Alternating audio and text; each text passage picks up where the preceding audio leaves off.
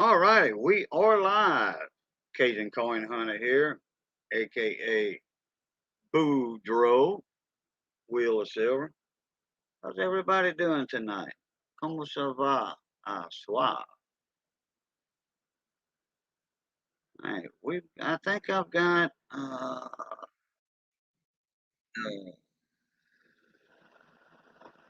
most of all the links sent out.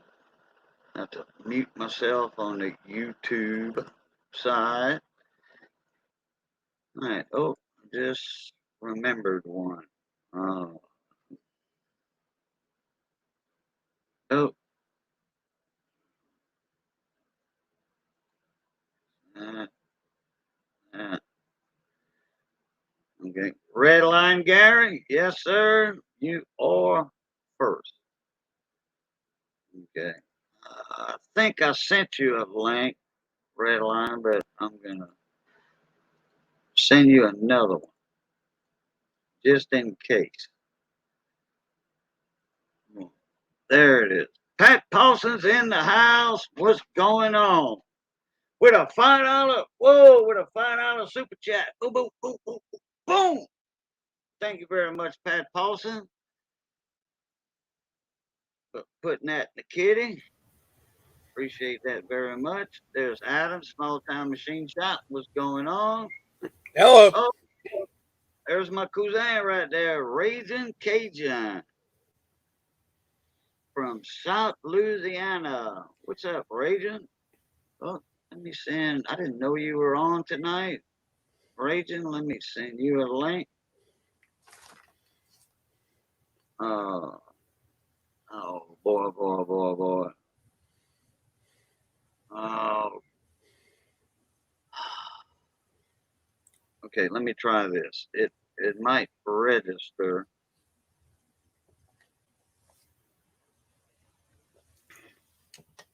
Oh, God dog it! I forgot his.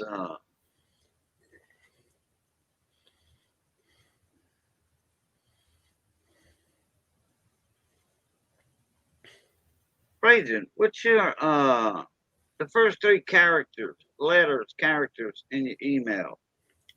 Now watch me remember it as soon as he types it in. Uh, that's oh, I got it. I got it. Don't put it in. Uh, got it.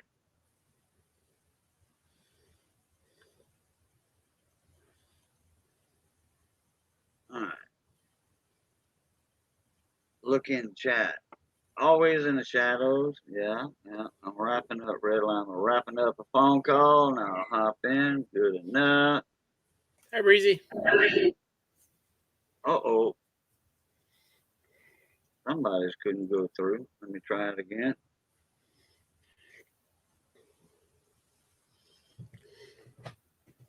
Why I'm in this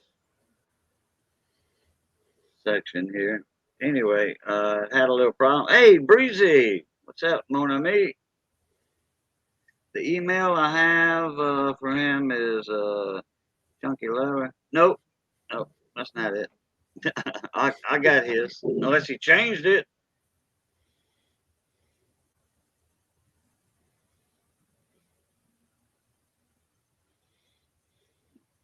Back up in here and see who's in backstage. Nobody backstage. There we go. Now we got us a little sideways landscape feature. There's Raging. What's up, mon cousin, mon ami? Oh, stupid thing. You know what?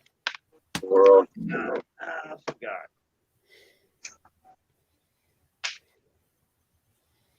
I gotta get my earbuds on because when I go live, I have a little issue sometimes with a little bit of feedback, like I always do. That there. Get the volume up.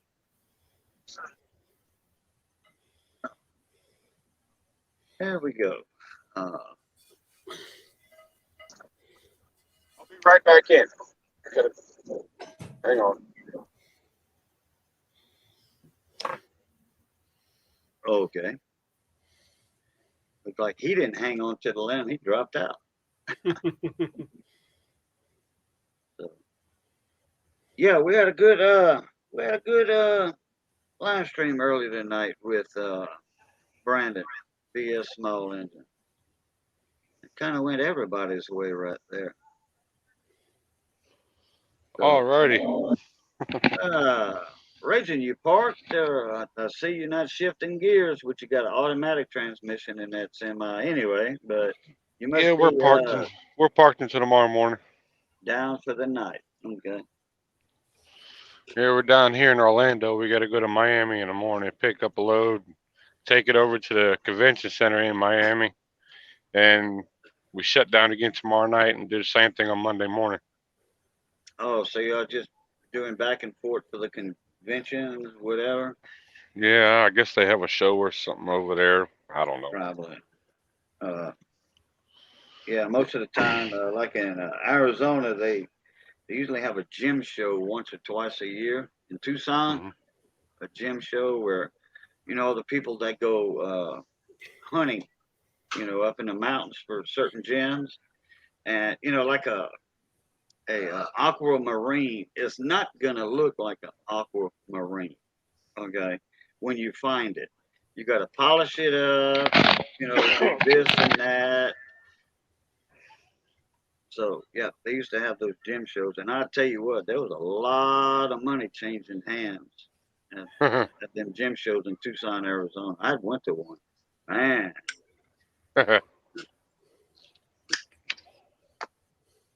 people finding 3 and 4 carat gems and stuff like that up in the mountains. Oh, Right. boy. Hey, people make a decent living off of it. I don't doubt it. I don't doubt it not one bit. I mean, it's always good to have something to fall back on when they do that kind of stuff. Yeah. At least There's you're William. not wasting your time. Yeah. There's William. William I. Sam Hanks. How does a grandpa sell his collection when kids are not interested? Hi, Jamie. Hey, Jamie. I sent you a link too, Shy. Sam, there's many ways to do it. I tell you what, there's plenty of people on YouTube that are good, trustworthy people. I don't know how big the collection is, the coin collection. I have no idea how big it is. I don't know if it's you selling that or a friend of yours. But get with some dealers like Money Maniacs. He's a coin dealer. He owns a coin dealer business. You can get with Money Maniacs or Big T Coins. Yeah, and I hate to say that the kids or grandkids are not interested in coin collecting.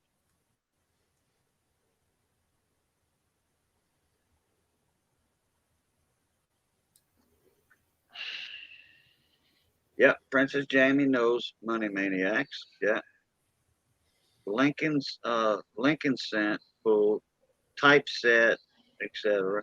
Okay, so you got a lot of stuff in books then, books and folders and stuff. A lot of good quality pictures. Send them out in emails. 710 oil is right there. He might be interested in some of that stuff. I'm pretty sure you want to get rid of it in one clean swoop. Let me present her. There. Well, that's some nice slabs right there. These came from Money Maniacs. It's the koala and the panda bear right here.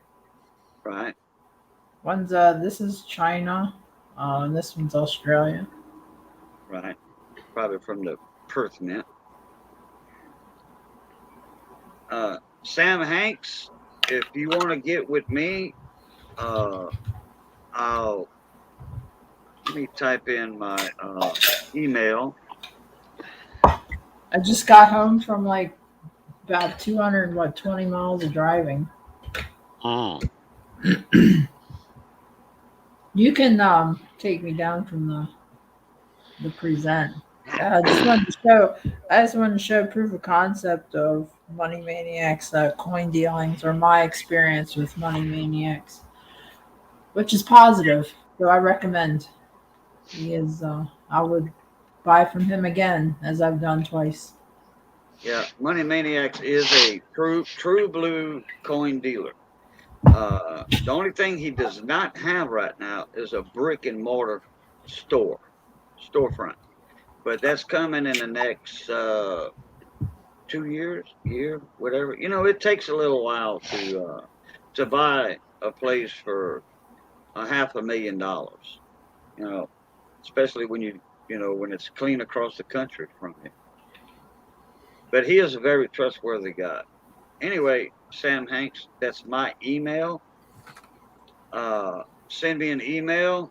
Tell me what you got, or you can type it in chat what you got, or send me some pictures in an email of your collection, and I'll bring you to the right people. Oh, 710, I got to update. It's those coins you sent are probably at the house now. It'll probably be middle of January before I get back home to really find out. So just keep you updated. Adam, I am leaving the 16th. I'm gonna start my trip. Starting going west to Florida and then PA, and I'm gonna start my triangle trip. Oh, okay. You know, Sam Hanks, I can spit out a few more names for you. Joe Durbin, Robert Lawson with Coin Op, OPP, Coin Op. In fact, they just had a benefit. Was it yesterday? I think. Was it yesterday they had it? For Dustin Morgan. He was the founding father of Coin Op, which is a huge channel. He passed away. You know, I mean, I'm like, wow. You know, so his wife, I forget his wife's name. They having a benefit, so to pay for funeral expenses, you know, to help out. But like I said, Sam, send me an email with some pictures of what you got, and I'll send you a ton of names. But I got to go with Money Maniacs first. He's a good friend of mine. Robert's a friend of mine. You know, Big T's a friend of mine. So, Money Maniacs and Big T are the first two on my list because I know them well. We all deal with each other. You know, we all hang around together. But Joe Durbin and Robert Lawson would coin out those two. You know, because maybe Money might not have the money to buy your whole collection. Part of my trip to PA, I'm going to get my coin collection. Yeah, you did mention that to me in a comment a few days ago, Jamie. So I haven't really dug into it for like 15, 20 years. So you know the M&M Mini canisters, the M&M Minis? Oh, from years ago? Yeah, so I remember I put a lot of my coins in those. I use those as the holders. As long as they didn't have any chocolate in there and it's melted. I know I have like probably $200 with Susan B. Anthony's. Okay. Oh, Sam said, yeah, he's got a 1909 SVDB. Wow. What about a 14? Okay, if your book's complete, then you're gonna have a 14D and a 31S in there. I have a complete Lincoln book also. That goes back to 1909. Partial complete 1909 and a full complete from The 40s to the to like 70s or 80s. to like 98. 98 is when I stopped putting coins in there. Okay. Well, if you got a 1909 SVDB, Jamie, I think my oldest one's like 1911. Oh, then you don't have the 09. Okay. 22 plane. 22 plane. I have the 22, 22 no mint mark. Put it that way. I have a Roosevelt dime complete collection. Nickel dating back to like the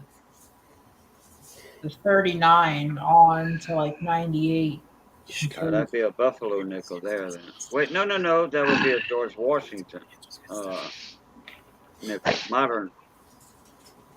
Because they started those in 38. Yeah, it might be 38 to like 98, I think. I'll have to look. I have some stuff. I have some silver halves, Kennedy halves. Okay, Sam Hanks, 33 blank, D file down. No, it's not a 30. It's not a 33. It's a 22. 1922. No mint mark. That's valuable. Or a weak D, because they didn't make them in Philadelphia that year. The only mint that made the 1922 Lincoln wheat pennies were Denver. And if there's no D on it or a weak D, and there's ways to figure out if it's a actual, not a counterfeit, but an actual coin, 22 no mint mark, a weak D, the reverse is different than the no D. I will say that it is really beautiful down here. I've been driving with my doors off all weekend. It's been 70s and 80s. It's no humidity, just perfect. And by the end of this weekend, tomorrow I gotta go back out. I'm gonna have like 400 miles just of driving my Jeep this weekend. Oh, okay. So, what, you in Texas right now, or? Yeah. Oh, okay. I'm not leaving until the 16th. Well, there's a cold front running through Tennessee right now. They're getting rain up there, a bunch of rain. So naturally, when it rains up there, from there on up, we'll get it tonight or tomorrow. It says we're getting it on Monday. There's a polar vortex getting ready to drop to the middle of the United States. Really? Yeah. Wow. Yeah, but it's gonna be in the 80s next week. It's only gonna be raining on Monday and Tuesday. Are gonna be the coldest days, and then Wednesday it's gonna go right back to the 80s here. I think the polar vortex is supposed to be like Oklahoma and mainly the top of I-30 and I-20. Maybe I-40. Yeah, because next Wednesday, Thursday, Friday, Saturday, the low is going to be 75. Well, next Saturday night is supposed to drop down to 50. So we only got one really nasty day coming, which is Monday. I need to make some contingency plans for my tankless water heater. I forgot about. I didn't even think about it. A tankless water heater is totally different than a water heater, with a tank on it. Yeah. If it gets down below 32 for like 5 days, way down here, way down south, I need a contingency plan to keep that sucker, because I don't want to keep my water on and running all the time, which that would keep my water heater, tankless water heater, from freezing on the inside. That sucker's not very big. Screwed to the wall. Maybe I can make a box over it, with some insulation in it, and foam wrap the pipes that are going to it. Boom, boom, boom. That would be the ultimate idea. Yeah. Either that or insulate that whole building that you got it in, Well, including the floor.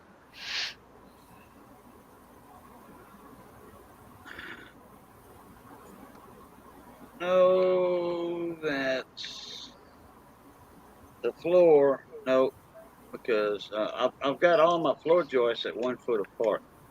Mm-hmm.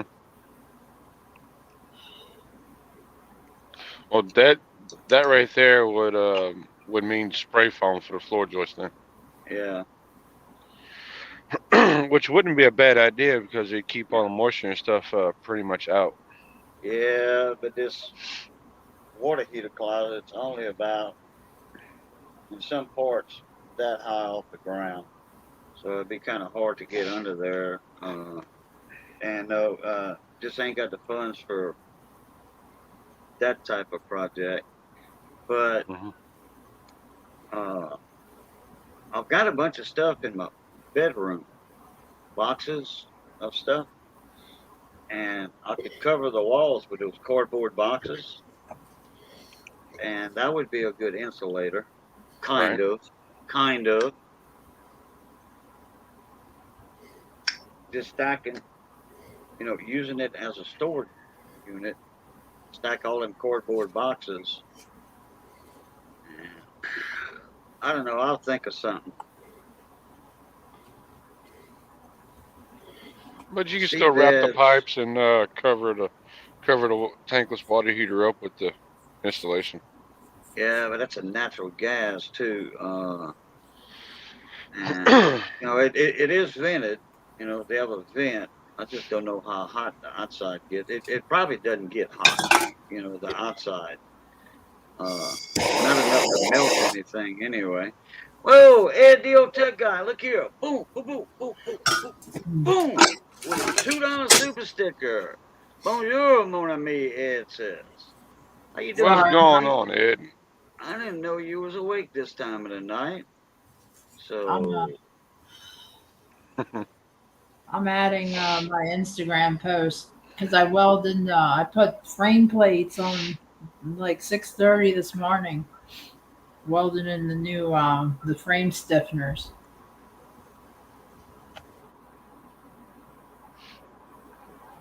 On the Jeep? Yeah, I did it right outside. Oh, that's always fun. I plugged it right into the stove. Well, actually, I did the dishwasher this time. I only did 110 because I was welding 3/16. Pat Paulson, that sounds like a good idea. I have a couple of them. I do.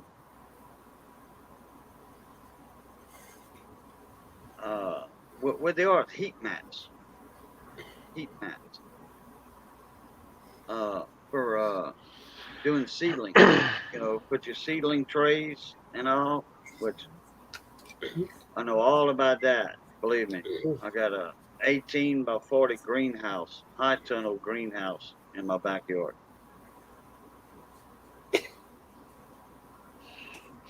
So, hey Yeah. Shaggy, hey Juan, how you doing?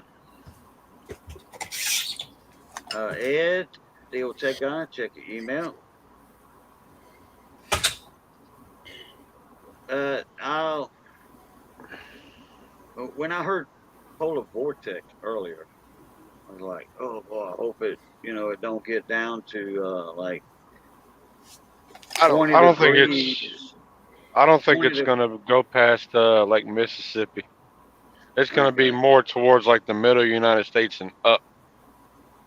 So I think you should be fine. Yeah, Yeah. it's supposed to be. They said we're only gonna get 1 day of rain, and that's gonna be Tuesday. I think is what I said. Monday's supposed to rain, and then the rest of the days is gonna be in the.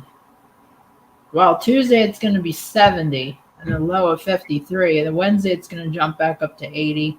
Thursday 80. Friday 85, and Saturday 77.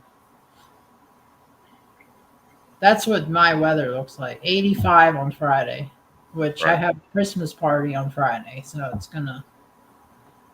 I might go four-wheeling on Friday. I'm gonna be 18 wheeling on Friday. 18 wheeling, not 4 wheeling, huh? It's gonna be fun going in that weather. Oh, yeah. I hope that diesel, wherever you're getting your diesel at, is treated. That way your diesel don't gel up in that freezing weather. Oh, if not, we'll get the Rescue 911 or the anti-gel stuff and dump it in the tanks. Yeah. Well, usually up north, uh, they have the anti-gel treatment in, Yeah, it's already in when, the diesel. at the pumps. Yeah. Yeah, a month ago they swapped it to the Okay. number 2 or whatever they call it. Yeah. I remember when I was hauling sugar cane, and it got down to 4 degrees one morning. We were waiting at the mill, and it started snowing, and I'm like, man, and it froze for a week. About 6 days. The sugar cane mill had to just shut down because the sugar cane was froze solid, and the chippers couldn't chip the cane so they could grind it. This was back in 1980, 89, I want to say, something like that. Right. Most of the trucks on our second load, we had to park and wait for other trucks to get unloaded, all the sugar cane, and the bank was right there. And I seen 4 degrees on the bank's time and temperature, 4 degrees. And it stayed froze for a while. We had a whole week off. That was right before Christmas. Right before Christmas. I think the winter of like say December of '88 or '89, I want to say. And that was right here in South Louisiana. And there were trucks, like Kingo trucks, local trucking companies that all the trucks were on the side of the road. Their fuel was gelled up. But the farmers, we had that tax-free diesel, non-highway Oh, the tax. number 2 oil.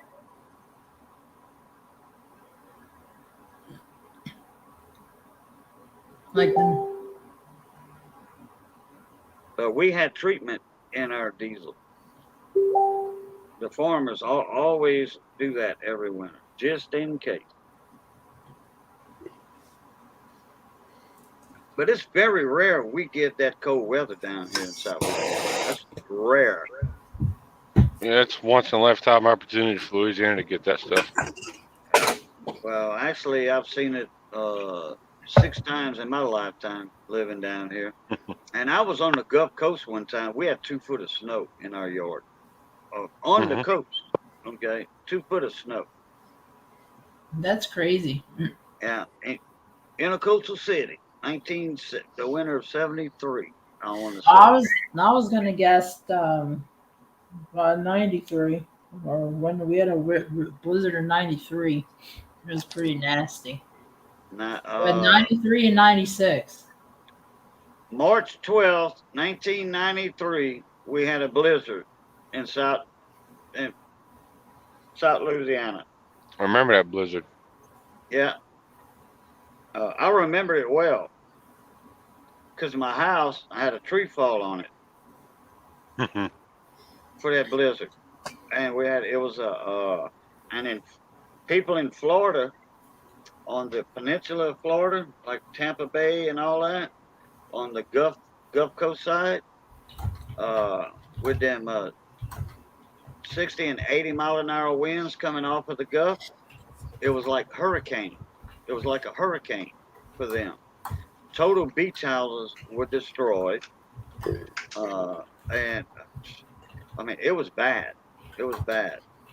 I remember that well. That was March 12th for me. It was March 12th, 1993. Yeah, 93 was nasty, nasty Yeah. winter.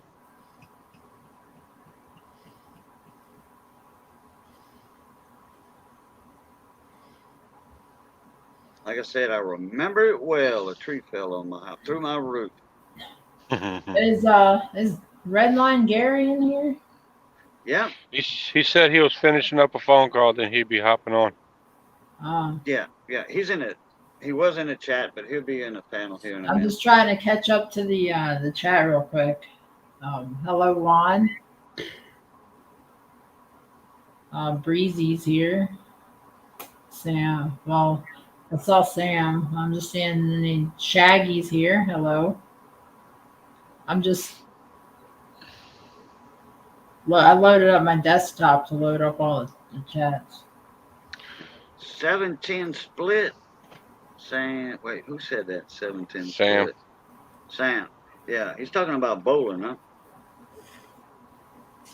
Or he might be talking about 710, 710. Oh no, wait, no. I just asked Gary because I saw his Facebook post about the Snap-on pit cart.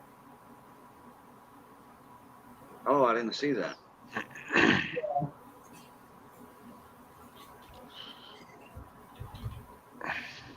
That didn't Yeah, in the chat neither. after I got off of CP's live stream last night, I had a comment on one of my videos from a guy named John Mayer, Myer. I'm like, who the hell is that? I try to look him up. He's got a profile, but he ain't got no videos, no nothing on YouTube. So I kind of deleted his comments. John Myers. A lot of people don't. Like, I started out without a YouTube channel, just commenting on things. Yeah, if you don't have any videos on your YouTube channel, then it's hard to find that person. Mm-hmm. Now, if they have a playlist, he had downloaded on nothing. their channel, then you could find them. If it's that, wow, what did he have to say on CPs? Because I was there last night too.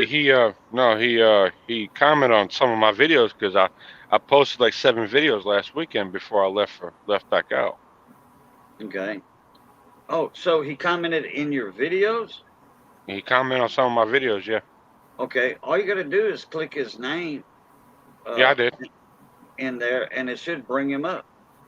He didn't have no well, it brought him up, but he didn't have any videos, so I couldn't tell who he was or if he was. Gotcha. He didn't. It didn't come back. He was affiliated with anybody. I don't know how he found my thing, so I just deleted his comments. Actually, he's probably a for real guy, and maybe not Probably. a spammer or something. Hey, Probably. Ashley, West Coast. How you doing, Shot?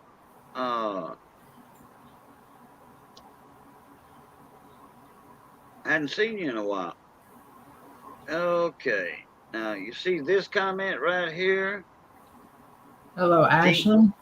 Dina Morsley. It Marcella. says Morsley. Dina Marsley. Yeah, Marcie. You Yep. see that? You see that? That's a link right there. All Yep. right. You know what? You know what That's that is? That's a porn that's link. well, I have no idea what it is, but YouTube uh deletes those. We found a lot of that on CP's live stream last night. We kept on deleting it. Uh-huh. So guess what? Report. All right, that one's gone.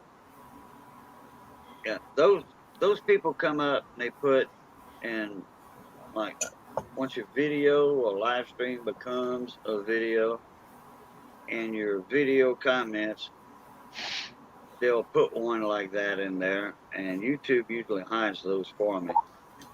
Yep. Hey, Redline. Hey, There's Gary. Gary Yeah. posting that. There's Gary posting that eye candy on Facebook of that Snap-on roll, that pit box. Oh yeah. Wait, That's wait, only wait. one of them. They have another one that's like a maroon with the black trim. Where's it at? Let And me see it. that one's got my eye. The green one looks good, but I just commented. I want a pink and black Epic 68. That's going to be my retirement box. Yeah, I just got done seeing a pink and black roll cart. It wasn't the actual, like, it wasn't a KRA or a KRL or an Epic. That passed through social media, and I was like, wow, I didn't even know they had pink. Yeah, I want a pink and black Epic 68. I'll probably trade my Master Series in for it. I could probably get a good deal for my Master Series. I kept it pretty pretty clean. I don't know. I'd love to own that green Snap-on though. You know the screwdrivers that CP was advertising from Top Tool? Yeah. Yeah, I ordered those, so I'll give them a whirl. Be interesting to see how they work. I'm back to the tool buying frenzy. I'm going back to tools and coins because the Jeep is kind of on that, like, I just got to put like little bits of maintenance here and there. Hey, Heather's chubby hubby. How you doing? Hello. Hey, Chubby. How you doing? I drove the Jeep 240 miles today, Gary. Nice. Seen Chubby and Brandon's live stream earlier in the chat. I'll tell you my gas mileage tomorrow. It wasn't very good. I can tell you, because I was like doing 80, like 90% of the time. Did you watch the fuel gauge drop? No, but the funny thing is, I got up to 92 miles an hour at one point, and I started to get a driveline vibration. Well, so I have a drive shaft with a CV on one end that goes to the transfer case, and then it goes to a regular U-joint and yoke to the 9-inch. There is play in every bit of one of my U-joints from all of the wheeling that I've been doing. Like the CV, it needs to be rebuilt. Ouch. I will trade gas mileage with anybody right now. Oh, I have no doubt, but my wallet's hiding from you right now. I get about 14. Right now, 15, Juan. right now my thing is reading 6.3 to 8.2. The Kenworth that I drove with a 60 series, it had the display on the dash that gave the mile per gallon. It was like 8.2. It was like a 2000. But Oh. that was one of our yard trucks. I think This mine gets like 14 or 15 to the gallon. Now my Silverado doesn't do that bad. I think it gets 15 to 16 a gallon. That's what my Silverado. It's like 14, 15. That's when my Jeep gets like 14, 15. It was doing 17 at one time, so now I'm trying to figure out, is it just the quality of fuel that is going in there? Is there something else wrong? So I'll be looking at that. Yeah, once I get the truck down to Tennessee, I'll be doing a good good tune up to it, put new brakes on it, stuff like that. I found out that my before I went on this trip today, I usually do like a once over. I'll pop the hood and check all the fluids to make sure there's still fluid in there. Because sometimes my Jeep tends to become a hybrid. So all of my intake manifold bolts were loose. I have a feeling it has to do with that 92 mile an hour shake, rattle, and roll going down the highway. Oh, I bet it was shaking. So when I tighten that up, like the idle just like is as calm as it ever was. So maybe I got 15 miles to the gallon because I've been driving with a parasitic vacuum leak this entire time. Mm. The 92 mile an hour thing happened on Friday.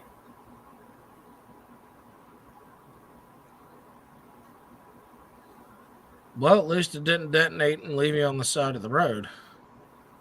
No, but before I drive it on these long trips, before I take it out of the state, I need to get the drive shaft done. Oh, yeah. I did see 710's comment up there. Still not out of the woods yet. Don't look any better. But at least my eye's not bloodshot. Yeah, Shaggy, I just realized that. I just realized. Yeah, you said that. something about that on CP stream yesterday, I think.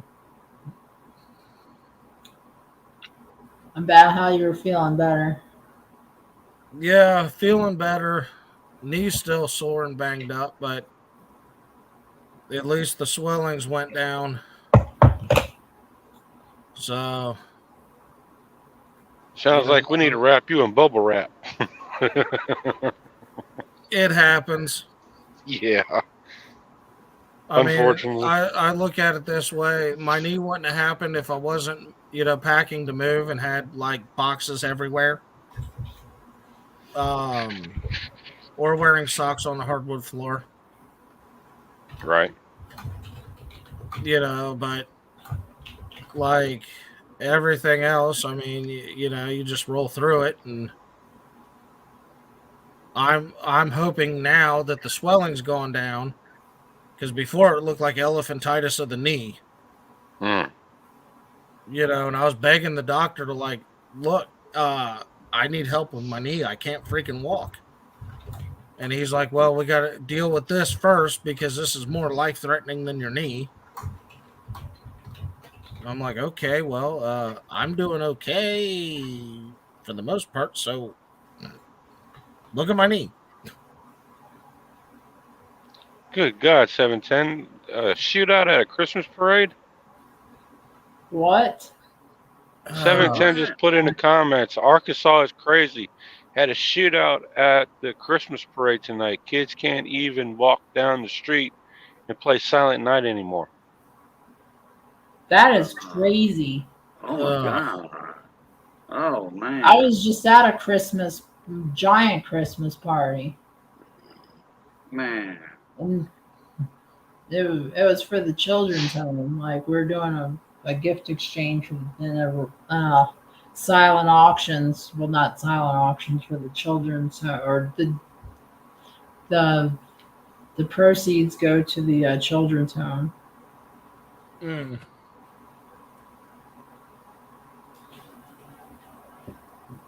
That's Yeah, just so ridiculous. J Dog in the house. Roof, roof, roof. What's up, J Dog? Mon ami.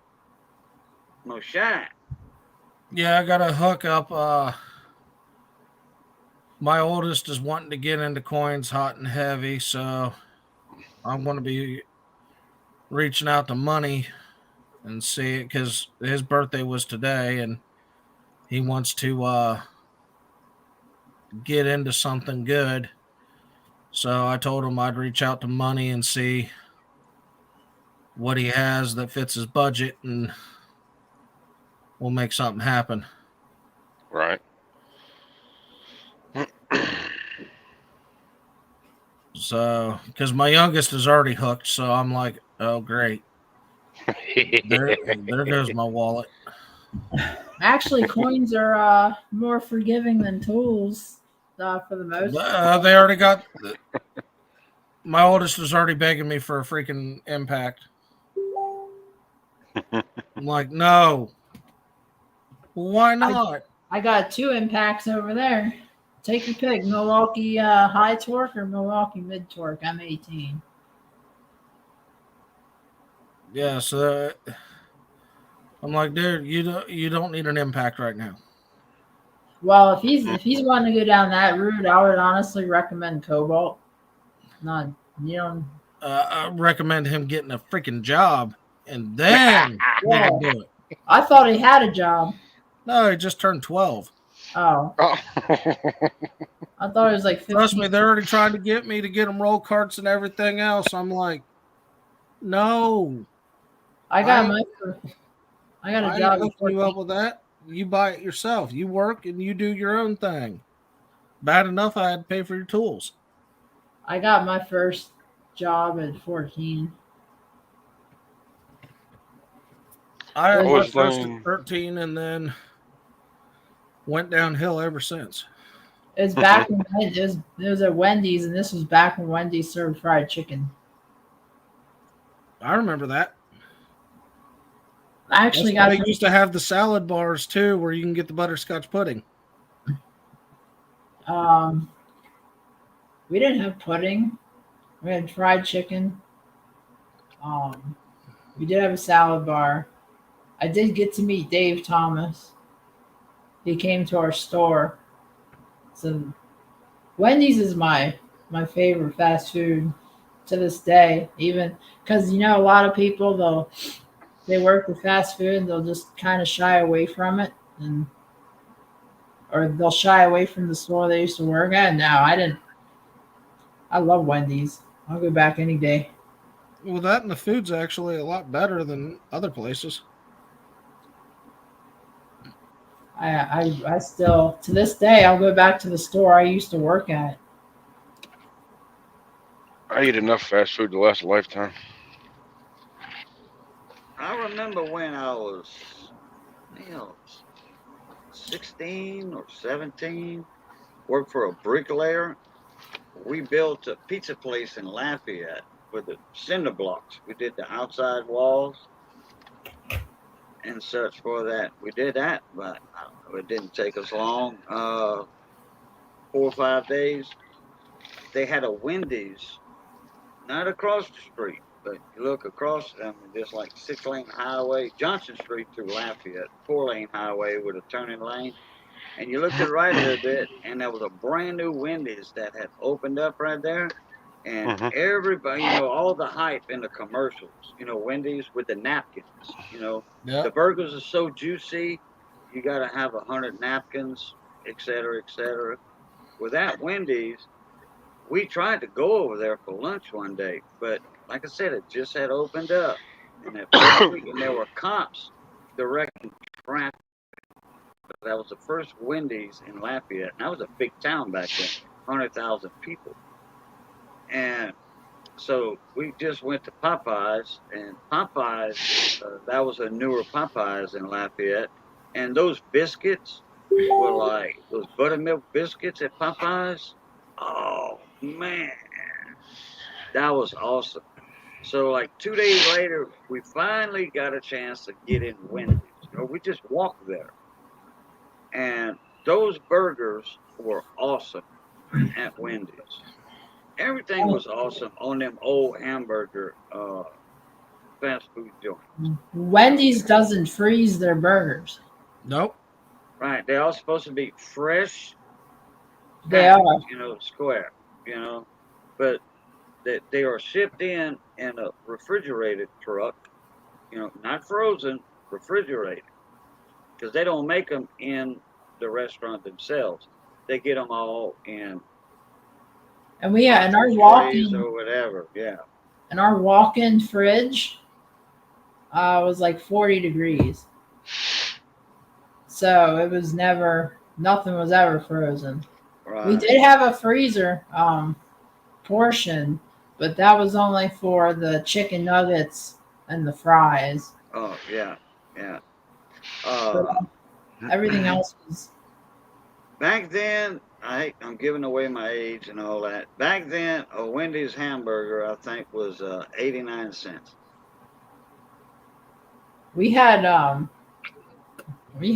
a very healthy selection from the dollar menu. I mean, you get some. One piece of fried chicken was on the dollar menu. Well, no, I think it was a thigh. Thigh was $1. A junior cheeseburger, a junior bacon cheeseburger, a 5-piece nugget, a small frosty, a small fry, your general potatoes, chili. That was all like $1. See you, Shaggy. Yeah, back then they didn't have the dollar menu because everything was Take care, Shaggy. $7.10? No, but I do remember when hamburgers were 23 cents at Burger Chef when I was a kid. I remember. Burger Chef. It I was. remember when gas was like 89 cents. I remember Yeah, when same gas here. was. I remember when gas was 21 cents. I wasn't driving at the time though. I was a kid. Okay. And a pack of cigarettes was 35 cents.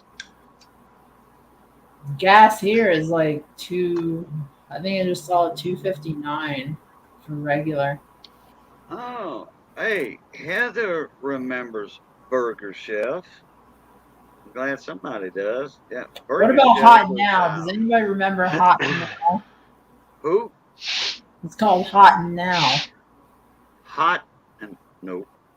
It's called I Hot think- Now. There's a fast food joint. See if there's any even around. And Hot Now Burgers. There's a North Dakota thing, apparently. Oh. We had it in Pennsylvania.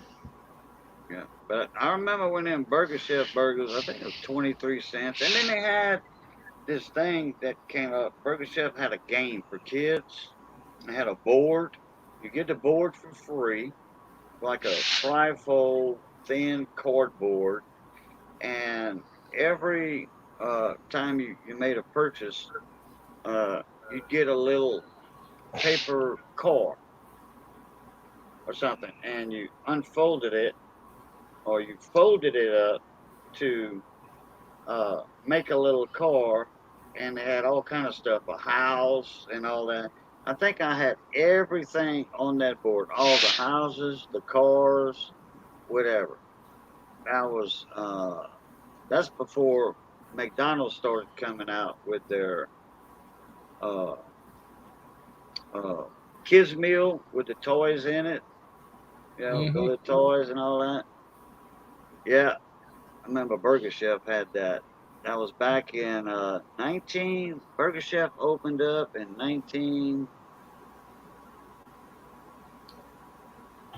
1973, I think, in Abbeville. There was a Druthers. I mean, Druthers is more of a Florida thing, but Not familiar with them. Yeah, Burger Oh, Chef. Hey, also Burger Chef had their burgers were flame broiled, just like Burger King. And if I'm Yeah. not mistaken, Burger Chef oh, Nick, was out before Burger King. I think. I'm not sure. I looked it up last time we talked about it. I think you're right. Burger Chef. Yeah. Okay. I think they turned it into Burger King, or Burger Chef went over to Hardee's or something like that. No, Mr. Cooks. Burger Chef in my town got bought out. Burger Chef got bought out by Mr. Cooks in my town. Hey, Nick. And I But, love Mr. Cook's food, especially their breakfast biscuit. That's when the fast food burger restaurants started serving breakfast. They had these big old biscuits, buttermilk biscuits. They cut them in half because they made them homemade on the site. Yeah. And they had a chicken fried steak, egg biscuit, or sausage egg biscuit. But I love those chicken fried steak egg biscuits. chicken fried steak. Steak. Oh yeah, that's right, Heather. At one point in time, Burger Chef was bigger than McDonald's.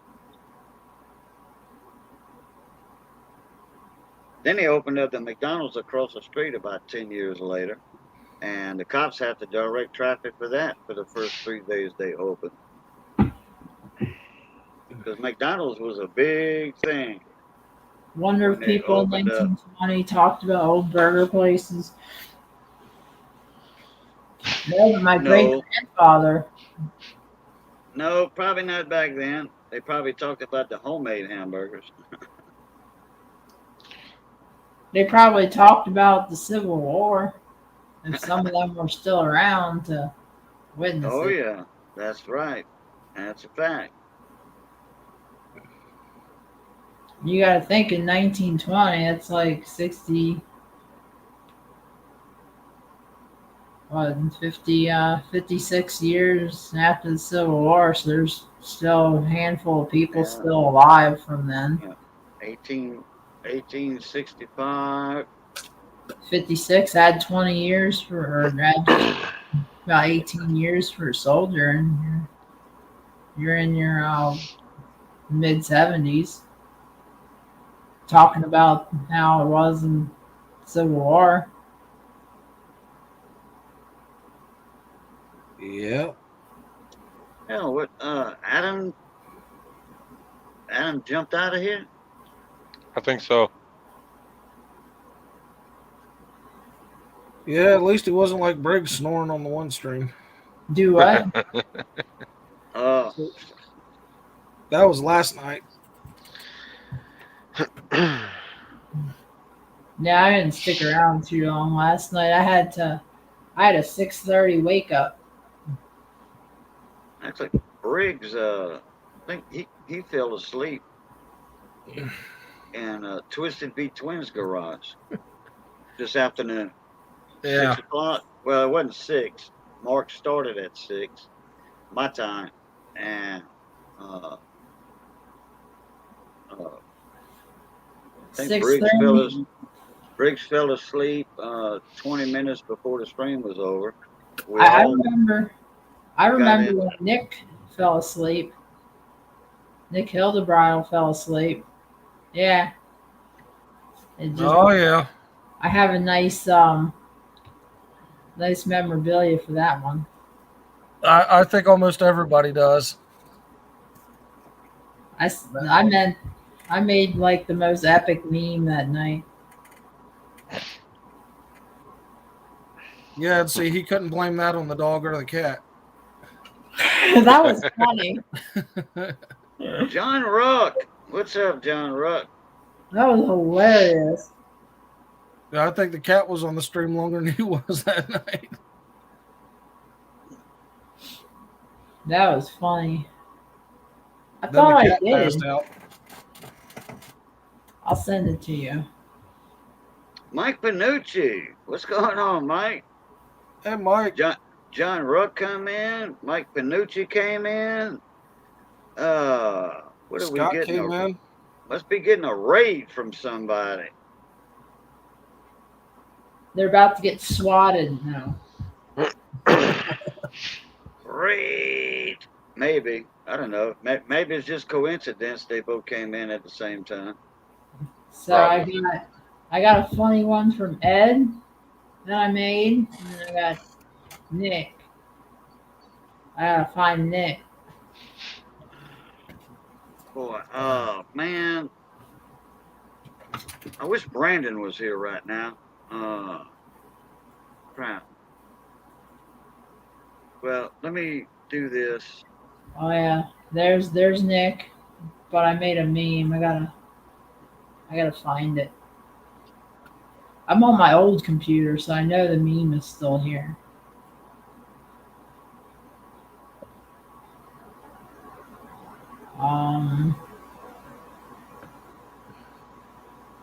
Man, I know I saved it.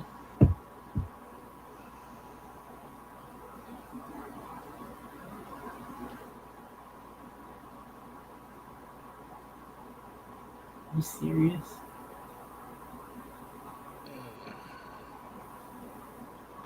I got up at 6:30 to weld.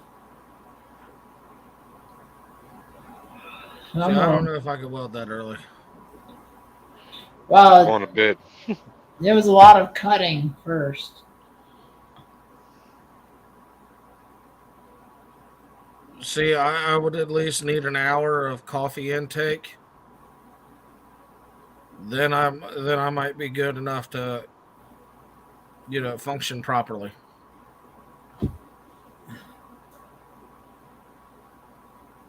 Yeah, I get like that. I need a few minutes to wake up before I start anything. Oh no, my first no, it was definitely really early because it took me a while to get the groove on. My first few passes I had to get some grinder therapy on to the clean it up. I remember one day we pulled an all-nighter at the shop to get ready for the race. I show up at the shop at like 7:30 after leaving there at 4:30 in the morning. I show up with 6 large McDonald's coffees. My boss was like, "Oh, you brought me coffee," and I was like, "Hell no, these are for me." Like, you got your own pot right over there. Like, no, dude, all 6 of these are going down the gullet. I'm looking Nick, for that. I'm doing all right. The only major side effect that I have, like my taste and smell go in and out still. Like I just get a spurt of, oh, I could smell this or I could taste this, and then like it's gone again. But the one thing that I'm fighting is a lot of fatigue. So like when I go to sleep, I don't want to wake up. So it's like that's something that I've noticed. Before it was like I could just fall asleep anywhere. I'd get real tired but I'm not sure how much of that is like pain, dealing with the pain of your knee, all day. And then it's like, okay, you finally lay down and it stops throbbing and you're like, okay, I want to go to sleep. Here we go. I'm sending this to Nick. I can be sitting in a chair somewhere just watching TV or something like that, and I out. My wife is amazed when I do that. She's like, "You can fall asleep anywhere. I can't do that." Sorry, that's my military days. You fall asleep when you can fall asleep. Yeah. Jamie, Jamie, are you friends with Crystal Mater's wife on Facebook? Yes, I think so. Can you go to her Facebook and grab that GoFundMe link if you don't mind for her dad that passed away a few days ago? I've got a ticker banner running on the bottom. I'm friends with her. I'm friends with her on Facebook. I can try to grab it too. Okay, yeah. Well, Thanks, Chubby. I'm trying to heal. I'm trying to get back to work. It was bad enough that earlier this year I tore stuff in my wrist and missed the shop for a while. Now I remember got the that. now I got the knee injury that could potentially keep me out longer. I'm just glad it's in the off season. I didn't know you busted your knee. Wait a minute. Oh, wait. The muscle on the side of it? No, no. My knee, I took a hard impact straight on the bottom of my knee. And the whole bottom of my knee swelled up. And I couldn't bend it. I couldn't do nothing for like 4 or 5 days. Oh, okay. And then the swelling started to go down slowly. And then I still wasn't able to really walk on it at all. So I was using boxes and furniture to like kind of get from one place to another. Oh, okay. Yeah, because I haven't been live in what, a week and a half, 2 weeks probably. Something like that. You hadn't been up. Then you caught the Kung Fu Fooey. Yeah. You know, so you hadn't been up on kind of that. So, but I remember you were just about getting over the wrist ordeal. Remember that? Yeah. Okay. Yeah. So that's why I'm not familiar with the knee ordeal. Yeah. So it's like the Kung Flu. Kung Fu Fooey. Yeah, it's been a rough year, but you know, I look at it this way, at least I can do all this now, and then that just means we're going to have a winning season next year. Yeah. Well, it's not letting me post it because it's too big. It'll shrink down. No. Brandon put it up earlier, and it shrunk down in his live stream.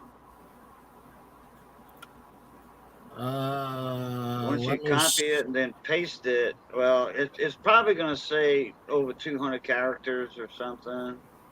But Brandon had put it in his and it came up. Anyway, do y'all remember the old cartoon Kung Fu Fooey, the dog? Oh, yeah. Okay. You know who did the voice on that? No. Catman Struthers. Bowleg. Oh. They call him Bowleg as a nickname. Catman Struthers. He was bow-legged as all get out. He is the true meaning of bow-leg.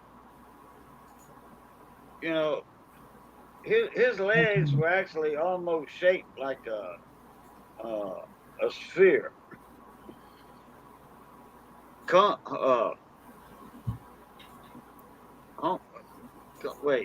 Wait. Hong Kong Fooey. Yeah, Hong Kong Fooey. Yeah, I thought I had it right. It was a karate dog in the cartoons when we were kids. Well, when I was a kid. Oh boy, here we go again. I got it. I don't know how he came back up. They make different accounts and they come back in. They were doing it all night last night on CP stream. No. Well, no, actually, I think Jamie got in before I did. Yeah, I seen him. I did report it. That was the same name that was popping up in CP stream last night. I think that's the same one that was in Brandon's too. Not that one, but it was close to it. Okay, She hit it before I did. Okay, all right. There we go. I figured it out. Yeah, there it is. That's the I want to pin that to the top. There. Pin message. There you go. So that's pinned to the top.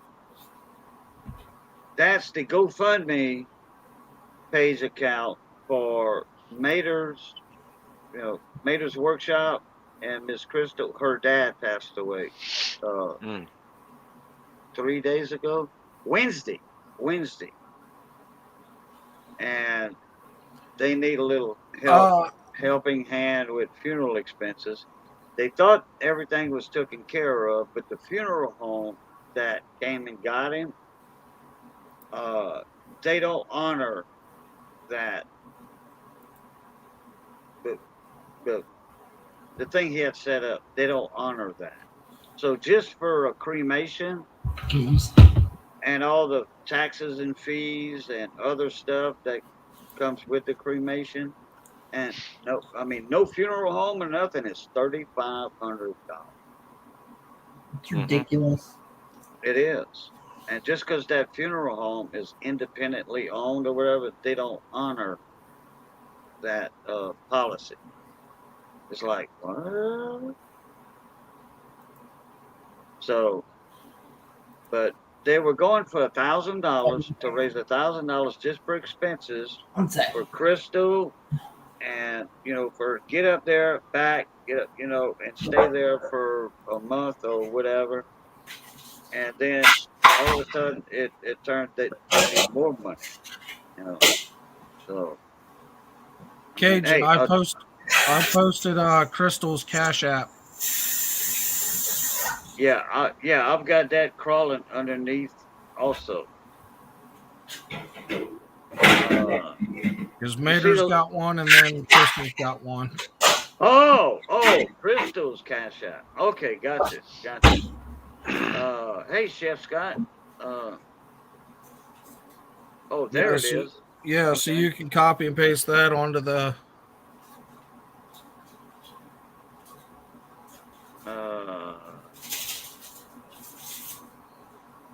Here's what I'm gonna do. It's probably gonna get in the way, maybe. No, it didn't get in the way of anything. I got that pinned down on the bottom of the screen. That's Crystal, with one L. Yep. Hell, I donated almost $100 last night, and Hey, Steven. it wouldn't go through, on my Cash App. But I just linked my debit card Steven. to my Cash App, and I donated like 3 times. Well, I donated twice, and then Mater sent a request, and it still didn't go through. So anyway, that's almost $100 right there. And so I got to wait till Tuesday to do anything on my bank card, through PayPal or Cash App. But hey, $2, $5 from, we got 15 people in here. If 15 people send $2 on Cash App, that's $30. That's a tank of gas, or almost a tank of gas for Crystal to get up to Oklahoma, to tend to her dad's funeral business. I sent some money to Mater's PayPal. Oh, thank you very much. Because I don't do the old Cash App thing. Hey, Kevin Myers, how you doing? Welcome back, John Ruck. Hey, Kevin. Mr. Steven, hello. Yeah, Stephen Doolittle's back in the house. Yeah, $2 from 15 people, that's $30. They're not asking for a lot. No, and as Mater said it, all they're wanting to do, and even Crystal said it, all they're wanting to do is just break even. That's it. Yeah, that's it. Yeah, they're not trying to make money out of it or anything. John Ruck said, "What cash out?" Yeah, $. Okay, Crystal Lynn is pinned right underneath Gary, right there, right underneath Gary. $, on Cash App. Yeah, that's crystals, or you can send it to Mater. It doesn't matter.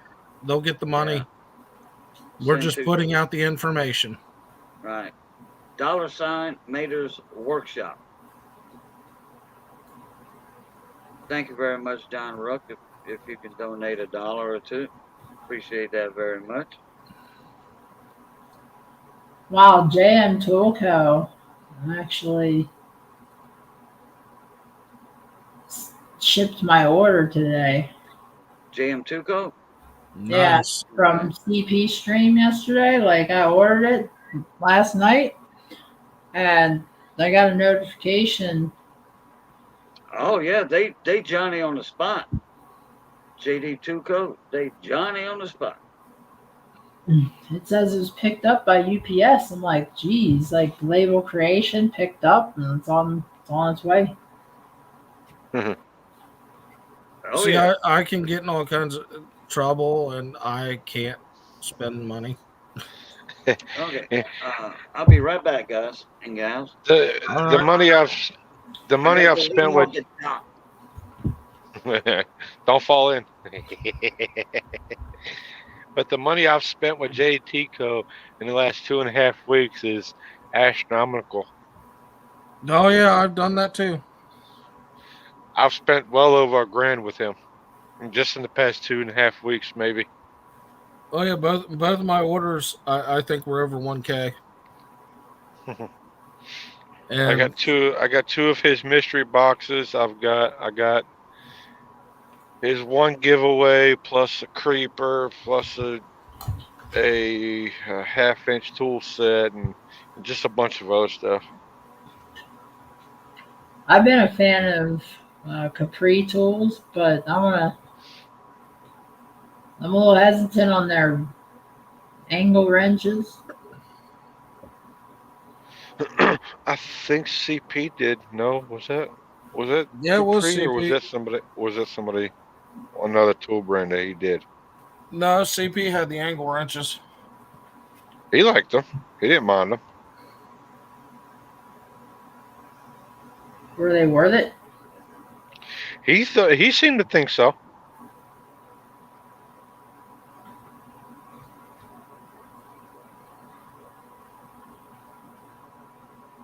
I have some torque wrenches from them. I have a lot of Capri stuff, and I've been impressed with a lot of it. Some of it, like the Max Chromes. I mean, they're very comparable to Tecton, so it's like I don't know if there's much of a difference in the basic wrenches. You know what I mean? Mhm. Right. But yeah, I mean, I have completely beat the Capris up for a long time, and they've taken everything that we've thrown at them. I don't know. When I get home, I'm going to be doing something with Tecton. I'm going to test out their warranty thing because I don't know if it was last night on CP's live stream or if it was Thursday night on Jude's live stream. Somebody said, I think CP said they had another one of his friends that tried to warranty a wobble socket with Tecton and they wouldn't warranty it. Hey, Wow. Pizza Guy. Hey, Luke Duke. How you guys Hey. doing? Pizza guy, Luke Duke. Yeah, I just sat back down. I saw Luke in there. I was gonna say hi. I just unmuted myself. Pizza guy, how you doing, mon ami? And Luke Duke Outdoors, mon ami. Yeah, you don't know how bad I struggled through this Black Friday, knowing that I couldn't spend any freaking money. Well, no doubt, huh?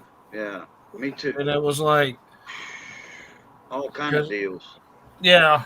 Well, I'm still I'm still working with. I got a new realtor and things that I'm working with and trying to find a place, but I'm like half the distance away from the down payment, and that's what's stopping the process right now. So, Uh-huh. and that's just like a generic down payment that I would need. Because in order to qualify for down payment assistance, the property has to be valued at under a certain amount, and none of the properties in the area are even close to that amount. They're all over. Mm. So Hello, I'm like, Ow. so I've got some stuff I'm going to be selling off and uh, things like that, trying to get up the funds and get the ball rolling so I can at least get this monkey off my back. Right. Which that'll be great. I mean, I look at it as okay. 2021 sucked. You know, we had a few good hurt. I mean, we placed second in points, so I mean, I can't complain there. And we put the engine in the guy's car that won first place. That's how he became part of the team. So, Oh. so I mean, you know, that was just it. I mean, when your boss says that he wants to race against the best, you know, and he's not going to take it laying down. He wants to compete. We're going to make it happen. You know, the way he sees it, nothing in life is handed to you. You gotta make it. So that's what I'm not selling my tools, Pat. That thought has not even crossed my mind. That's why I want this property that has the big garage, because the garage is actually bigger than the house. Yeah, that's what Pat was saying. Gary, keep your tools. Don't sell them. They're too hard to replace. Well, I've got to downsize some of my band gear because that's, yeah. Oh, like a guitar amp or something, or I've got, microphones. well, yeah, I've got those. I've got almost 20 guitars. Oh, Jeez. yeah, wow. Well, hey, Yeah. Gary, 1 second here. You would literally fall down from a chair. You would just keel over like that. You and the chair. I got the wall here. If you would see what my insurance agent has for guitars in his office. A Les Paul. Signed. Oh, look, many bass and 6 strings. It's got a 12-string flat top too, acoustic. But all signed by major country stars and rock stars. He's got over 150 guitars. I'm talking about quality guitar. You know, I ain't talking about no fake Les Pauls or Stratocasters. You would literally keel over in your chair. I almost did, and he only had 20 in his office, and he can play all of them. Oh yeah. He's very good musician. Man. Yeah, 710. I'll shoot you some pictures. Hey, Amanda B. If that's the same Amanda B I've been knowing for a long time. How you doing? Hey, Amanda. Yeah, 710. I have a lot of gear. And when I say a lot, I mean an entire basement. Wow. Because you know, I've ran a full studio in my basement for a long time, and you know, just doing work over the internet and things, trying to make an extra source of income. I know Angus Young, ACDC, the schoolboy kid. Yeah, well, the one thing I'm not getting rid of is my Les Paul, so that's Yeah. Les Paul's, oh boy, yeah. mine's at. I got mine fully hot rodded and custom. There was a time where I was working with bare knuckle pickups, and I've got custom pickups in it, custom pots. Thing freaking screams and does what I need it to do. Yeah. You're talking about your volume pots, your Oh yeah, potentiometers. Yeah. You know, if it wouldn't be for Les Paul, we wouldn't have the modern styluses for records, the modern cassette player. And Les Paul said, I want to invent something that he kind of pioneered the CD player. Okay. And he was like, my goal in life is to have music played on something that's non-moving parts. Okay. Non-moving parts to play music, record and play music, which that's the digital chips. Okay. Now we got all digital. yep. We could download a song on a phone, okay, and reproduce it. There's non-moving parts in that phone. You know what I'm talking about? It's all digital. Mm-hmm. That's what gave the idea, formed the idea for the digital age. If Les Paul wouldn't have done that, we wouldn't be where we at today in the music industry. Oh yeah. Crystal, nice to see you in here. Hey, Even though Crystal. it's a little bit past your bedtime. Yeah, where's Mater at? Where's Mater? I sent him a link, Hello, Crystal. but I figured it was late. That's probably why he didn't show up. Yeah, we advertising for y'all, Miss Crystal. We are promoting the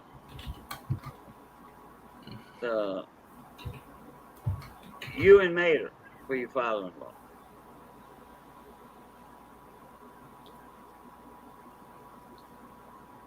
Yeah. So wake up, Mater. He doesn't have to work tomorrow. No, you got church in the morning, don't he? Probably at 12 o'clock or so. Yeah. Oh, No, Pat. Marshall. That's awesome equipment. No, I've got two heads right now. None of the amp heads are for sale. I don't think, because my JTM 45 and my Lead 100 I'm keeping. The JCM 800 is not mine. It's actually one of my buddies. But yeah, I have an extensive amount of those running around. Okay, what about a snake? You have a snake? Oh yeah, 100-foot snake? got 100-foot. How much would you let that go for? Well, I'm pretty much keeping that because I use that. All right. What about a 50-foot snake? Just say 10 channel, 12 channel. Well, yeah, 12. I can get away with a 12 channel snake, 50 foot. I can get away with that one. Let's see here. I don't know if I have an extra one. All right. Because I know that I use the 8 channel in the studio. I use the 16. The 100-footer I use for the band. Right. So, and that's 32. 32 channel. Yep. Okay. That's a big boy. The I didn't. minimum I could do is a 10 channel 50-foot snake. That's minimum. Which I could probably make one by the time you sell it to me and I pay for the shipping because of that weight. That's a lot of weight. Oh yeah, they are. You know, you'd have to So- UPS that and it would cost probably $30, 25, $30 to ship a 50-foot snake. So 710. Okay, well, Some of the stuff that's up, going to be up for sale. I know some of the recording gear, firewire interfaces. I've got a Roland VX 880EX. 880 Yeah, EX. the old 880EX. Yeah, is that that's the one with the amp inside, right? No, it's a 8-track digital recorder. Oh, okay, all right, never mind. Similar to I what Kenny thought Loggins you wrote was a lot of talking his stuff about with. I thought you were talking about a head, 800 amp 800 watt head mixer built in. Y'all lost me. No. Okay. There's a few guitars that I'm going to be parting with. Most of those are all hot rodded Squires, and Oh, by hot rodded I mean they are. hot pickups and all that. Oh yeah, almost everything has been Okay. redone on them. Yeah. Like you said, the pots, good pots. Oh I might yeah, have to let Matt know. I wish Johnny would still be here. I could be writing all this down and he could send it to Matt. And Matt might be interested in a couple of guitars. It depends on how that ship. That a guitar, UPS is not bad on their shipping for guitars. They not bad, but it's got to come in a hard case. Plenty of insulation foam around it. Where oh yeah. I mean, shipping anything like that. I mean, yeah. you know what I'm talking about. The Roland recorder does work.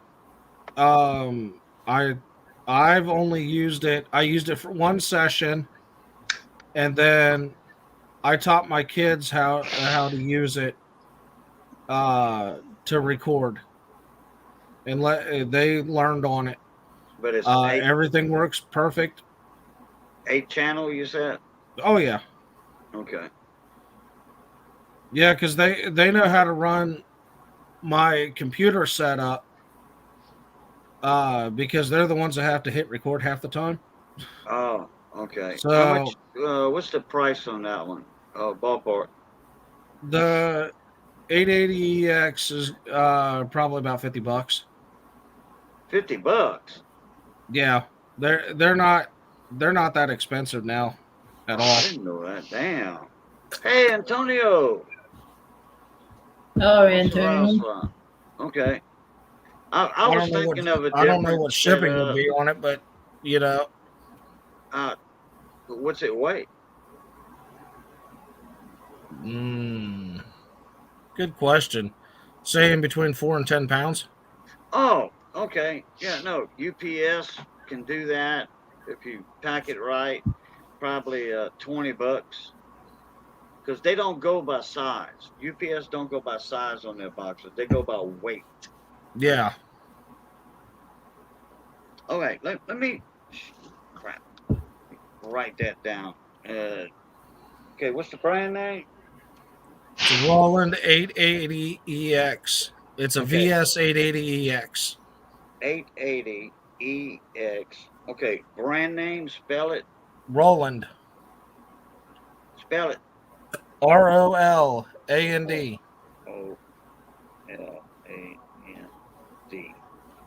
$50 plus shipping.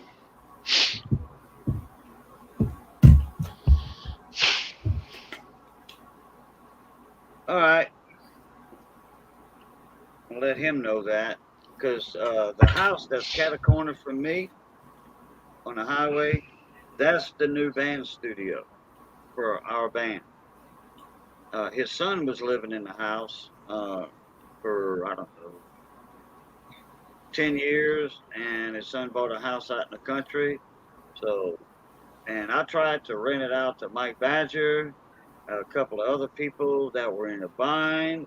He was going to rent them the house for nothing, just work around there, around the property and all that. And oh well. So anyway, he turned the rent house into a studio. And that's where the band practices at now. Big Mike, poo poo. Yeah, no, it's not poo poo. We're trying to talk a little sense here. Oh, eat poo. Oh, I eat poo. Oh, you a freaking different Big Mike.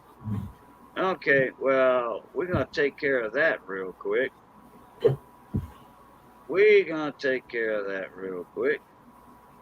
Damn.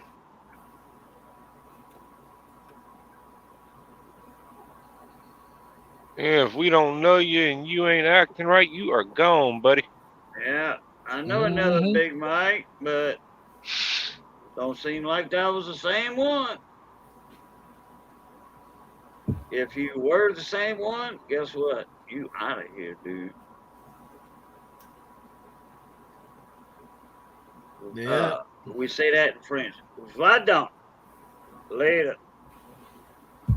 That means get the hell out of here. Not the heck out of here, the hell out of here. Yeah.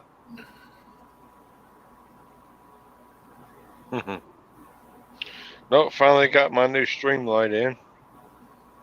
Nice. I got the Streamlight Stinger LED HL. The biggin. The biggin? Yep. I tell you, this thing is bright.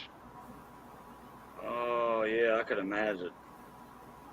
I don't want to put it on the camera. Oh, don't blame I'll you. put it over here to the side. Maybe you can see it a little bit. Here, I'll turn my main light off. If you shine that at your camera dead on in it, it might burn something in your camera. There's partial for it. I love Streamlights, man. Those are awesome flashlights. Yeah, I got this one. I got this one off of Amazon with the extra battery and the charger and everything for $140. Not a bad price. My No. son-in-law, he had one. He had 2 batteries. I think I still have one over here. One of the batteries that he forgot. The light, 2 batteries, and the charger. I think he picked that one up for $80 from somebody that wanted to pawn it off. It was $130, $40 light. So one of his friends said, "Hey, look, loan me some money on this light." He said, "I'll give you $80, you know, and if you don't come in 2 months, it's mine." So they shook hands on it. And let me tell you what, that light would light up a lot of stuff. Man, I was impressed. That's the first time I ever seen one in action, live, in person. Streamlight's a very good light. I have a TLR2 Streamlight. Okay, Miss Crystal, look, I still have, thank you. Thank you for coming in. I have a little Pelican pen light. Crystal wants to thank everybody for their donations, and it's 1 o'clock. She's ready to go to bed. They got church in the morning and a memorial That's for nice. another friends of Mater. So, all right, thanks for coming in, Miss Crystal, very much. I'm glad we could help. I got the little Streamlight Stereon Junior LED. I mean, it's not as big as my other one, but I've had this one for over 10 years now. Yeah. And it still works on the same battery it came with. I mean, Yeah. The good thing about those, Is that a CR123? those Streamlights, you don't have to, like a mag light, those little mini mags about this long, you got to shake them sometimes or pop them, so it'll make a connection. It'll go out, and you got to hit it on your hand to shine again. That's one Yeah, good thing about those stream lights. You ain't gonna that's do that. When you that's turn those it on, stupid it's mag on. lights. Yeah, Mhm. them mini mags, no, can't No, stand. this is the 112 Streamlight Strion LED.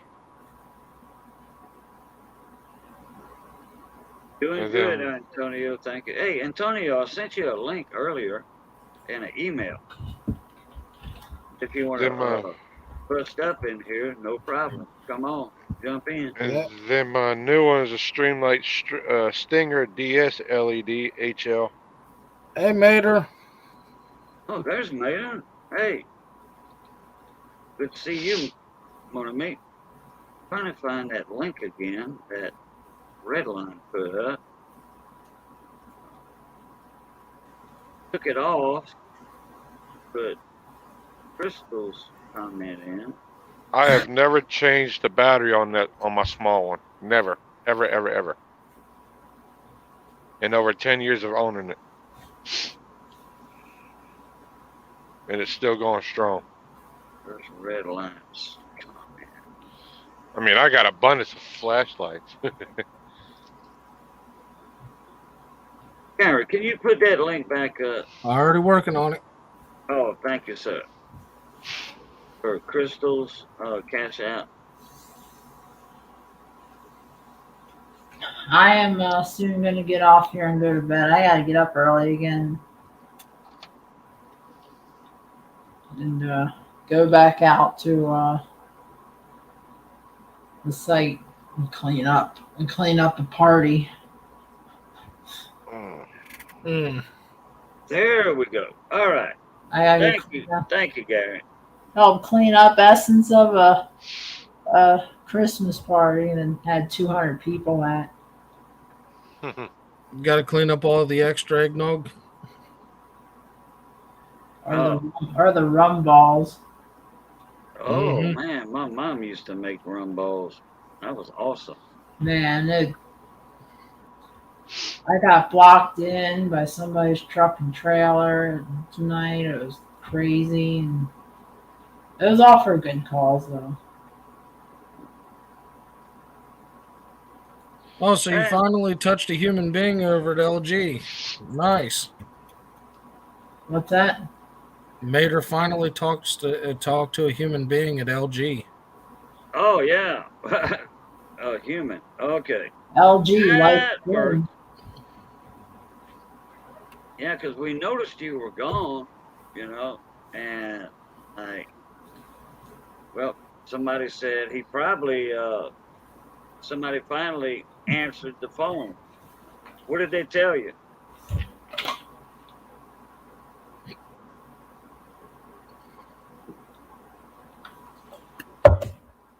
Said he didn't get very far with him. Oh, okay. Well, at least you finally got to talk to a human. Yeah. Were we on hold for like 5 hours? 3, 2.5, something like that. Oh, $20, John Rook. Check out the Stanley Fat Man. Fat Max. Cute. Fat Max. Oh, yeah. He's talking about rechargeable flashlight. Yeah. Rechargeable Q beam goes miles, and if you can dive underwater with it, it fits in. I bought 5. Wow. But you got that for like Cyber Week or Black Friday or something? Probably. I'll tell you what, anything Fat Max, Stanley Fat Max. I mean, all of my, for the last 30 years, Fat Max, Stanley, lifetime guarantee. That's just a 25 footer I got. I used to have a collection of tape measures. I had the 35s, which that was for laying out rafters for a house, ceiling joists and rafters, on the top plate. At a Mhm. 35. Oh yeah, man, I love anything Stanley Fat Max is awesome. Uh-huh. We use a lot Steven? of 6-footers in the shop when we're fabbing. Oh yeah, the yeah. Oh yeah. That way they're not weighing your pocket down and stuff. You know. Well, half the time you're trying to measure something in a cramped space anyway, so it's like, Yeah. There. Yeah. All right, J Dog. Appreciate you coming in tonight. Have a good one. Stephen Vardell, what's going on, mon ami? hey, Hadn't seen Steven. you. Hadn't seen Stephen Vardell in oh 5 months, 6 months. Uh, he's in the coin community. He's an avid coin searcher.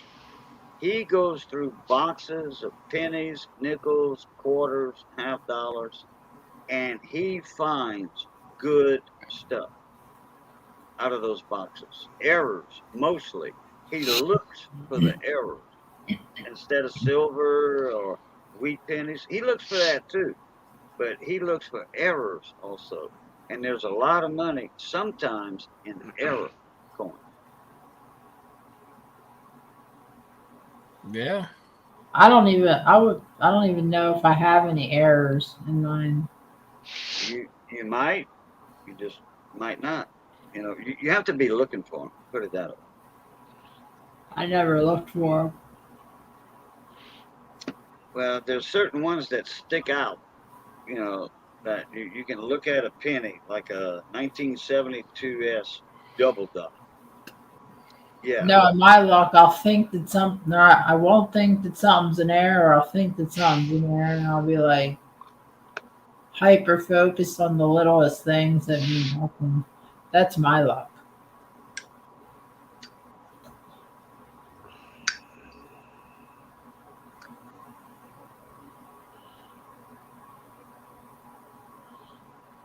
No, we pretty much decided how we're gonna move everything down from Michigan. We're gonna put most of it back in the semi trailer. But for my toolboxes, the air compressor and stuff like that, Uh I huh. went out and bought a 6x12, well, 6x14 utility trailer. Uh huh. And we're gonna put all the toolboxes and air compressor and lawnmowers on that, put it on a Silverado and take it down. But Oh, okay. as far as the boats and all the household furniture, that's gonna go in the back of the semi trailer. Mm. When I don't know if you're familiar with Uber Girl, Amy. She's from Michigan.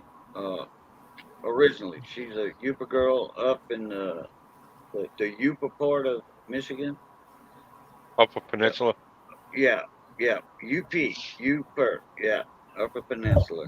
And her husband uh, owns a trucking company, owns a couple of trucks. And when they moved down to Texas, they bought a container,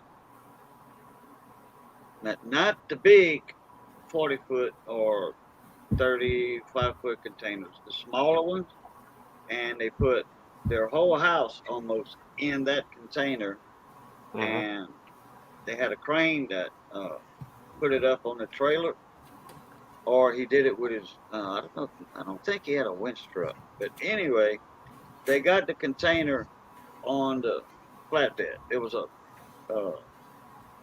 drop deck. Flatbed trailer. Drop deck, yeah. And that way they can go into the bridges and all that. So anyhow, they put their house in it, moved that down to Texas. I think it took 2 trips for that, but they didn't have to pay transportation costs except for their diesel. That's all we're gonna have to pay because we'll already have a 53-foot trailer in the back of us. Yeah, that's it. There you go. Yeah, and they put her Jeep. I think it was a Jeep. They put her Jeep on the trailer also. I think we're gonna go up for Christmas, grab the wife's car and take it down to Tennessee beforehand. We were supposed to do it at Thanksgiving, but things got cattywampus and Yeah. mismatched, and we couldn't do it. So So what part of Tennessee you going to? Nashville. That's right. Yeah. CACM. All right, Antonio. Hey, appreciate you coming in. Yeah. Well, we were talking about small engines and big engines earlier. Yeah. So, and I think we just got a little off topic, but that's all right. Ain't no Well, big deal. speaking of small engines, I got to take the carburetor off on the John Deere when I go home. Riding mower. Yep. Okay. I tried to start it when I went home to clean the leaves up in the yard, and it wouldn't start. And I think the gas lines froze on it. The gas lines froze on it. I think so. It You sits out mean in the outbuilding. you mean freezing like freezing ice? I guess so. Yeah. Oh. Hmm. Well, yeah. It Gas. wouldn't. That's kind of odd. Uh. It acted like it wanted to crank over, but it wasn't getting no fuel in the system. I'm Okay. gonna jump off here and go to bed because I gotta officially I'm jumping off here to go to bed. Okay, Shan. Take care. So I will see you all around, and thanks for letting me come in on your stream. Oh, anytime, Jamie. You know that. It's And always good to have you here. I am going to rest my eyes because I am beat. Because 6 a.m. wake up, and I've been going since, and I got Oh yeah, you got 5 hours left. Not even that. well. I got up at 6, did work on it, then did one trip, come back, and then went to the Christmas party, came back, and then went to another birthday party and came back. So I did like 200 miles or something. Yeah, you've been And busy. tomorrow I got to go back to where the Christmas party was and reclaim my table that I took from my work Mm, and to help clean up. So, gotcha. all right, but thanks for having me, and I will see you all around. All All right. right, All see right, you, Bonne man. nuit. Jamie. Bonne nuit. Okay, let's see here. Pat Paulson said I need a handle for Azure. Uh, model number would help. Brand name, model number, newer or older. Uh, Stephen Vardell said my mom had a light stroke, went to really big rehab center, got up dizzy, fell all out of her head, cracked her skull. Oh my God, no, huh? And a brain bleed. She's doing good, but a long process. Man, sorry to hear about that, Stephen. Nick Molnar said I used to live in Michigan 45 years ago. Mhm. Nick, I'm trying to think. Is Nick a musician? I think he plays guitar. Well, I'm thinking of somebody else. I know Dimebag Darren Lowe's bass player, guitar player. I'm trying to catch up in the chat.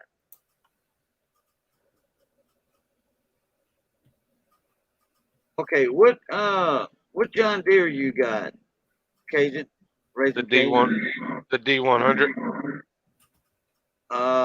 Is that the one with the 18 horse single cylinder or the 20 something horse with the twin cylinder?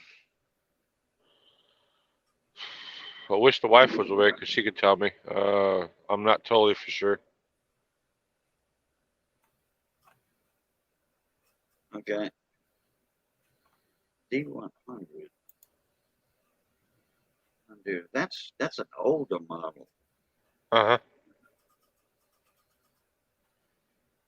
Her dad bought it before he passed away. Hydrostatic. Hydrostatic. Like, just push on the gas pedal and it goes forward, or you have the gears on it, like 1, 2, 3, 4, 5. It's got the gears. Oh, okay. You probably got a six cylinder, single cylinder on that one then. How big is the deck? I think 42. Okay, yeah. More than likely. Oh, okay, Nick. That's it. Yeah. Okay. That's it, Nick Molina. All right. Yeah. More than likely, 99 or 90%, you got a single cylinder on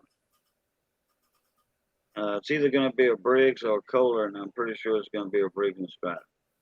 Probably. Yeah. Yeah. Last time we took it into the shop, we spent $750 on everything they had to do to it. Wow. Yeah. Her dad didn't have it serviced for nothing. $750. Yeah. That's a lot of money for a riding mower. Now those old John Deeres are built, to last. Okay, even the 42 or whatever decks on them. I like those. Now, when you raise the hood on the driver's side of the engine, that's where your carburetor's at, correct? Yeah. I believe so, yeah. Yeah, that's a single cylinder, just like I thought it was. And it's going to be a Walbro carb, more than likely. It could be a Nicky carb, which, both of those I'm very familiar with. So I can bring you through. What I'll do, send me an email tonight. Later on, when you jump off or whatever, send me an email, and then I could, over the phone, put your phone number in there, and over the phone, when you're at the mower, I could bring you through step by step to diagnose it, and I have you up and running in no time. All right. It'll probably be sometime in January. Okay. If we don't go home before then. Yeah. Just send me an email with your phone number, and I'll program your name in my phone. That way, when you call, I won't think it's a spam call and answer it. KBON radio. You're calling number 4. I will put it down here in private chat. Oh, okay.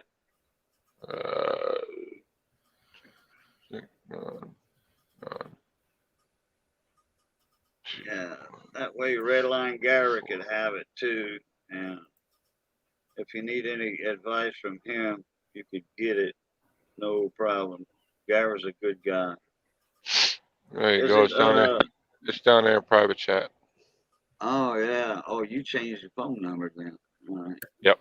It's not a 337. not a 504 either. Right. Or a 285 or a 948.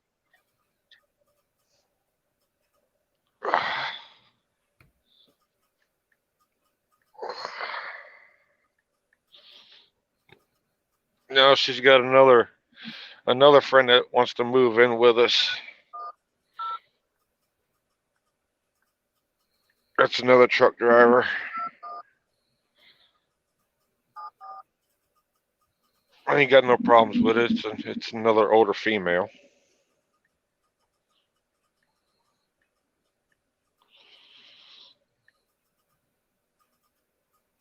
So we're looking at some good sized houses now. Nashville's fun. Oh yeah, Nashville, Murfreesboro area, somewhere up in there. We're looking in other areas too, like Franklin and Cookville and stuff like that. Franklin's a good area. Yeah, Minville, probably down in Lewisburg, Shelbyville, all the surrounding areas. I mean, I definitely need a garage on the house no matter what. If I That's can't why have a, that, that's why I'm hoping that I get this property that I'm looking at. if I 'Cause can't it's get a like- house, I'm gonna have to drop a 20 by 40 work shed on it. So that's gonna cost another $500 or $600 a month. Okay, let me see if this works.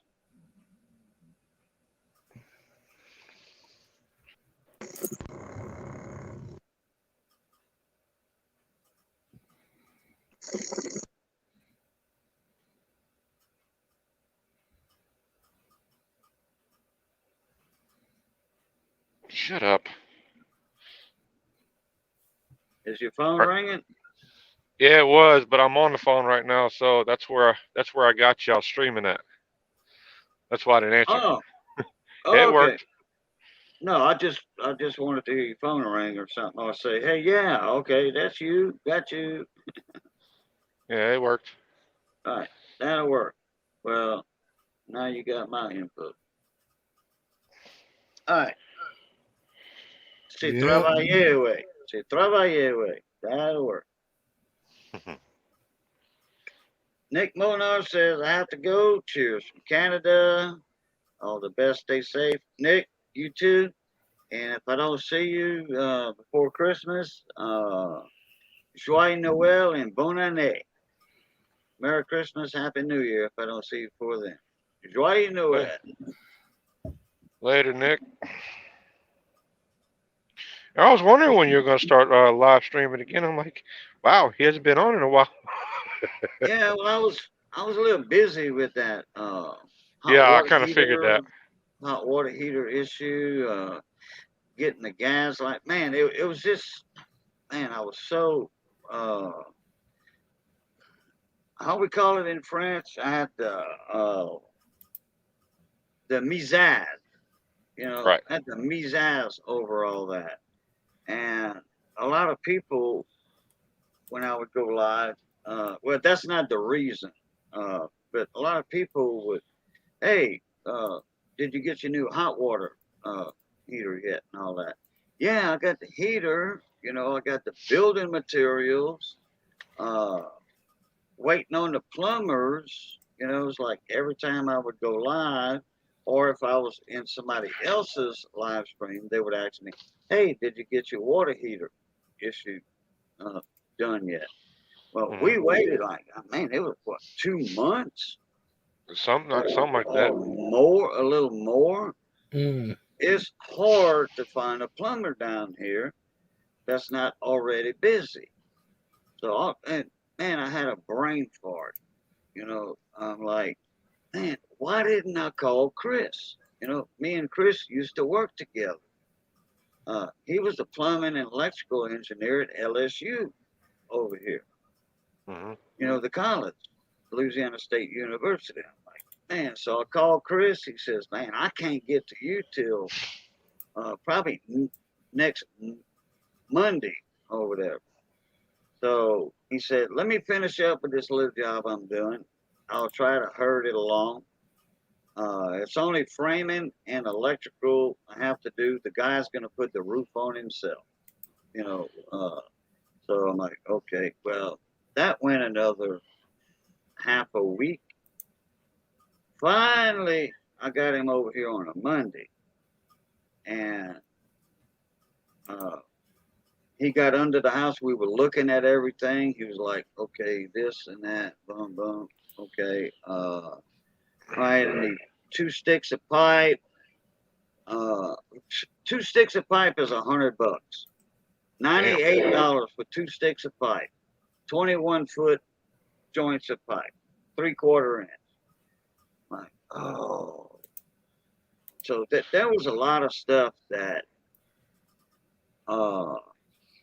that I didn't figure into the money that I was going to spend. So anyway, Missy had to go and borrow $2,000, and that's and I already had 1,400, from donations and stuff.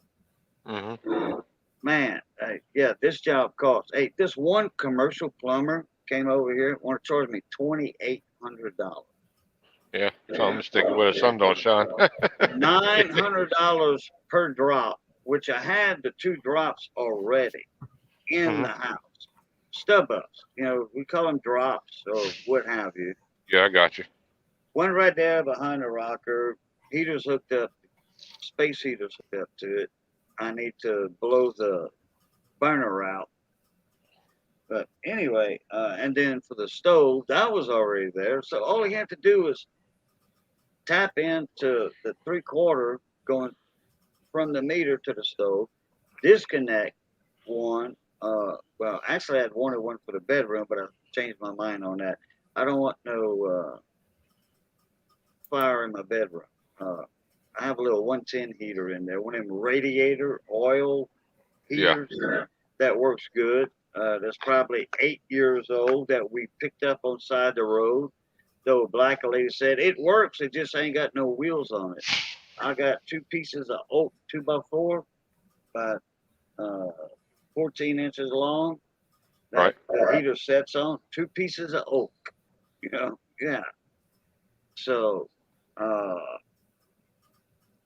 been using that, like I said, 8 years. That was free. So I don't need no gas heater in my bedroom. Besides, Missy makes crochet stuff. We have quilts. We just get underneath the covers and that's it.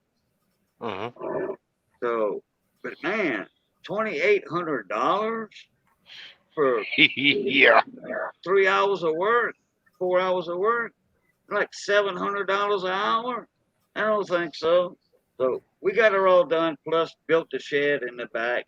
It cost me, I don't know, $700 for labor. The building materials were $900, a little over $900. The deposit was $125 for the gas, plus the meter installment. And then, another 100 here, another 100 there, another 100 here. It all starts adding up. It all added up. So this project was, and I want to thank everybody in the coin community and non-coin community, small engine, whatever, that donated to the cause. I want to thank everybody for that. Man, it was just, okay, Heather Chubby Hubby, thank you for coming in.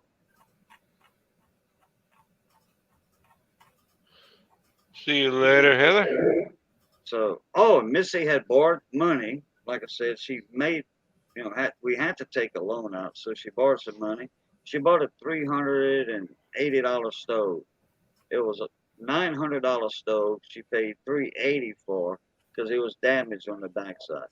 Can't even see it. I could show you all the stove from here, from the camera. Can't even see the damage. Big 5-burner. Huge stove, 5-burner, black and stainless. Got that big long burner in the middle of it. You put one of them big old long Magnolite pots on it. Oh yeah. Well, that was her money. She wanted it. She borrowed the money back, so that was hers. And then the tankless hot water heater was right at $500. So yeah, I underestimated my goal for what I wanted to raise, because Miss Ida Herring, Redline Gary knows Miss Ida. I don't know if he was there that day, that one morning that they were raising the money for me. She says, "How much do you need?" I said, $1,200. Well, Big T already had a $250 raised for me from his channel, Big T Coins channel, and Mama T. And Miss Ida, they did $1,200 for me. But man, I was way off baseline on what I needed. I did not know lumber materials were that expensive. I did not know. The small stuff always adds up. The extras always add up in any project. It was $900 always for material, a little over $900 for building materials, and I was thinking it was about $400. Oh crap! Train. I built my own shelves in the garage, and that took some doing. I got to take those down. I'm going to pull them back apart and take them with me. Oh, don't blame you. Yeah.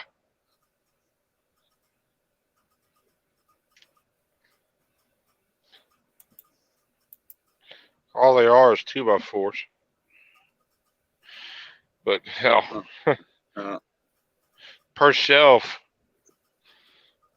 let's see, it's 8 foot wide by probably 8 foot tall. okay. So I'm going to pull those back apart. I'm going to stick those on the trailer where I stick the toolboxes, so I can put the tarp over the toolboxes for transportation. Uh-huh. So all that's going with me. I ain't going to be wasting no money. Right. Yeah, because y'all wasn't up in Michigan long. What, a month? Well, she lived up there, but Oh, I was up in Michigan more than I was down there. okay. Because you moved from Louisiana to Michigan, right? Mm-hmm. Okay. And it wasn't that long, a month and a half, and then y'all decided to come down to Tennessee? Yeah. Okay. Because she's getting tired of the weather up there, and she wants to change the scenery. So Right. At least you get all 4 seasons in Tennessee.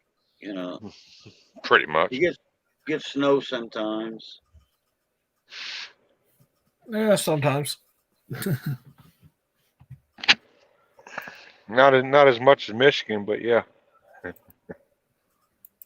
Oh, I'm gonna miss all the fishing spots and stuff like that they have up there in Michigan. Oh, Tennessee has a bunch of them, Oh yeah. Yeah. Oh yeah. and they got bigger bass. I've Oh, caught some pretty big bass up there. Now Tennessee does lack a little bit on the smallmouth department. Uh-huh. I can tell you that. Compared to us up north, we love our smallies. okay. Stuff like perch and walleye, sawguy, stuff like that. That's not really big down there. Right. Now, But they do have some good sized crappie. So I mean, you still have some good eating, and they have catfish. we have smallmouth bass here in Louisiana, but they more up toward North Louisiana, the smallmouth. Southern Louisiana's got the redfish and stuff like that. That's good eating. Oh yes, Oh, it yeah, is. yeah. Redfish, speckled trout, Rainbow trout. flounder. Hello. I dreamed the other night about somebody caught a bunch of flounder and they were calling them something else. I forget what they were calling them. I said, and they wasn't from the area, whatever they were calling them a different name. It was a weird dream. But anyway, I said, hey, those are flounders. And they wanted to throw them away in my dream. I'm like, man, that's good eating. So, and then that's all I can remember from the dream. I Yeah, tell see, you, that would not happen in one of my dreams. It would be on the grill. Yeah. Oh no. Well, they gave me the flounder in the dream. All right, Gary. Yes. You said you were gonna sell a few of your guitars. Yes. Okay. I'll let Matt know. He just bought one for, I think it was $850.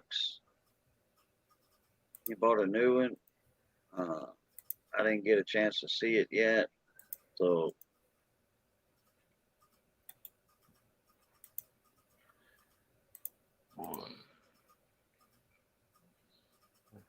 let's see. Let's see. Guys, tell me about that. I'm got moving. one back telling everybody hello again. Juan, where you moving to? One, he already moved. Oh, he says he's moving. What? They just fixed it. fixed up his apartment and stuff. I don't know. That's what I'm reading. Wait, where'd you see that at? Let me see.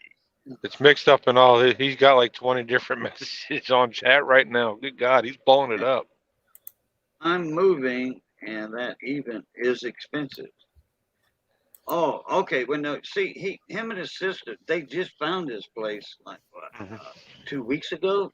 Uh-huh.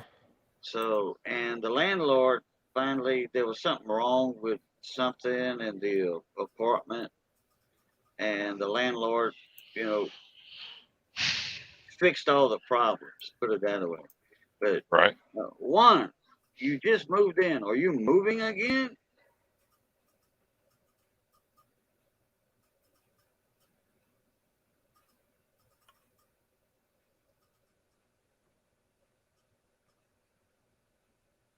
Any flat top guitars? Redline Gary, any flat tops? No, these are all electrics. Oh, okay. No Cajun. We happy where we at now. Okay, all right, yeah. He just moved. Yeah, that's what I thought he meant. Redline, you send me a I'm sure you got my email. No, I don't. Or I'll send you my email. You send me a detailed list because my little brother, he's in the music stuff of everything you're getting rid of, and I'll send him the list to see if he wants to buy anything. Yeah. Because I know that I won't be able to take a lot of it with me. I was trying to see if I had pictures on here of all of them. I can't post it in chat, but I'll put my one of my emails down in the private chat for us. That'll work.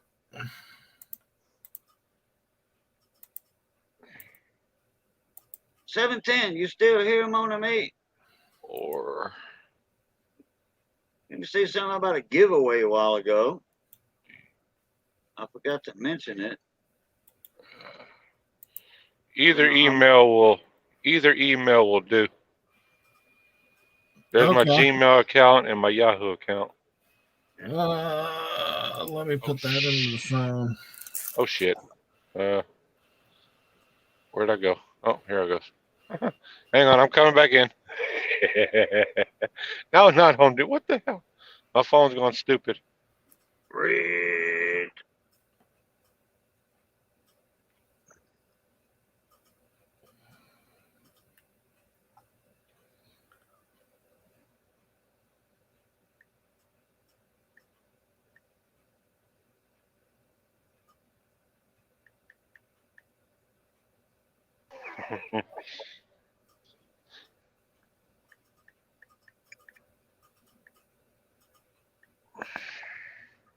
Hit the wrong button. I thought so. All right. Now I got that into my phone. Yeah, Stephen Doolittle. I agree with that. I know a lot of people, a lot Well, of musicians. Stephen, it's not really that bad. I mean, a lot of the stuff I'm getting rid of, I've been meaning to get rid of for like 5 years. So Okay. it's just been one of those things that now I really need to. So it was a lot worse when I first moved in here because I had 3 locations that I had gear at, plus a storage unit filled. Oh, okay. So Now, what kind of equipment do you have besides guitars? What kind of equipment? I've got the Firewire recording interfaces, Focusrite. I know I'm getting rid of those. Trying to think of what else gear wise. Okay. What about anything PV? Like a mixing board, like a MR7? mixing board? I do have a Yamaha mixer. I think it's a 4XLR. Hey, hold on. It's like a basic mixer. Okay. No, Steven, it's not out of necessity. It's stuff that Yamaha what? it's a mixer. Yeah. Okay. I got to remember what the How many model channels? number. No, it's got 4XLRs on it. So it's a 4-channel. Yeah, I think it's like a 10, but it's like 4XLR. Oh. Okay. Yeah. The model number is 4XLR. No. Oh. I think 10 channels. yeah, I think it's 10 channels. Okay. I'm gonna But write it's 10 4XLR. channels. It's 4XLR channels. Oh. Okay. Well, yeah, the XLR plugs. Yeah. Plugins. Yeah, the low impedance. Right. Yeah. Okay. Yeah, because all those XLRs are low impedance instead of the 1/4-inch high impedance jacks. Right. Okay. The 10 channels. Well, I'll wait till you send me an Yeah. email the model number on it. That way I could look it up. And Yeah, then because and then the price on it. Because yeah, I think we are in the market. Now, one, I did ask him about the cables, like the snakes, because I love working with a snake. I like to be in front of the band, see Power because Stroke. I'm mainly the sound man in in the band, and I am a member of the band also. I play. Have he So Hey, finally Power said Stroke, something? Power Stroke Jude, how you doing? one, no fenders on the list per se, but there's I know there's at least 2 hot rodded Squires that are pretty freaking sweet. All of my guitars have been completely hot rodded. So you name it, it's probably been done. But all professionally done. Right, yeah. Most of the I got to go through a lot of the stuff and figure out what's all there, and what all I can keep, what all I can get rid of. So I know a lot of my drum gear I'm keeping, and I've got a ton of that stuff. Although there is an electronic drum module that will probably end up going with the pads and stuff. It's an older one, but it's still pretty freaking sweet. You can do MIDI with it and a bunch of other things. I know we went to Guitar Center Thanksgiving week, and because my little brother was looking for another guitar,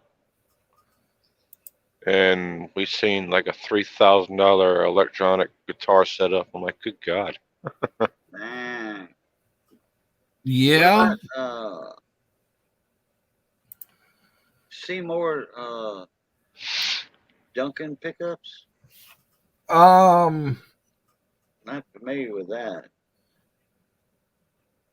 Let me see. I'm trying to think if any of them have Seymour Duncans in there. I know one of them has DiMarzio. One of them has lace sensors. I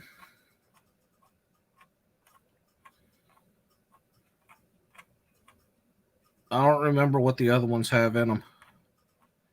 Well, one, to me, I'm not a music person per se. I mean, I do have one guitar that I'm trying to learn on, and that's it. So $3,000 for a drum set is gonna be a lot to me because Mhm. I don't really play music instruments. Yeah. Let's see here. Yeah, a lot of the drum gear. Yeah, like I said, I'm going to be keeping because I have a full percussion rig. I have my recording kit, uh, the touring kit's going over, the small kit, then the pieces to the big touring kit are going.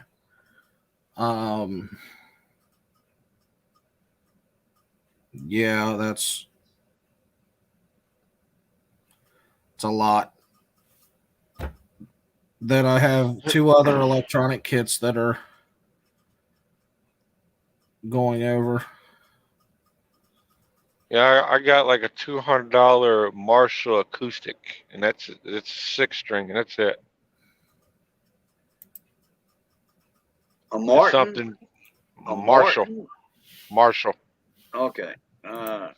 Just something a little cheap, nothing really expensive.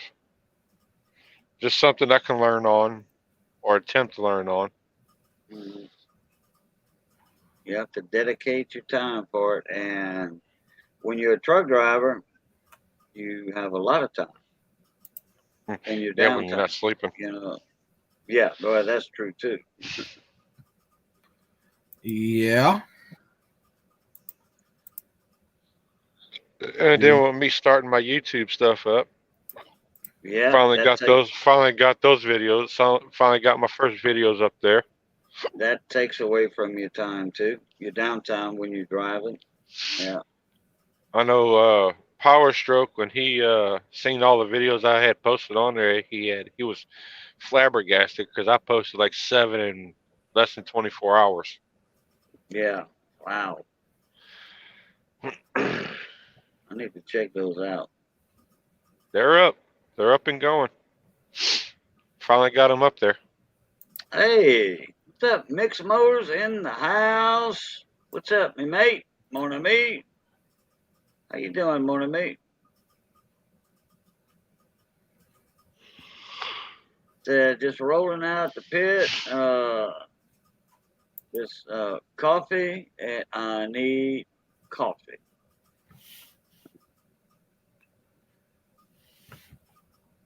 Coffee is always great. Yeah, I tell you what, if I don't have a pot or two a day, like in the morning, my first pot. If I don't have my first coffee in the morning when I wake up, I'm like uh, a pit bull or a boxer or a Doberman.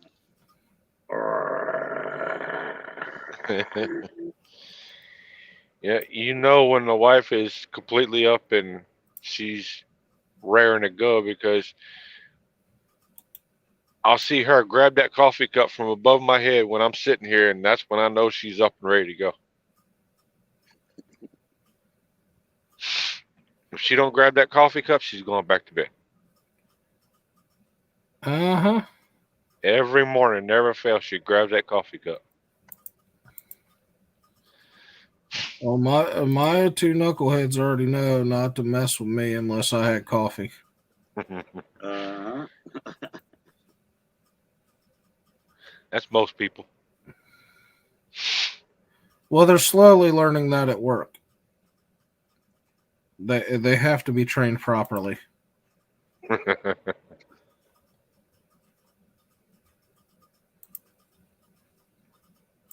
You know, that's what I'm working with. Trying to explain to them, no, if you're going to have a meeting, you better have coffee. If Right. not, I'm not liable for anything I say. Yeah. Hey, we were talking about you earlier, Nick. All good. All good.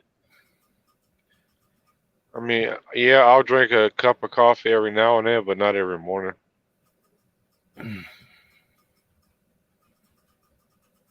I'm more of a bottle of water or a juice or something like that in the morning, or when I'm getting ready to get up.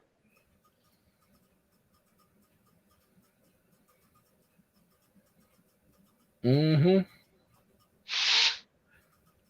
Gotta have my coffee.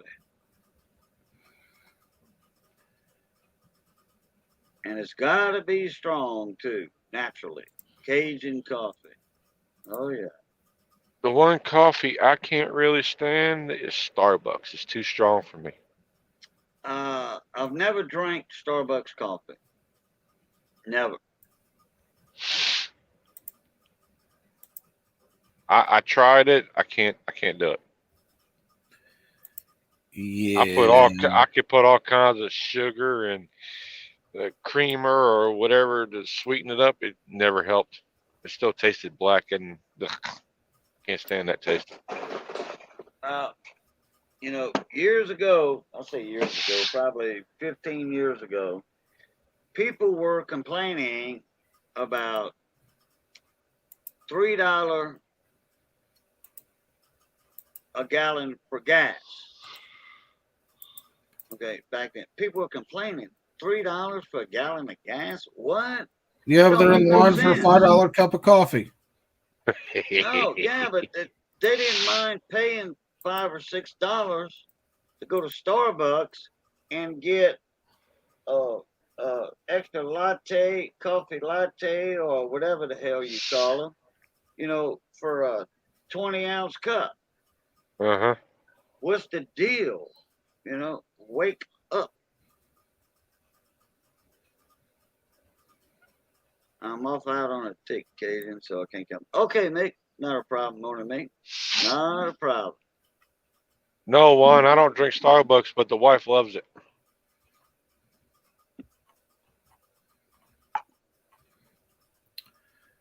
Yeah, see, I'm not into Starbucks. When I was a superintendent for DDC, Diversified Design and Construction in Tucson, Arizona, uh, on the west, wait, was it the south side of the building that we were building? Some tenants. It was a brand new 6-story medical office building, and it was all specialists. You know, gynecologists. You know, OB/GYNs, prosthetics. Uh, the people that put casts. You know, if you break a bone, you go to the emergency room at the hospital. Used to, you go to the emergency room for a broken bone, you know, arm bone or leg bone, whatever. They would put a cast on you in the hospital. Now, you can't go to the emergency room and they put a cast on. They send you to a specialist, you know, and to put a cast on you. So anyway, that was that type of MOB, medical office building. So I was in charge of, we call them TIs, tenant improvements, but Uh-huh. it wasn't improvements. Actually, it was brand new uh, suites for the specialist. And this one particular suite that I paid attention to, and you'll probably know why, the office managers and nurses would say, hey, we need this change, we need that change, you know, in here, like this electrical plug needs to be changed from here.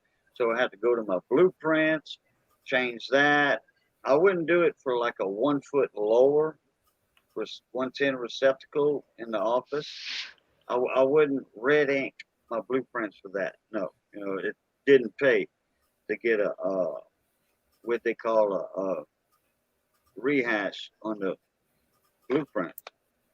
So anyway, the office managers and the girls in there, nurses. They were like, "Okay, Boudreaux, we made a cup, a coffee cup. We noticed you drink a lot of coffee.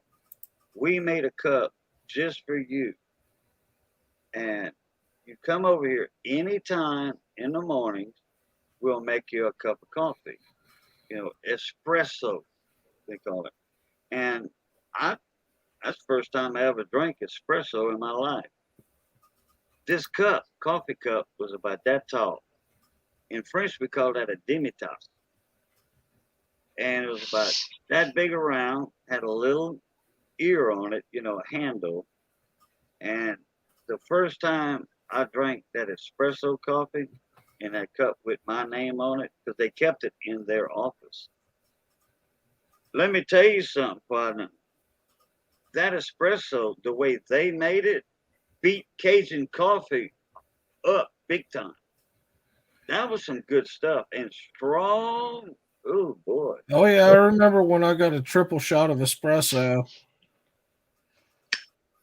and I was wired for sound for like 2 days. Uh-huh. It's like, I think I hit the caffeine limit on that one. I hit the red line for sure. That shift button was just glowing at me like, dude. oh, you had the overdrive button up. Oh yeah, they were looking for another gear. There wasn't. Oh, that reminds me of something. Have y'all ever seen the movie Medicine Man with Sean Connery and this blonde-headed chick? I Medicine don't remember Man. if I have or In not. the jungles of South America and the rainforest. Well, toward the let's say it's an hour and a half movie per se. About an hour in or 50 minutes in, this girl's getting headaches. Sean Connery, that she's his assistant researcher. He's a doctor, and they found a cure for cancer in the movie. Anyway, they were with these local Indian tribes down there, and she had headaches. They were going to the trying to find somebody in the rainforest to get a little boy back to treat him. And he gives her some liquid in a little wooden, like a bamboo, not a bamboo, but anyway, a little wooden flask. She was supposed to drink it. And she was like, "No, I'll pass because it smelled bad." And so he says, "Well, we're gonna force you to drink it." So anyway, she took it, and half hour later, or not even that, she's like, "Oh wow, man, what is this stuff made of?" It was like almost all caffeine, or he said it's 3% caffeine from this. I think it was a toko or toko tree, the bark. He said it's 3% caffeine and something else. And she's like, wow, her energy comes back. She doesn't have no more headache and all that. It was Medicine Man with Sean Connery. It's a good movie. And she wants to mass market this stuff that she drank from Sean Connery. It was a good movie. Right. Mm-hmm.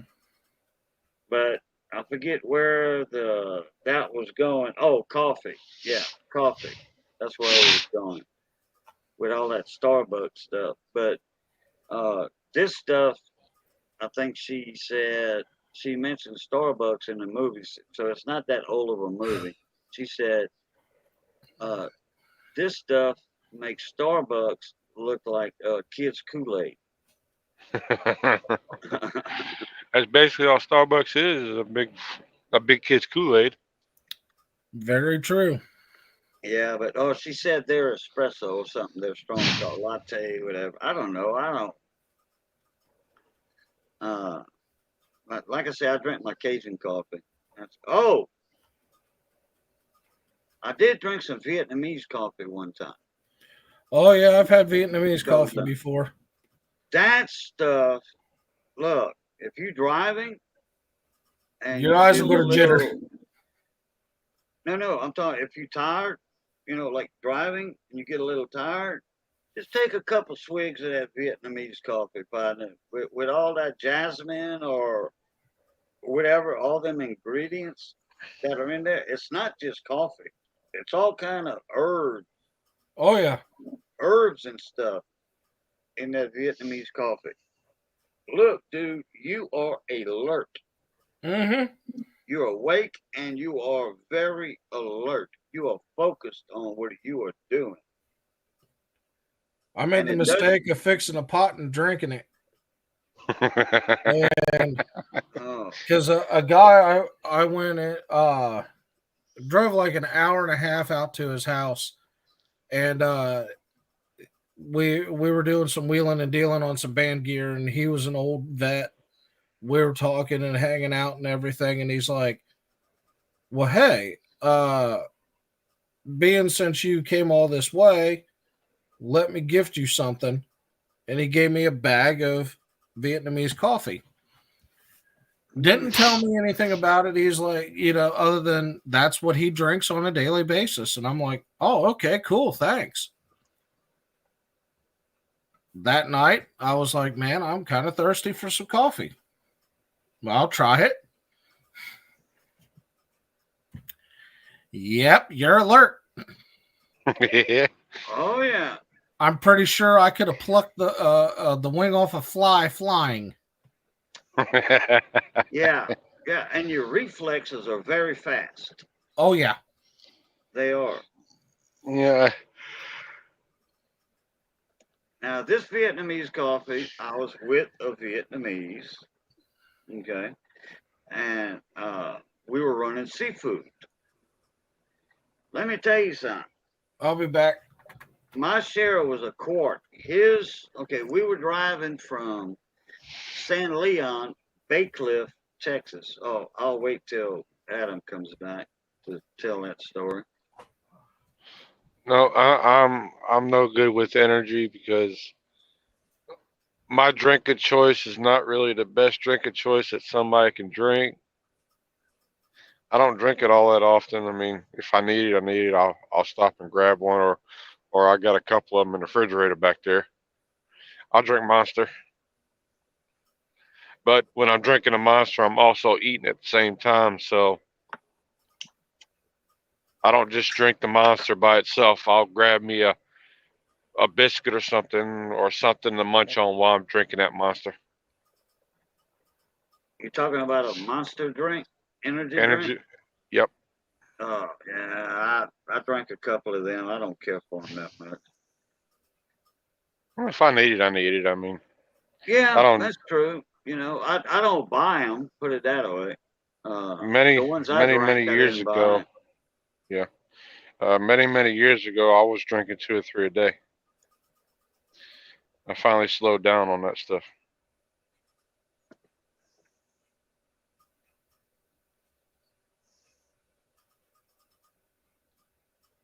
I don't Okay. drink Red Bull. Well, if I had a choice, I would do Monster instead of Red Bull. Yeah, all Red Bull is fucking bull semen. That's what it's got mixed with it. I have no idea about that. Yep, it's got bull semen mixed with it. I did not know that. How the hell they get enough of that stuff to put in there anyway? Yeah, I have Yeah. no clue. I'm guessing they go jack the bull up. I don't know. Yeah. Oh boy. I guess the All right. same way they injected it to get one pregnant if they're gonna do it artificially. Yeah. Oh yeah. I doubt that very seriously. I don't know. All I right. don't know what the process on that is. I just the Medicine Man movie I was talking about. I just put the link up in chat. Y'all can right click on it, open it, new tab, and watch it. Sean Connery and some blonde-headed girl. And they down there in South America in the rainforest and stuff. They find a cure for cancer, and then all of a sudden the bulldozers come through and knock down all the trees to make a road or what have you through the rainforest, and they knock down the main ingredient in the cure for cancer in that movie. You know that about summarizes the movie. Right. And they got some homemade brew in there that Sean Connery and the natives they spit in it to speed up the fermentation process. They spit in it. Yeah.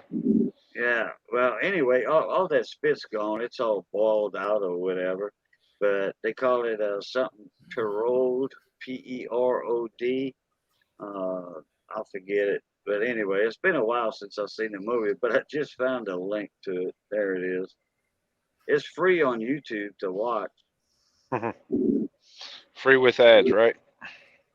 Yeah, free with ads. Yeah, that's right. Yeah. That's right. Man, look, like I don't know what the date is on that movie, but I can see movies made in 2015, 16. I could see movies free with ads, and I can't watch a movie with Clint Eastwood in it from the 1980s that they want you to either rent it or buy it. All the good ones they do that with. Yeah, but there's a lot more Yeah. better movies that you can watch for free. Yeah. And it's just like, man, these are old, outdated. Why y'all charging people to, watch that? Man, it's ridiculous. I'm guessing it's the producer's pick on it. I don't know. No, actually, it's about the copyright. Yeah. Now I got Amazon Prime. I pay $5 a month for Amazon Prime. Free I've got. shipping, and I get free movies, a lot of free movies.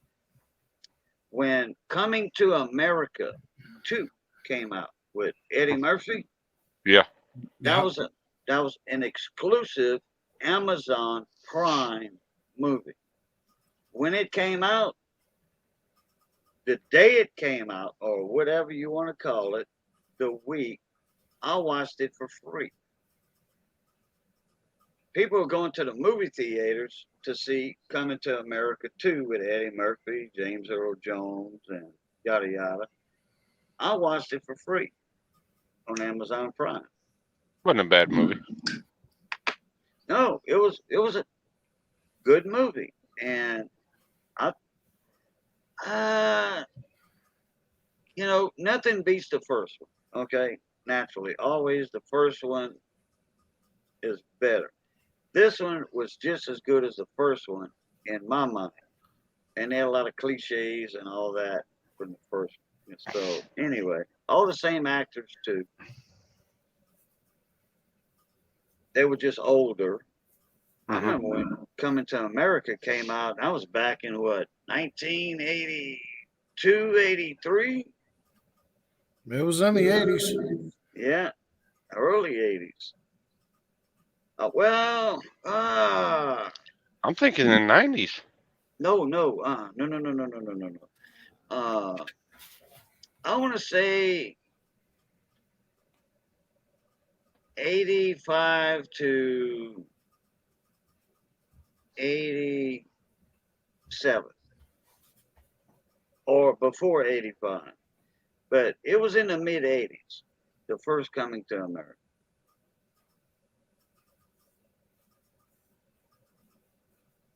That wasn't the one with Eddie Murphy, though, was it? Yeah, that's it. The first one, Coming to America. That was one of his first movies. That was before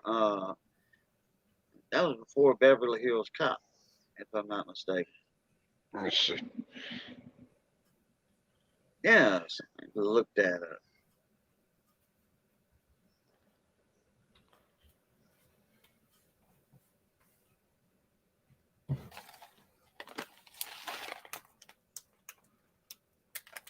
1988. It was 1988.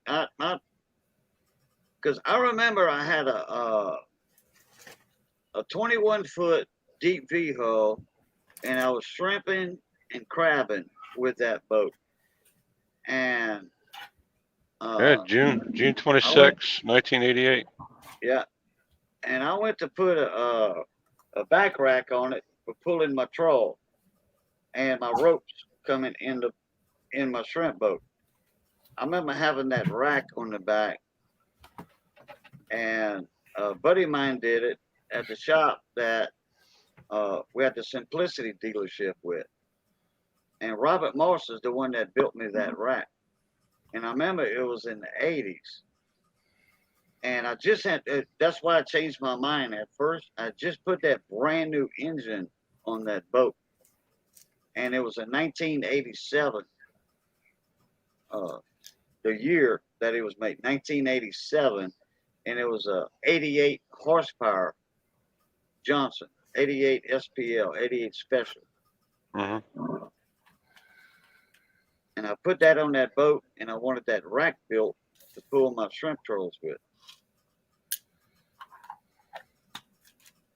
Yeah, and Beverly Hills Cop was 1994. Yeah, I thought Coming to America was out before that, because I remember Thad Joe. I remember Thad Joe was saying he went to the movies and watched it, and he had said like at the beginning of the movie, this girl comes out of the water and tells Eddie Murphy, the prince, the royal peanut is clean.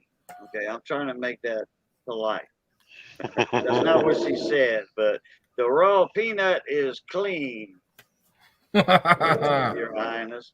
Yeah, we all knew what she was doing underwater in the bathtub, in that big old spa bathtub. Uh-huh. Yeah.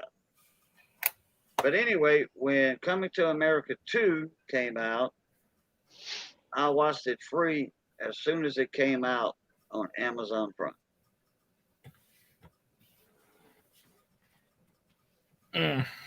While everybody was going to the movie theaters and paying to watch it. And there's a new movie on Amazon Prime. It's called some kind of sci-fi movie. Nothing, or wait a minute. What's it called?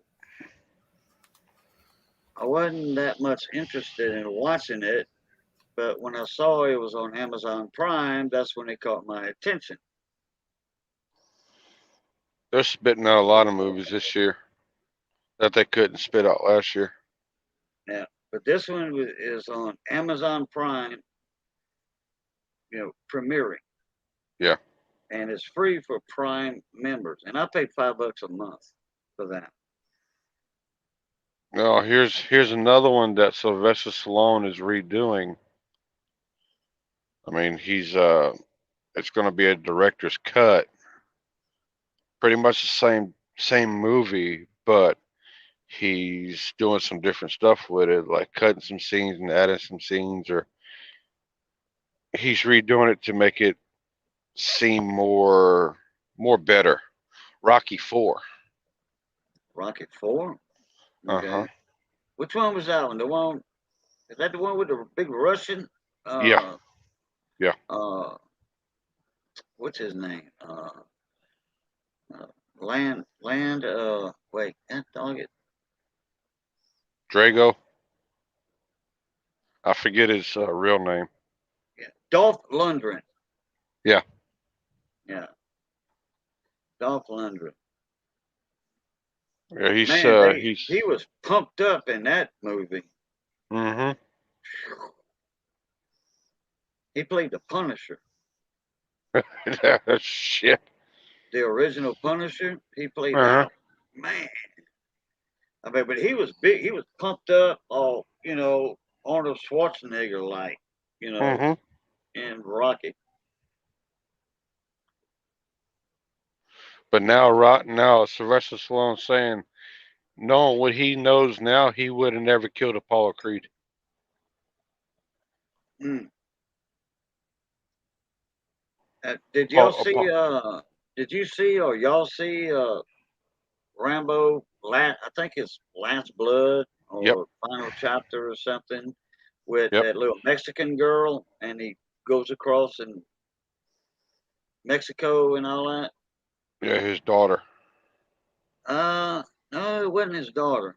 His daughter or his niece or something like that. It was that woman, that Mexican lady he had for a housekeeper maid. It Yeah. was her daughter, but he was like a daddy to her or uncle. Same thing. You know, he considered her a daughter or niece or whatever, and then she got uh, real beat up, drugged up. I'm not going to say it, but put out on the market in Yeah. Mexico. I don't think they did anything yet, but he rescued her, got back, he cut off that drug lord's head, and they Oh, he all made a came mess of for them. him on his daddy's farmhouse, in Texas or Arizona or whatever. Oh yeah, that was a pretty good movie. He cut that guy's heart out at the end of it with that big old Oh, Rambo knife he got. he actually had one of those Rambo knives made that he showed on I think it was either a YouTube clip or something like that.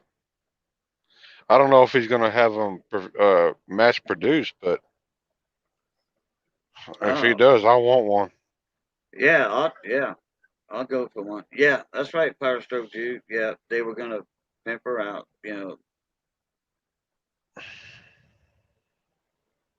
I think he called that knife the Heart Stopper.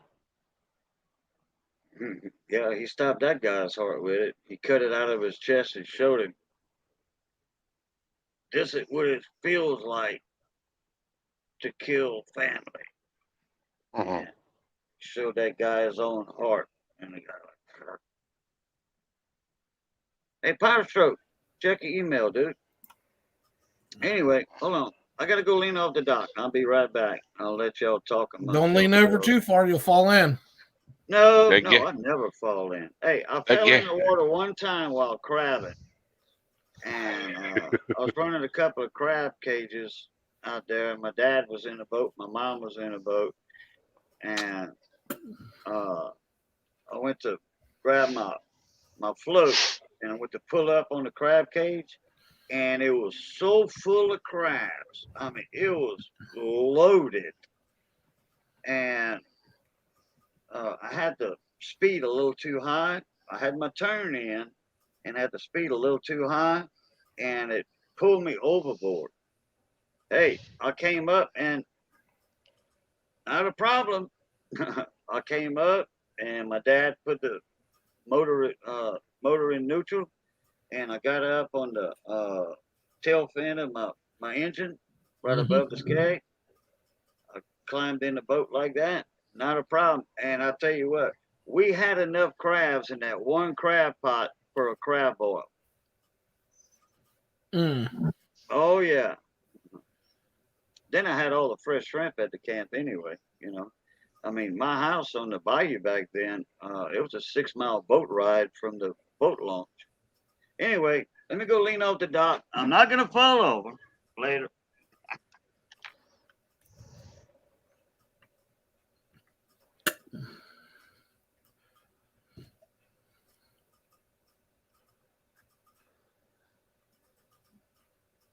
Mm.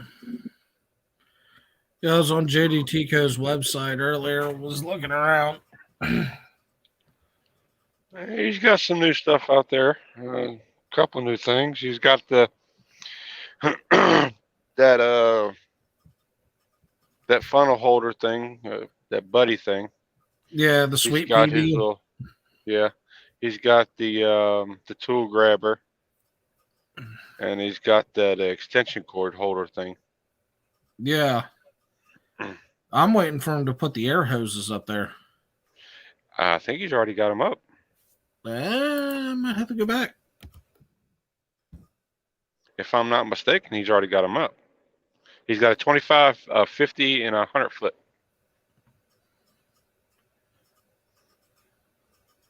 I think the 100 flips are around the range of like $100.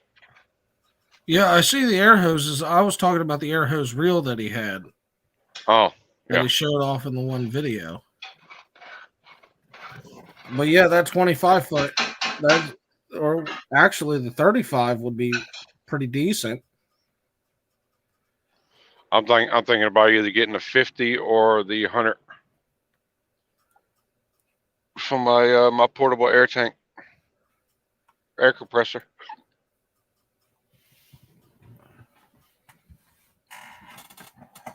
Yeah, I take that.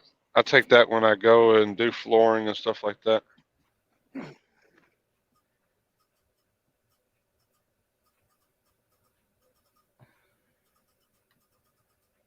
yeah. Okay, I'm back. Yeah, that wrench extender that he's got from VIM is like $55. It is a really nice one. I featured it in one of my videos, Juan.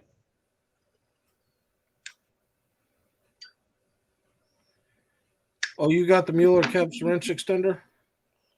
The VIM one, the green and black Oh, handled the one. VIM one. Okay. Yeah.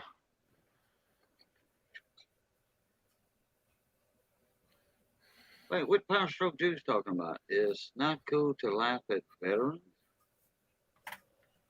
Who said anything about that?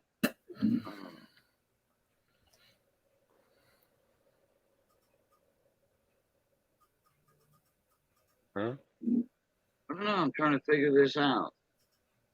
Power Stroke Dude said it's not cool to laugh at war veterans. I don't see a comment.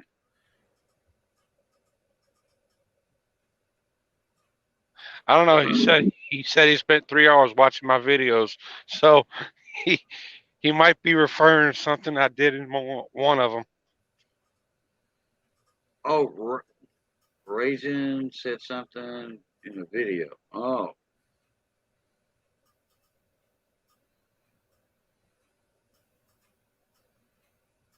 I don't know. I think I had a part in one of my videos where I was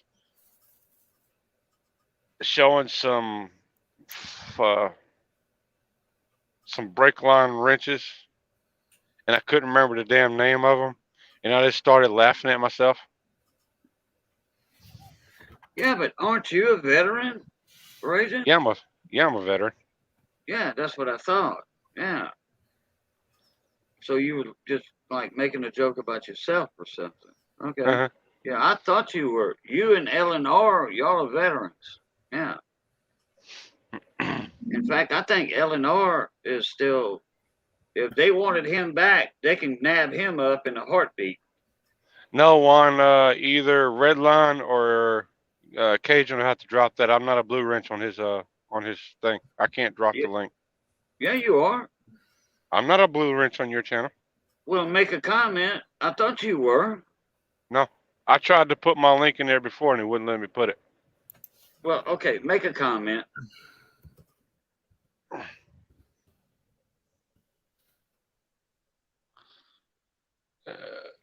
Because I thought I had you wrenched already. Oh, Power Stroke Jude said I was not talking about you, Raising Cajun. Huh.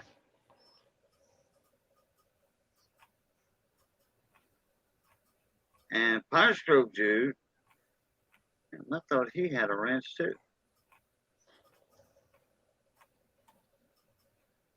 All right, there we go. Raising, I always thought you had a blue wrench, dude.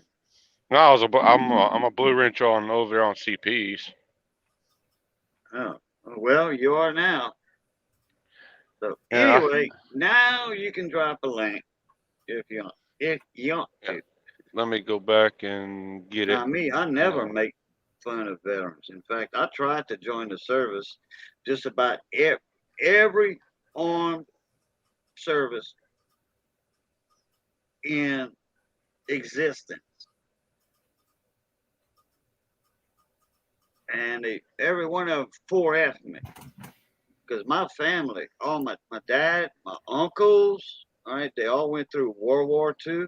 there were French translators in different units, and I got a lot of first cousins, second cousins that were in the Marine Corps. Hey, my family is service related, and not me. I don't make.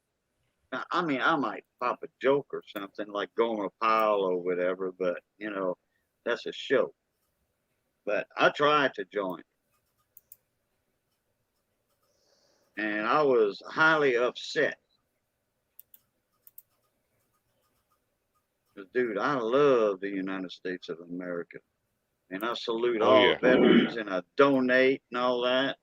And I don't donate to all these scam funds for veterans and stuff on all these phone calls you get or whatever and everything. No, I see a veteran, I'm gonna put a $10 bill in his hand. If he's in a wheelchair or something, I'll salute him. Here's $10. I know you're getting screwed over by the government. Let's see who was asking for that link. Now, someone say something appropriate. I dare you. Yeah, that's right, dude. Get him, dude. Get him, dude.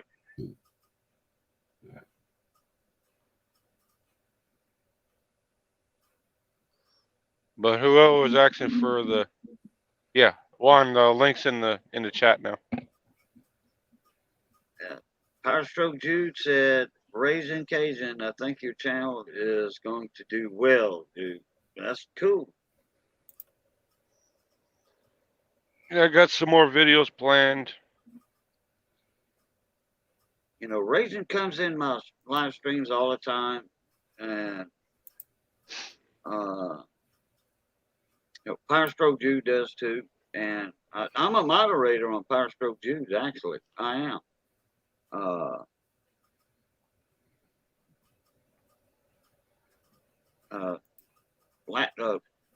I say last week. Well, today is Sunday, but last Thursday he did a live stream, and he sent me an email, with a link to join the pound.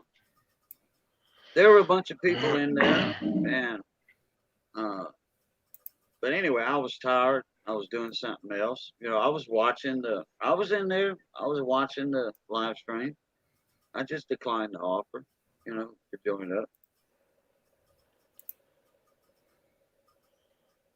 There were a lot of people arguing about tubes last Thursday. Yeah.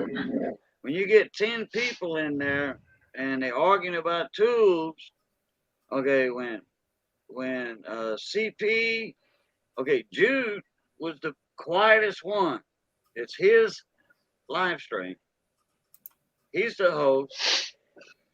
There was James in there, awesome guy, owns a lot of snap-on tubes and stuff, sells a lot of tubes.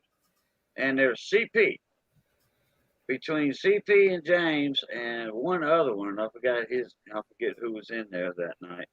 Anyway, it's hard to get a word in with a hammer and a wedge. You were there. You were there, Raising Cajun. Mm-hmm. Oh yeah, everybody's got the best tubes. Oh man, which it's a tool channel. Okay, I get that. But his channel wasn't always like that. It was slow, easy going. Now Power Stroke Jude's famous. In his live streams. How many Power Stroke Jude? How many subscribers you got right now? And Luke Duke. I tell you what, Luke Duke's the snitz. He's got them two.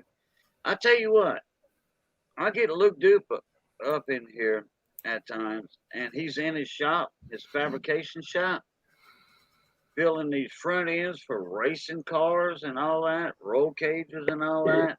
I got a lot of respect for Luke Duke Outdoors. Oh yeah. That man knows his snits on machining, fabricating. That man knows what's going on. Right. been knowing Luke Duke for, I don't know, I'm going to say 3 years, 4 years. Mm. I think Jude just got around 1,400 subscribers on his channel now, if I'm not Oh. mistaken. 1,400. Oh, okay. I don't know, Jude. How many subscribers you got? I think I'm about right on. No, I actually I thought it was. I might be mixing him up with somebody else.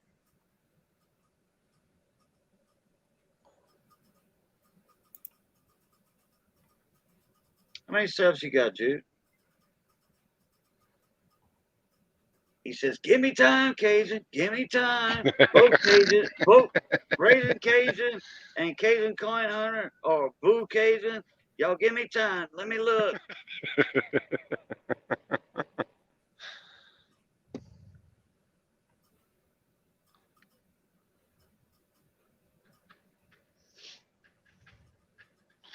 Yeah, for that trailer, the guy I bought it from, when I went out to his house, 'cause I had to go to Niles to pick it up, he said it had a flat tire. Well, he had a new one out there waiting for me. I got that one on there. I went over to the passenger side of the trailer. It had another flat tire over there. I went to lift the trailer up with a floor jack, and the leaf spring broke in half. Oh Mm. boy. Yeah, so I had to go up to the nearest place to get a leaf spring, replace the leaf spring on site. Good thing I had all my tools with me. And then I had to go up to Walmart and get another tire because the second tire was flat. I'm like, good God. And then the trailer was full of garbage. I mean, I only gave him like $500 for the trailer. Pictures of that, a video of that will be not the process, but a video of the trailer. The final product of the trailer will be on my YouTube channel whenever I go home. But it's a pretty nice trailer. I mean, there's nothing really wrong with the floor. Yeah, eventually I'm gonna have to replace the other leaf spring, but that's normal for a trailer. Mm-hmm. Okay. I'm gonna read the comments here. Hold on. Whoa, crap. Let me do this. Okay, Luke Duke Outdoors. Here we go. Right there. I'm building another Chrome Molly first gen Camaro front clip at work right now. You know, race car. Okay. Front clip at work right now. So yeah, Luke Duke is busy at work. He does, look, this guy does race car stuff like y'all wouldn't believe. He knows his tools, he knows his race cars, you know, and engines, I presume. Okay. Power Stroke Jude, okay, says, uh, is that it right there? Yeah. 1,281, he thinks. 1281, 1200. So he's over 1,000. Okay. I don't know why I thought he only had 200 or 300. I'm mixing him up with somebody else.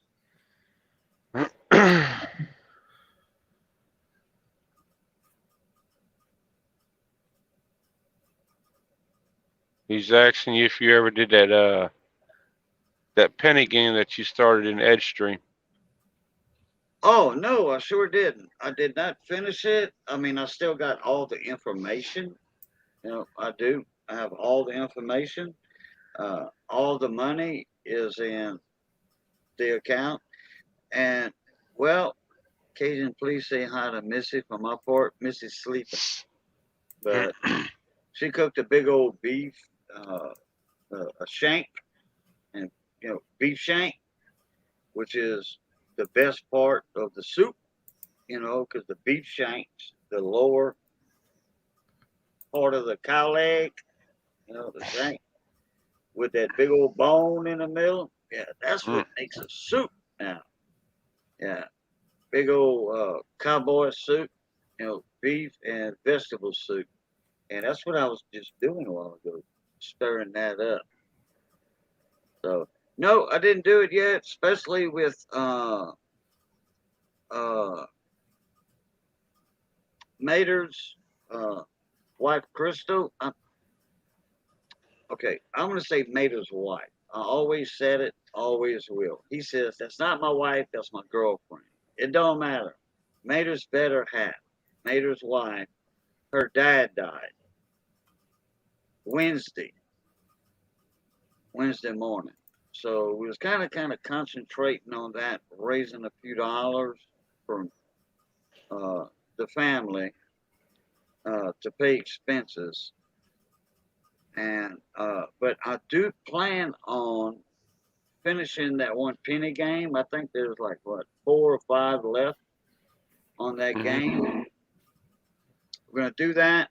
Then I'm gonna do another penny game, and all the money will be sent to Mater and Crystal. All the money is not gonna come to me.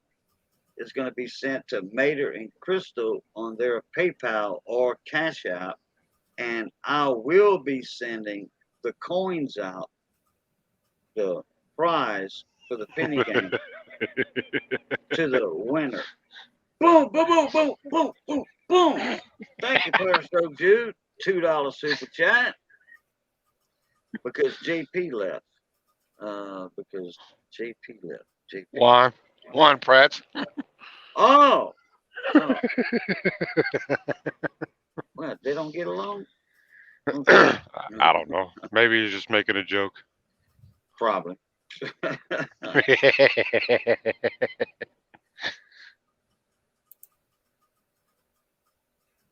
710 was going to do a giveaway earlier, something like, I don't know, you said at 20 views, 20 likes or something. I think we got over that. How many likes we got?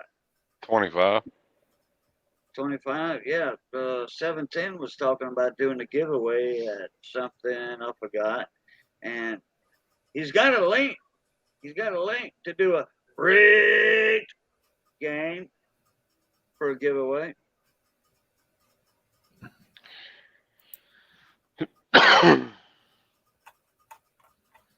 So, and then Power Stroke Jude, I sent you a link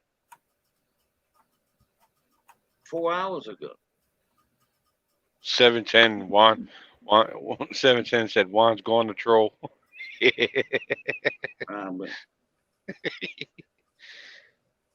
I wouldn't imagine anybody's up right now.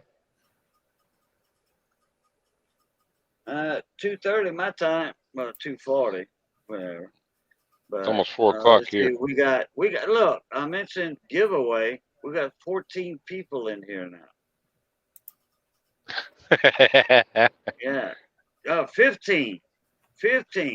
I should have put giveaway in the title of my live stream. If I put giveaway, spell it out, or GAW, GAW, like that, dude, I'd have 100 people watch it. I need to start doing that. Sir Benji, what's up, Sir Benji? How you been, mon ami? Hadn't seen you in a while.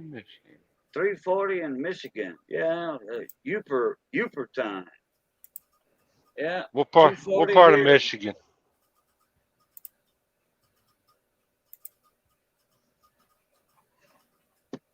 I don't know. Sir No, Benji, what part of Michigan you in?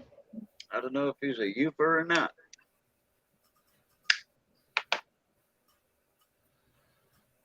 You know, Upper Peninsula? Yeah. Well, looky here. All right, guys and gals, ladies and gentlemen, all ages of people, this and that and the other. One of my favorite guys I like to go watch, and y'all need to go watch this guy too. Here is Sir Mick from Mixed Mowers What's up, and brother? Repairs over in England. Over How you in doing, Nick? jolly And old Nick? England. How you doing, me old muckers? You doing all right? You know that's right. Oh, I see you in the maison for a change and not on the train. Yeah. Sunday, I'm actually off. I'm off annual leave. No work until New Year now. I'm done. Finished. Look, Oh, Riley boy. Hey, Riley What's up? boy. What's Cajun. up, my little What's he buddy? you can't see him yet because we're on big screen. I can't see you. You'll see him in a minute. Oh, well, hold on. Let me do it. Hold on. Let me do it. I'll do this and I'll do this. Riley Yeah. boy. How Hey, you hi. doing, little Wait, buddy? no. Hi, what's your name again? It's Cajun. Hi, Daddy. Riley Yeah. boy, good to see you up and about. Good to see you, Riley boy. Daddy, there's a warm beer. Who's that man with a long beard? Yeah. Santa. No, one name. Santa's got a long beard. No, one name. Yeah. What's your name? That one. Red. My name's Gary. Terry. Oh, Say hi, Terry. Terry. Hi, Terry. Redline Gary. Yeah, I am. How you all doing? How you doing this morning? Doing good? I'm so happy now. Yes, sir. And then there's Raging Cajun. right there. Cajun. Hi, brother. Hello. How you doing? You doing good? Yeah, so far so good. Good. That's what I like to hear. Just staring Good at to see you myself. again, Mick. Say again. Good to see you again, Mick. Yeah, good to see you, brother. I've just got my Mick. one of my boys off to work this morning, so I had to shoot out this morning first thing. I missed you this afternoon. I overslept. Put it that way. It happens, brother. It happens. It happens. As it does. Santa, I promise I need to be. Yeah, Riley boy needs to be good for Christmas. And look, there's William. Okay, you know him as William I, Mick. Yeah, I know William. Yeah. William, yeah, you know him as William I. Though he changed his name 3 times in the past week. He changed his name more time than I changed my pants. There you go. Yeah. So what have you been up to? You sitting on here yakking? Yeah, in fact, I took Brandon, BSsmallengine, a little buddy from Texas. He was live streaming tonight, his normal time. We were all up there, and we had a good panel, good live stream talking about small engines and what have you, tools. It got off topic just a hair, not much. About YouTube subscribers and stuff like that. How to grow your channel or what have you. But anyway, we had a good live stream, and so I got elected to go live after his. Yeah, cool. Well, to grow your channel, you got to put out content, and once you've done that, you got to network. It's as simple as that. If it was as easy as that, right, we'd all be millionaires, right? Yeah. So, in fact, Adam was here earlier. Small Town Machine Shop. He was here earlier. He's a good bloke to know. He has a huge machine shop. He comes into panels, gives advice on certain things. And I got to do a couple of videos next week pertaining to machine work and small engine work. So I'll have a couple of videos out next week. Yeah, I think I've just hit over 12,000 subscribers on my channel. Mine just took off in the past 5 months. It's just been mad.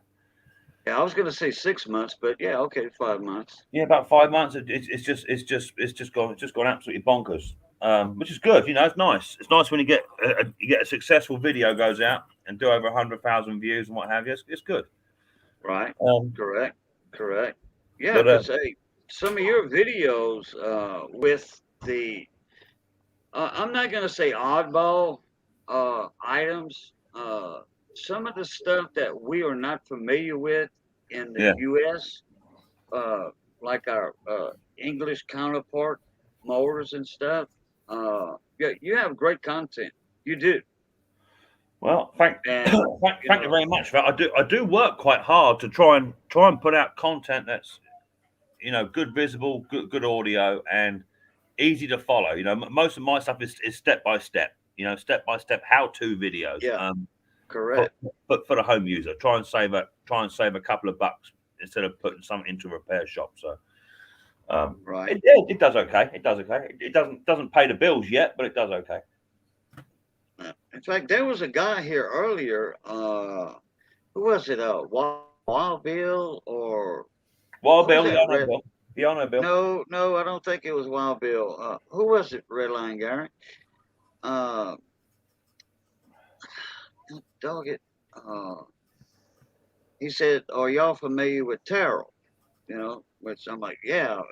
Everybody in here knows tarot, or or either or have watched his videos a time or two. I forgot his name. He was in here. He was looking It started for, with a K.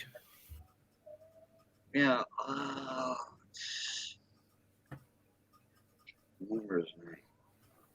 I can hear the cogs turning right now. Oh well. So then we were talking about you. Also Mick. Yeah. Try. Not us. If y'all want to do the English stuff, go see Mick's Motors. And that's probably when your ears were ringing. Yeah, they generally ring 3 or 4 times a day when someone's talking about me. It's not always good, but hey ho. All the time they're picking on me, but leaving other people alone, right? Yeah, we don't talk nobody. We don't talk bad about nobody in our No, live no, streams hell and no. branders. We don't. I'm not a drama chaser. I don't know none of that old stuff. Yeah, I tend to stay away from that. In my live streams. Yeah, me too. I try to, but unfortunately, as you know, when you hit the go live button, you just don't know what's going to turn up. I mean, you do it different to me. When I go live, I just put the link out in the chat and just see who comes up. Where I know you email yours out, so you do have a select panel. Last night, I think I had about 100, 110, 115 in the house at its highest point. And we had a good panel last night. We had Bruce was up there last night, and we had a few. We just started branching out. People from Sweden have started to come on in now as well, which is nice. A couple of Australians are coming over, which is quite good. So yeah, we're getting quite a good little selection of people up on the panel. But just as the stream ended, when I come off live, it got a little bit rocky, but because we were discussing intricate subjects. So like yourself, you start to go on into one subject, and before you know it, you're talking about something else. So that's the way it goes. Someone's always got something to say, right? So, You froze up, and your audio went out completely for 5 seconds. it might be because my boy upstairs, he got one of them stupid gaming things. Oh, okay. I normally have my own internet down in the workshop, but okay. yeah, he's got one of them. He got one of them console Playboy things, yeah. Oh, I've got Game Boy. I've got no idea what it is. I've got no idea. Xbox or something. Couldn't even tell you. You were talking about Australia. You had a mate down there. Yeah, we came in. We seem to be branching out. There seems to be quite a good variety of people coming over. A lot from the US, a lot from Canada, Ireland, Sweden, Denmark, Australia. So yeah, we have a good variety in my panel. Do you know a chap by the name of Bert's Mobile in Australia? No, it doesn't ring a bell. Small engine technician. Doesn't ring a bell.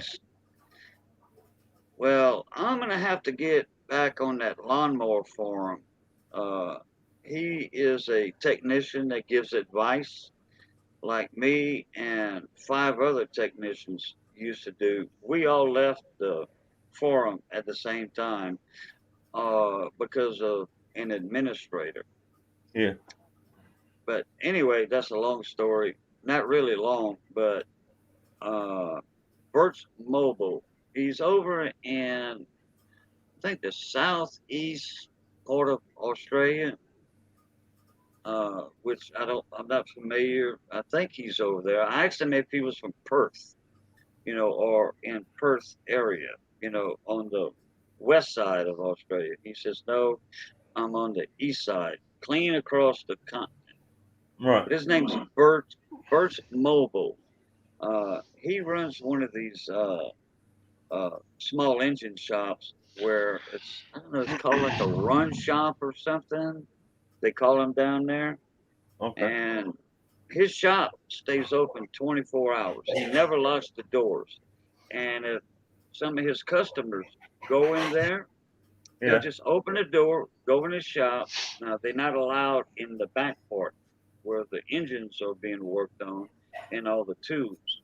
But they can get a belt, a lawnmower blade, or whatever.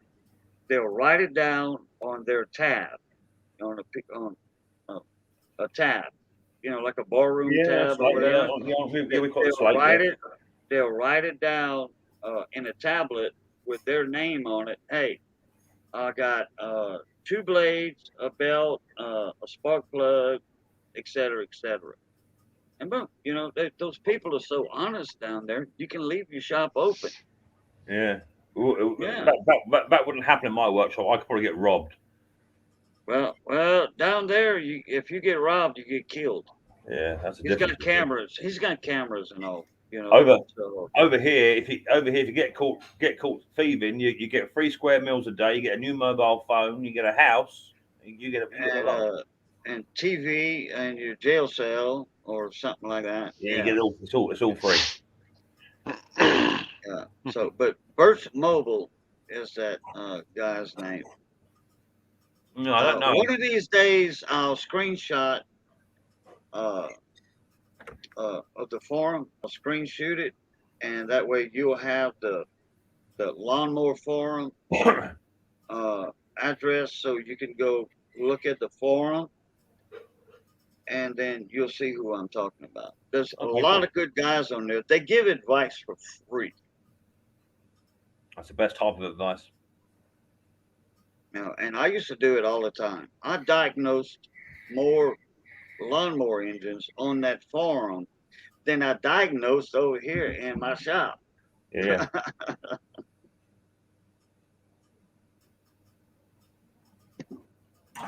So are you all geared up for Christmas? Are you ramping up for Christmas? Are you?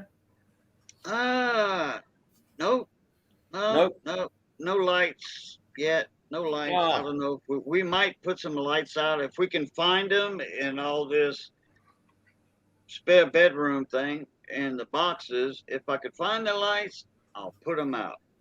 In fact, actually, I just got done not long ago, but 2 weeks ago, Gary, maybe, with my hot water issue, with my gas lines and the hot water heater, getting it installed. This is a tankless hot water heater now, Mick. Yeah. So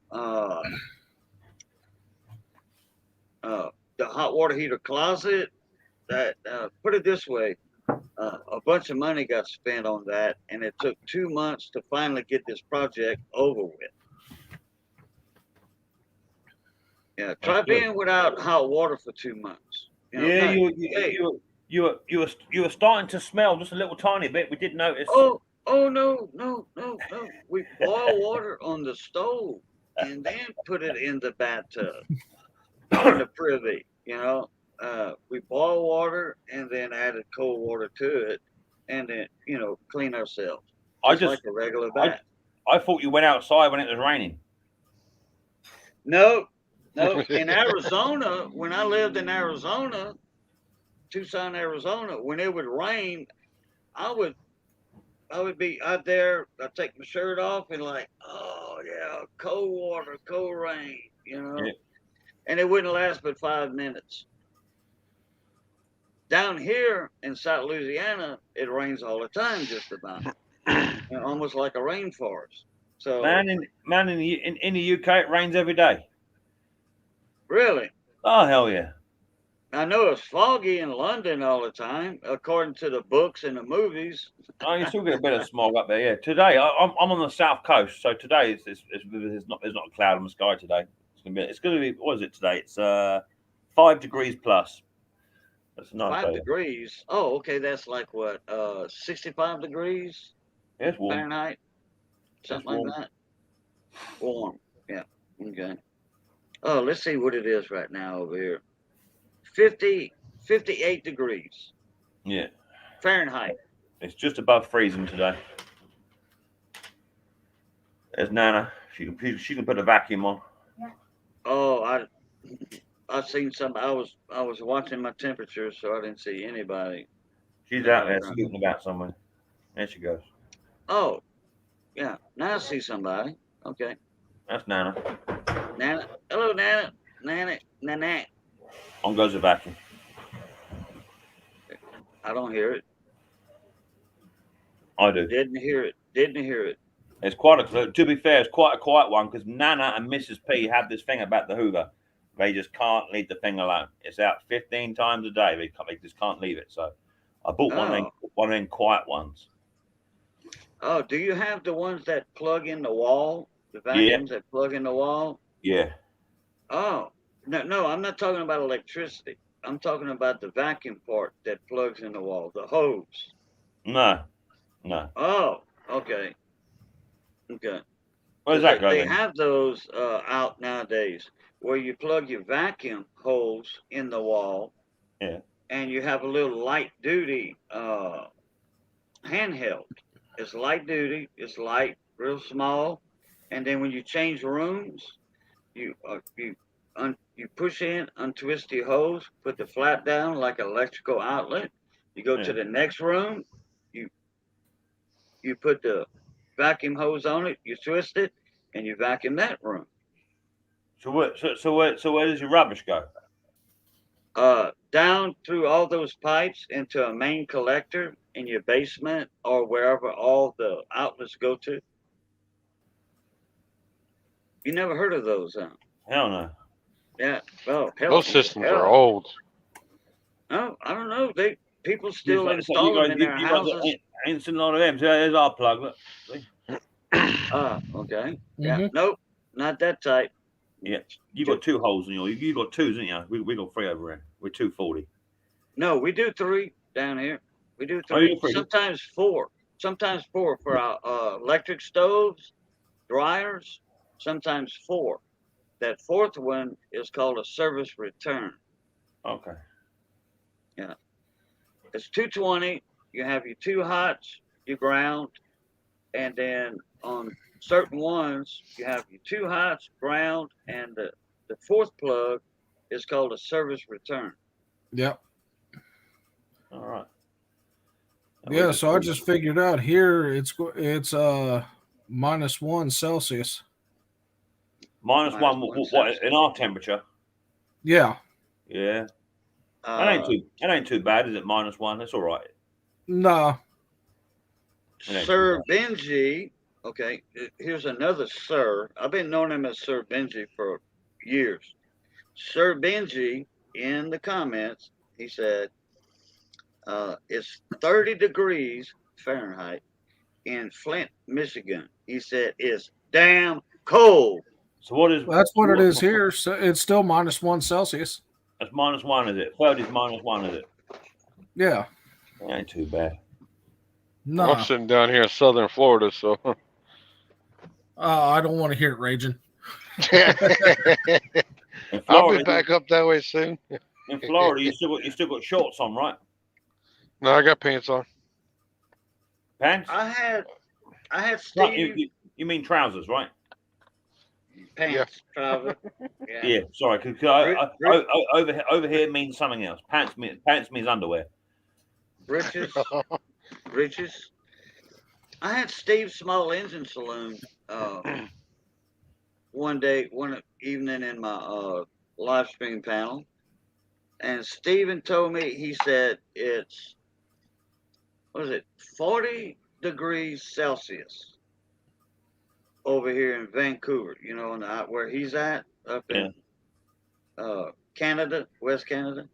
I said, dang, Steve, is that right at 100 degrees? He said 101. I'm like, dang.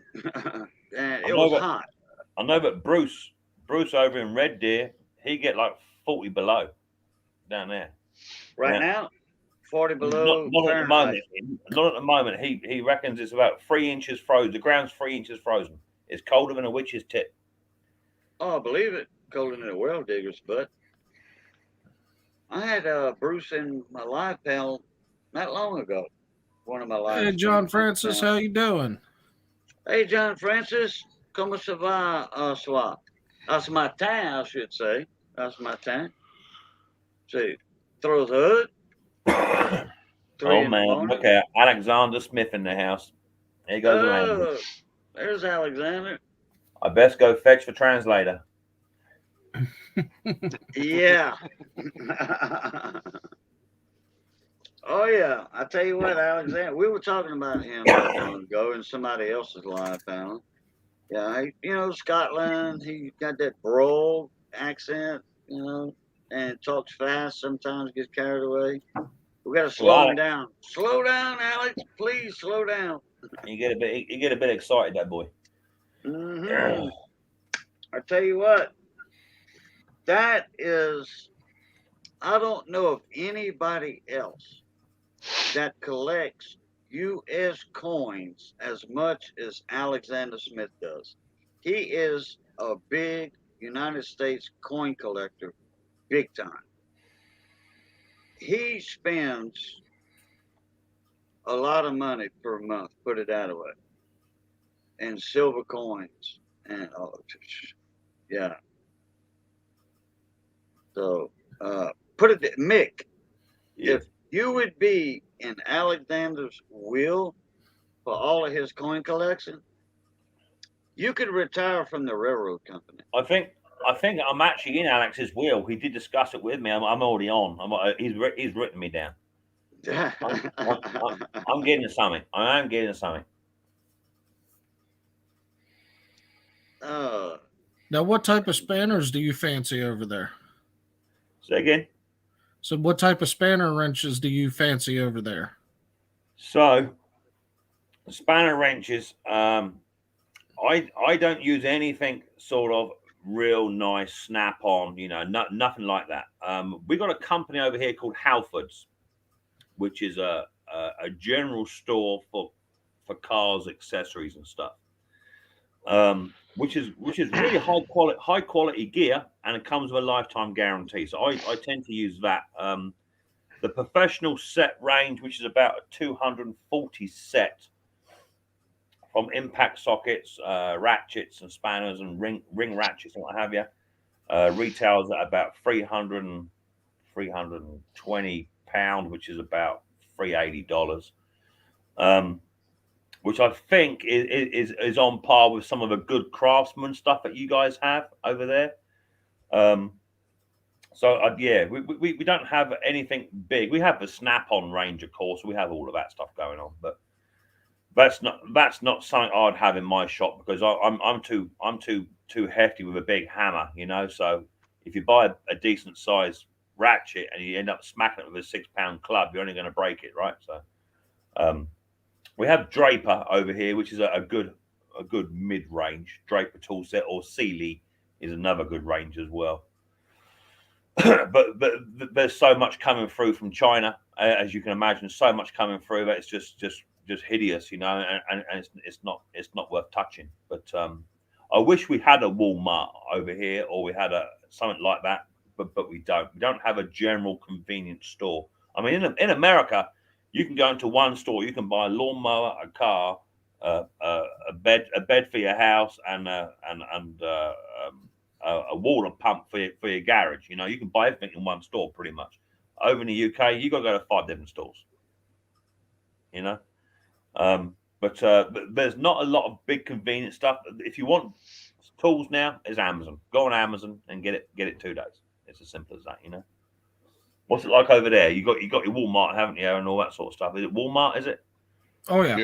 Yeah. Yeah. We don't have that. We do have a Stens now. The Stens are over here, but a lot of the stuff is still being shipped over from the US anyway at the moment. But yeah, Halfords is a good range, especially their professional range. It's good quality stuff. It doesn't corrode, and you can take it apart and you can maintain it as well. So a decent size half-inch ratchet, you can take it apart and you can get in there and clean it and oil it up and put it back together, and it'll last you 50 years, you know. But there's so much Chinese stuff coming through. It's just shocking. Is it hard to get Chinese parts there, or any kind of parts for lawnmowers and stuff over in your area? It's changed because now Amazon, for some reason, they've got like this third party thing on Amazon in the UK, so you can buy a Chinese copy carburetor. You can get it in 4 days, which is not bad. But the stuff on like eBay can take up to 2.5 weeks to get from China. But there's so much stuff coming through. Wow, I didn't know it took that long. Because you on the same, you know, that area. I mean, Yeah. It takes about 2 weeks. 2 weeks to get something from China. okay. So if somebody brings you a push mower, self-propelled push mower. Well, it's not self-propelled push. Well, it is push self-propelled. No, So if somebody brings you a piece of equipment, lawnmower, and you don't have the parts, you have to sometimes wait 2 weeks for that part to come in. So what generally happens with me, I've changed the way in which I work. So if someone wants something looking at, no one just drops stuff off. That doesn't happen. But always message me up, say I've got this, it needs repairing. Oh, right. Yeah, correct. You know. Well, that's what I meant. Like if somebody brings you one. Yeah. Yeah. So what I do is before they even bring it, they take a photograph of the machine, the model number, and what have you.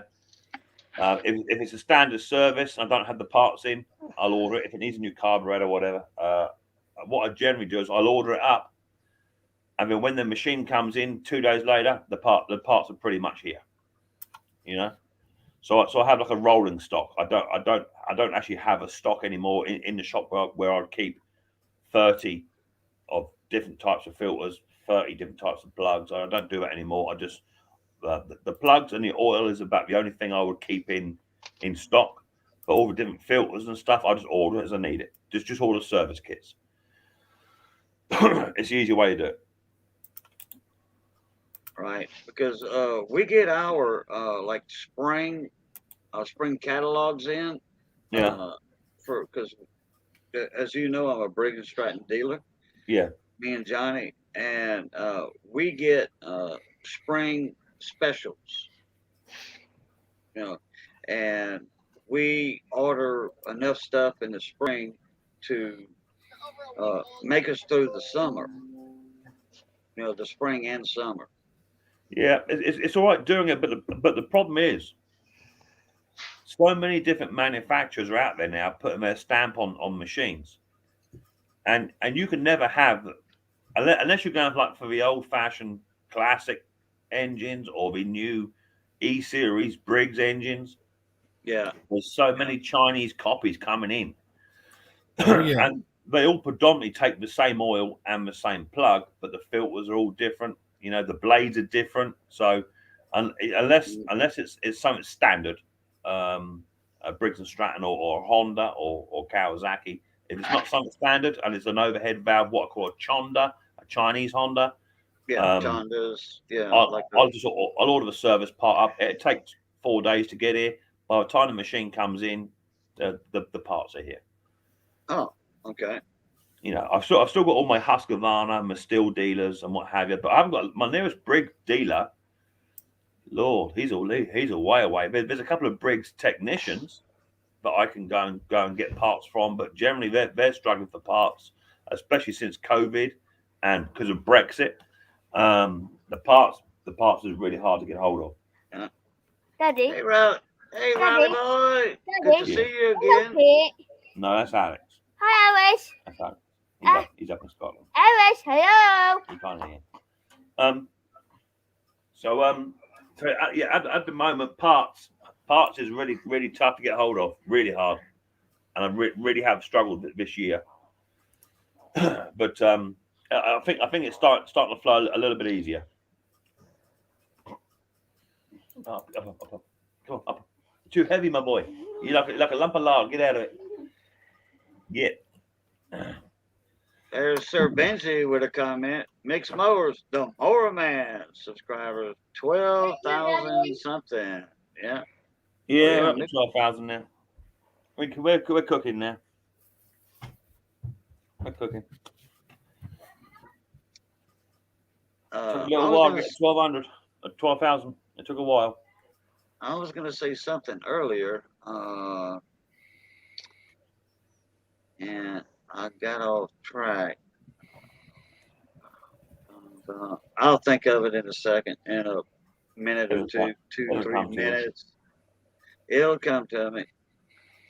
It'll come to you when you least expect it. No, yeah, I just got it. I least expected it. Right when I got that off, the E-Series Briggs. Yeah.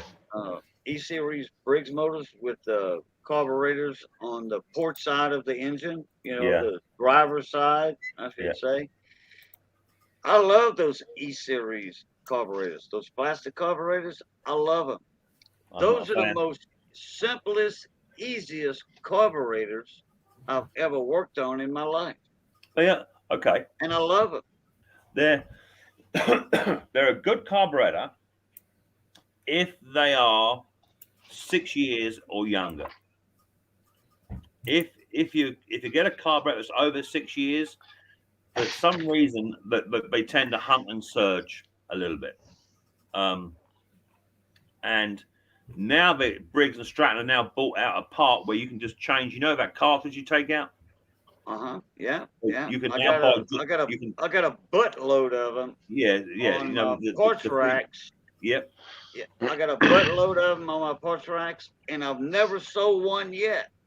My lord. So I now never had to. If I have a hunting surgeon carburetor that's over 6 years, I just take out the plug, put a new one in, done, move on with my day. It's quicker. It's quicker than a carburetor clean. It's quicker. Oh, someone got timed out. A bot. Oh, yeah. Bot? Oh, yeah. Same thing. A bot comment. Thank you.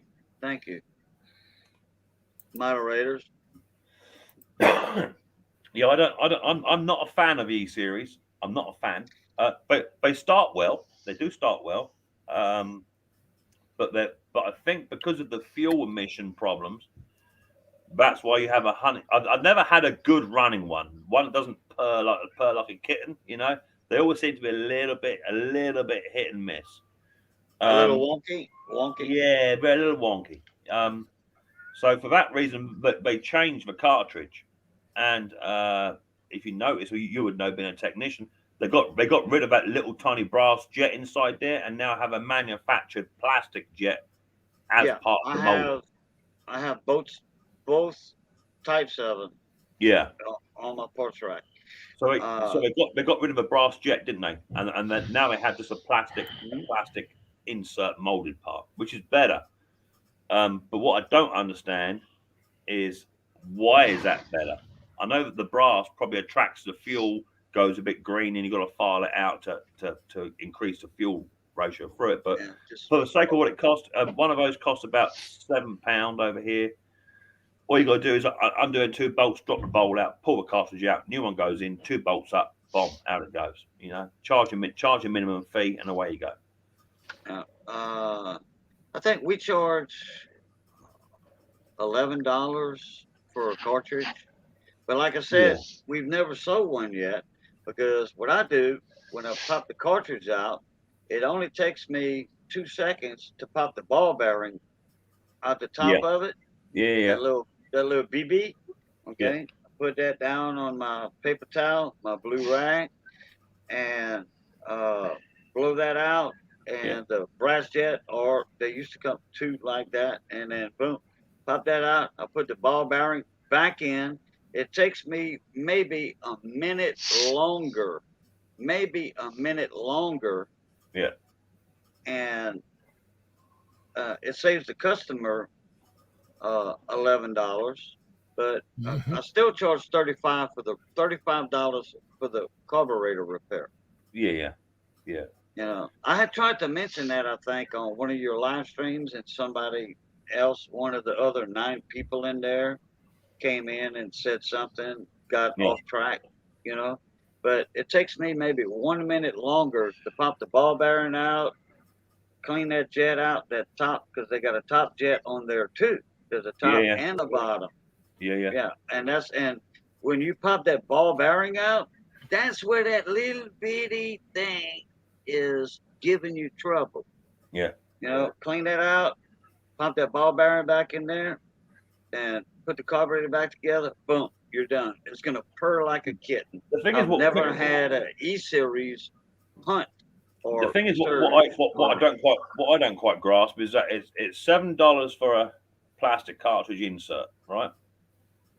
But over here in the UK, you can't buy that carburetor for anything less than £38. The carburetor or the cartridge? The carburetor itself is roughly about $42 over here in the UK, a genuine.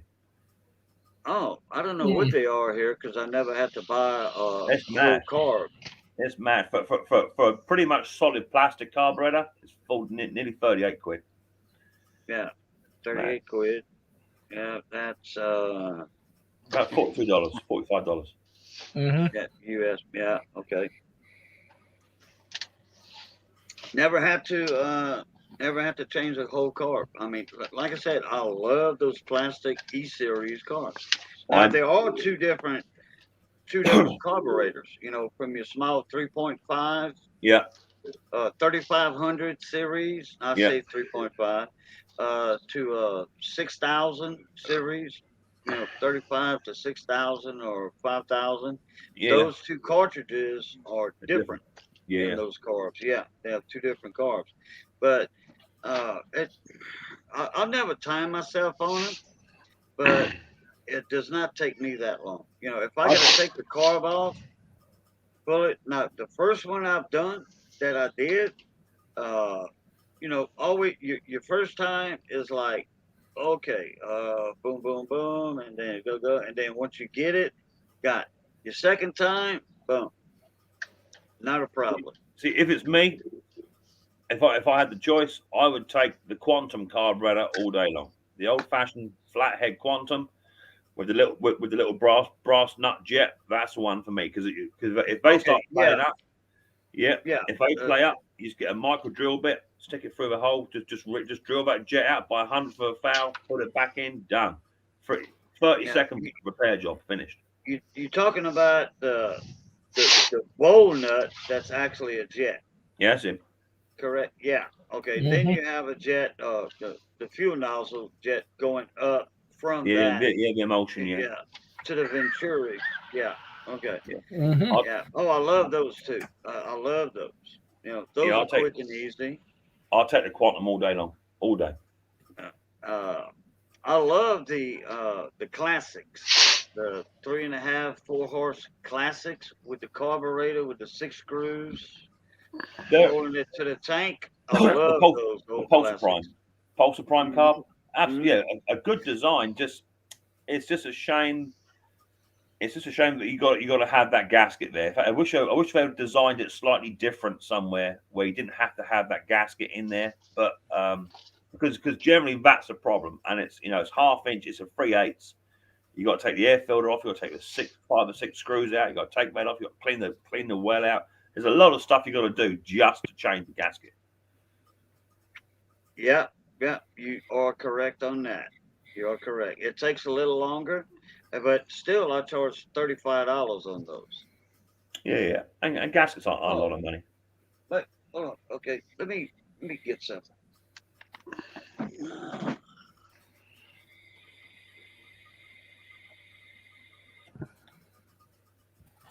Now, if he comes back with a severed head, I'm not going to be shocked.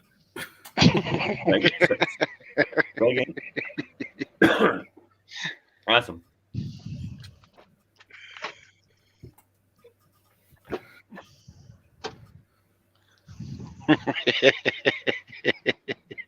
Look, $4. Yeah, that's cheap. That's what we sell them for. That's cheap. $4. If somebody comes in the shop I think and they over want a here- gasket set, there it is, $4. And that's a Briggs and Stratton. We order these. I think over here you get. Damn, I think we ordered. You get them from. My Briggs and Stratton distributor, because I'm a dealer.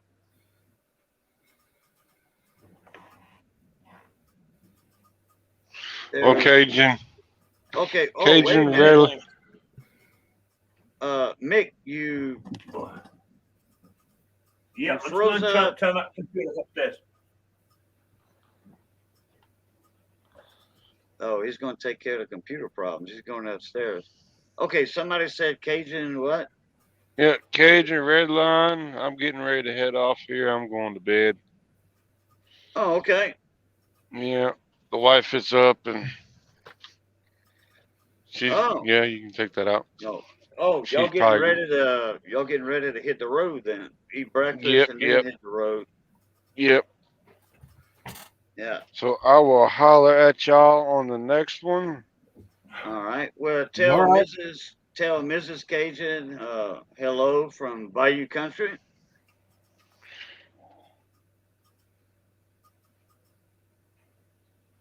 Hello. This one. Yeah, there you go. Good night. Hey. Yeah. Bon matin. No, well, yeah. Bon matin. Bon matin. Bon matin. Yeah. Bon Good. matin. Bon matin. Bon matin. It's French for Matin. good night. No. Good morning. Or good morning. I've been watching that Cajun education guy. Trying to read that. Good morning. Oh, Yeah. Matin. Bon matin. Matin. Tan. Like I don't know. Bon matin. Okay, matin. Like catin. Baby doll. Catin. Matin. Yeah. Yeah. All right. All right, Raising Cajun, take it easy, mon ami. All right. I will holler at y'all on the next one. Y'all keep it good. All right. All right. Blue top. Good to meet you, sir, Mick. No way, brother.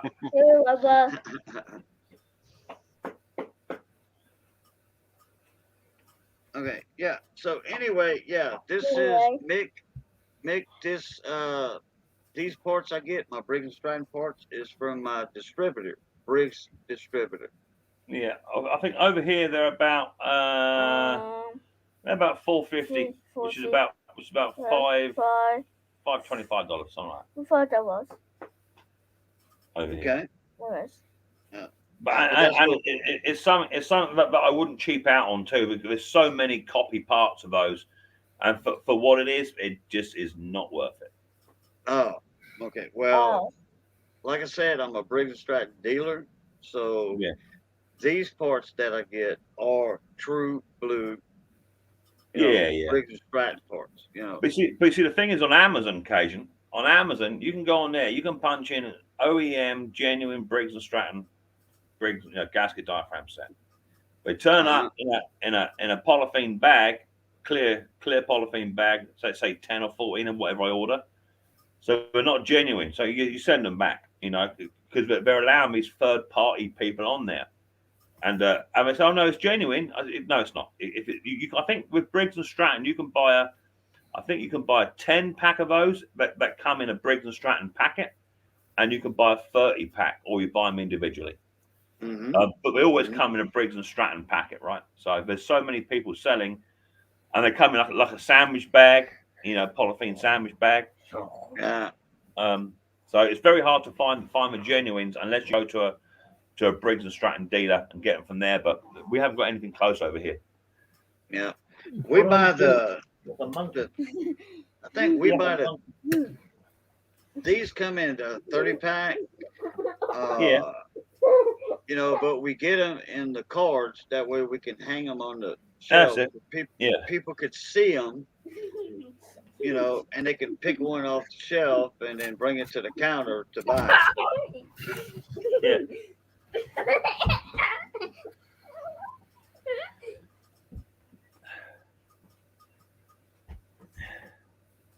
Riley boy's got some coffee in it. Boy, he's like a jack in a box every day. He's like a jack in a box every single day of the week. I've got 2 of them that are holy terrors. This one here is like a Tasmanian devil. He's 100 miles an hour wherever he's going.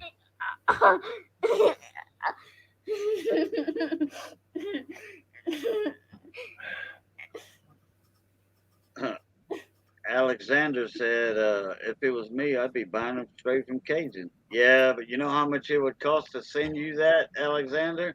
And that's That little that's the problem. You can get them because obviously Briggs and Stratton in America and what have you. You can get them for you sell them for $4, but by the time you ship them over here, add $15 straight on top of that. I could put I think whatever before an ounce, 1 ounce, I could put a $1.30 stamp, world stamp, and mail that to you. Still gonna take 2 weeks to get it. Oh well, yeah, and if you're in a hurry to get the part, by the time you get with me in an email and I send it to you, be what? Yeah, 2 weeks, like you say, and the customer would be like, "Hey, where's my mower?" Well, all I do now is I hunt around for genuine suppliers on Amazon. That's what I do. I'll even spend a day conversing with people, making sure they are genuine, And once you find that seller, you just save him, and then you order 30 gaskets, and they come within 2 days. And then all I do is because it's a bit pricier because it's Amazon, you just put it on the bill. You just put it on the bill. Yeah. Kind of share the shipping out per repair. Yeah.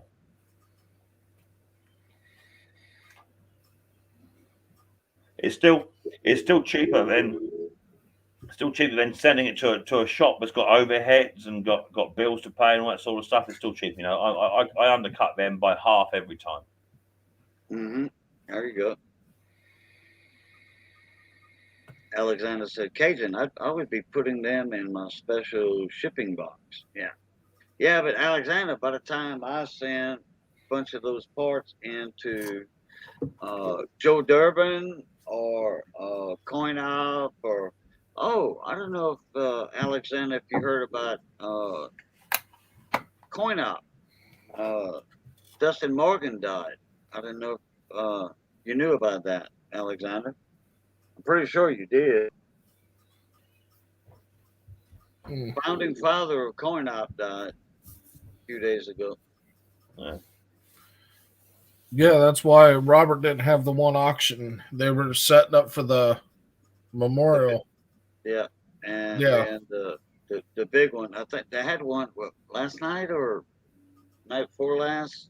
They had one of them. I've been on Joe Durbin and right. Yeah, Joe Durbin. Yeah, correct. Yeah, that was one of. Man, that's a shame that Mr. Morgan died. He was one of the pioneers in coin collecting, and YouTube, the YouTube part of it. Man,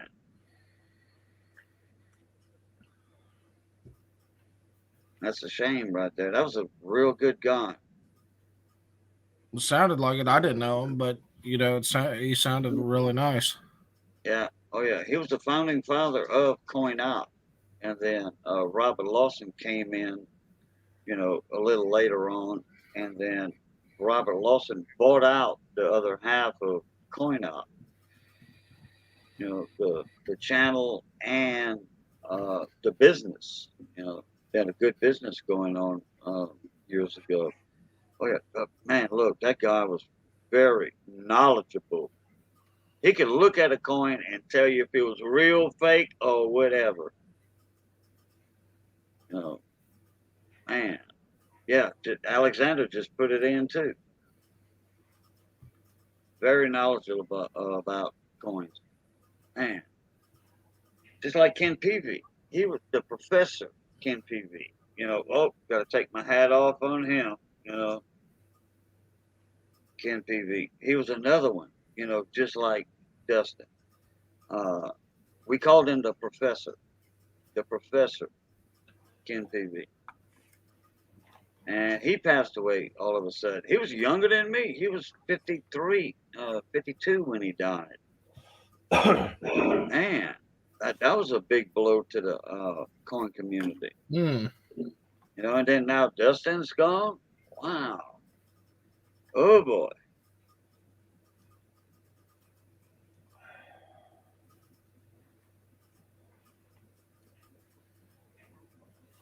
But anyway, okay, we had a little moment of silence on that one. Thank y'all very much. Yeah. So, Mick, I don't know if you've met Redline Gary yet, the guy right above you, right here. Redline Gary's a good guy to know. He's into race cars, engine building, and such as, and very knowledgeable. Have you got a channel going on, Gary? Yes. Okay, cool. I'll have to nip over there and have a little look. He did put it up there earlier. Why don't you do it again, Redline? Put your link up in. Where's my dog and bone? And a great musician also. And he's got stuff for sale, but it'll probably cost too much to send to England, to the UK.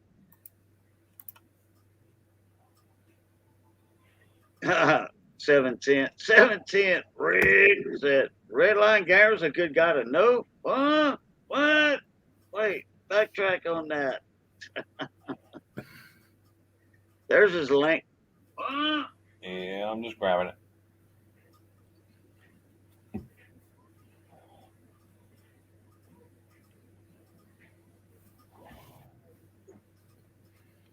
Well, I'll come and smash that. I can smash that. Yeah, you got another one, Gary. All right, thank you. You're welcome. Say, merci.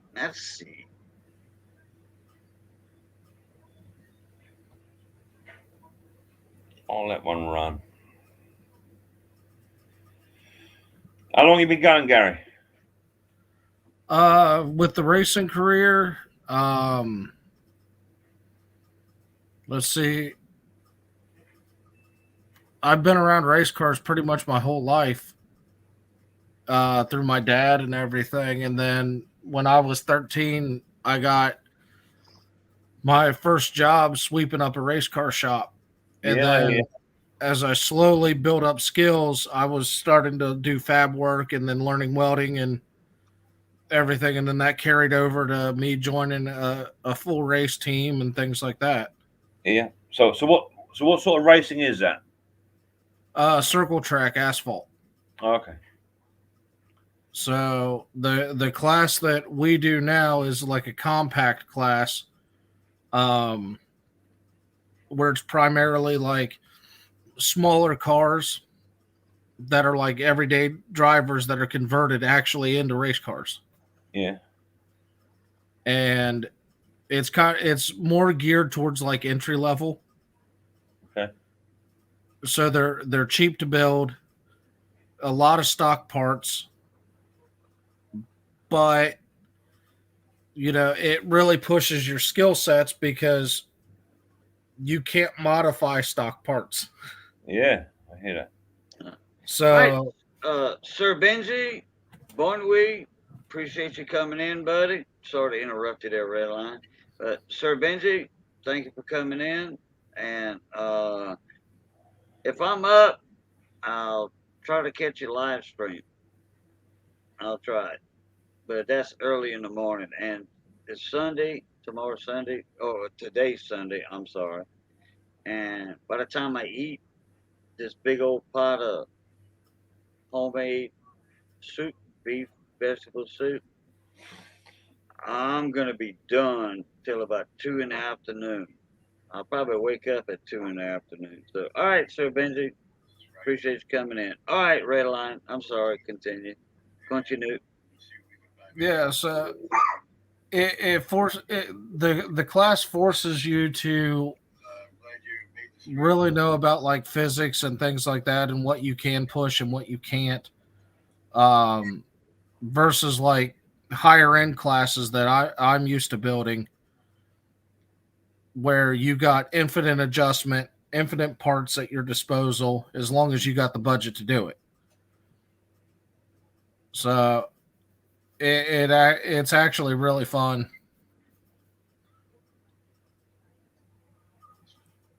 Then the shop does automotive repair as well. So We're more into Formula One over here. oh yeah, I love Formula One. Any type of racing I can get my hands on. Rally sports is another one that I'm real big into as well.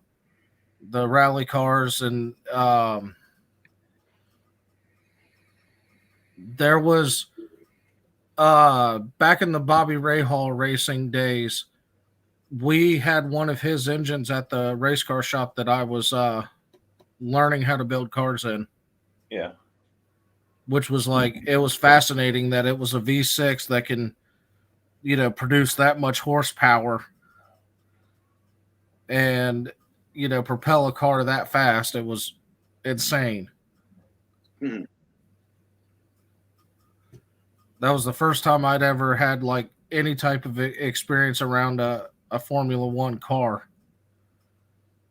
But they are extremely fascinating to me.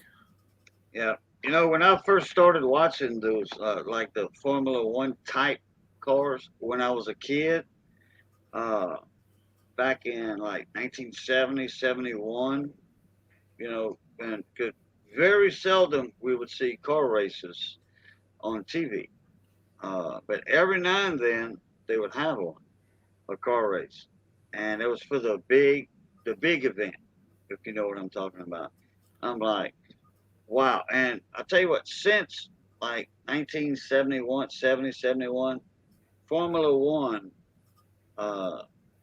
has changed a lot.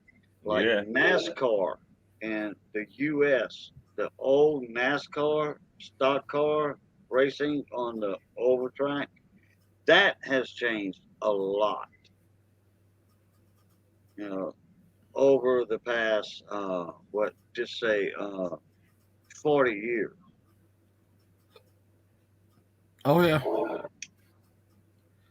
No, Stephen, I'm not on part 9 yet of the track series. I think I'm on 6 right now, and then You're on 6, yeah. there's going to be some more to that series because I've been in discussion with track owners, and a lot of them, they're giving me like real good positive feedback after watching some of the videos, and they want to discuss things further.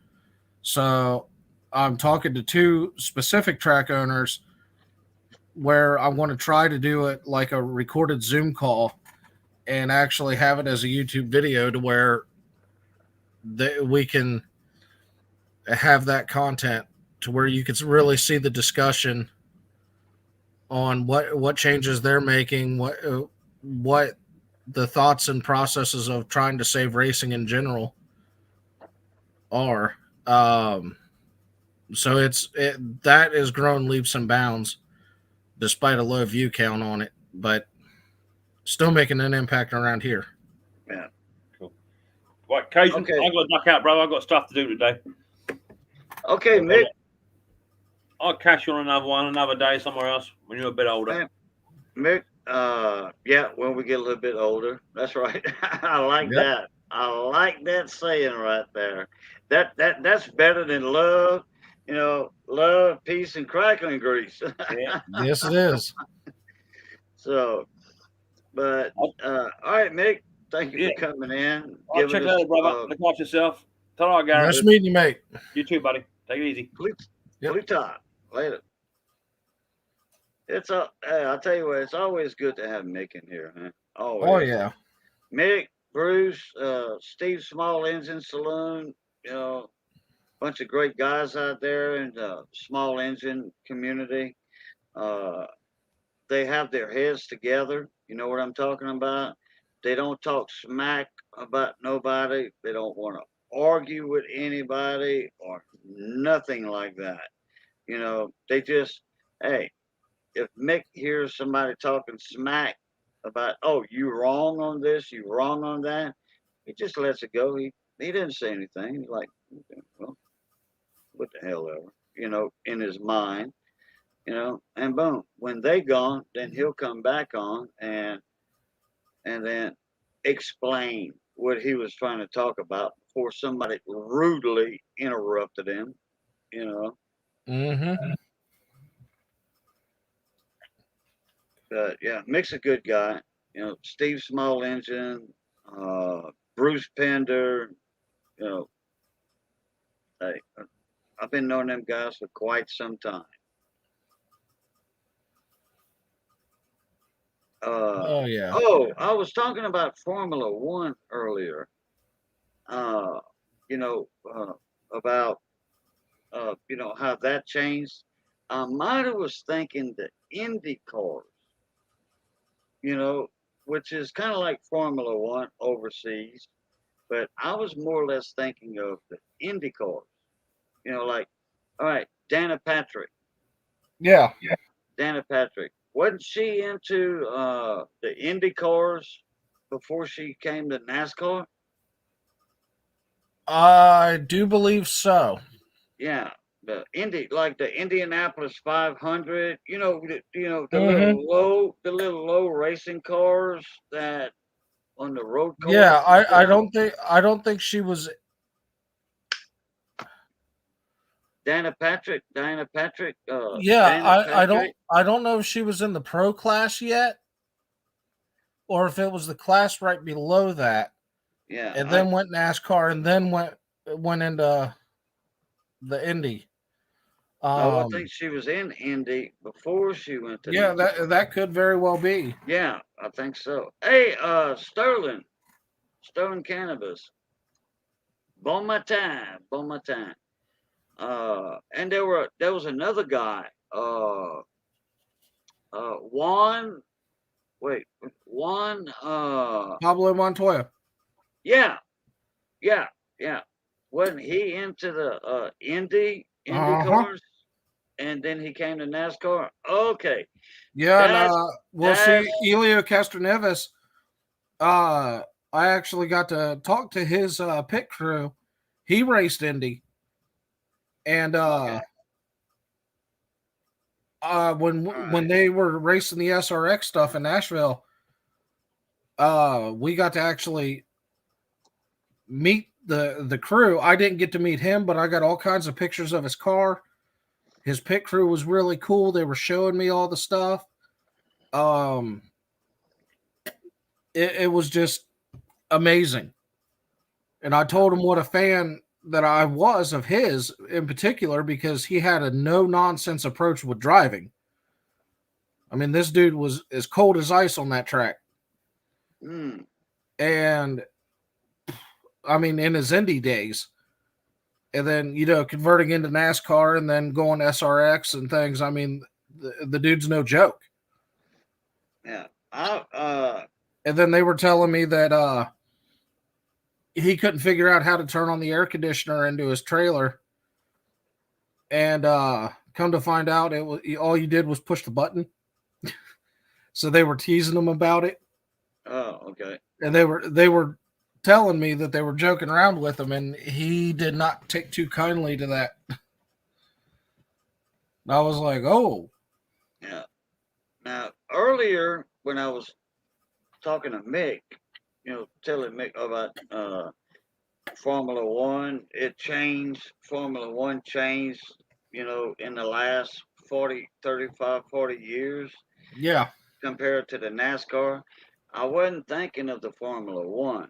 I said Formula One, but I was thinking of the Indy cars. Formula One, like over in Italy and England and all that, that's totally different.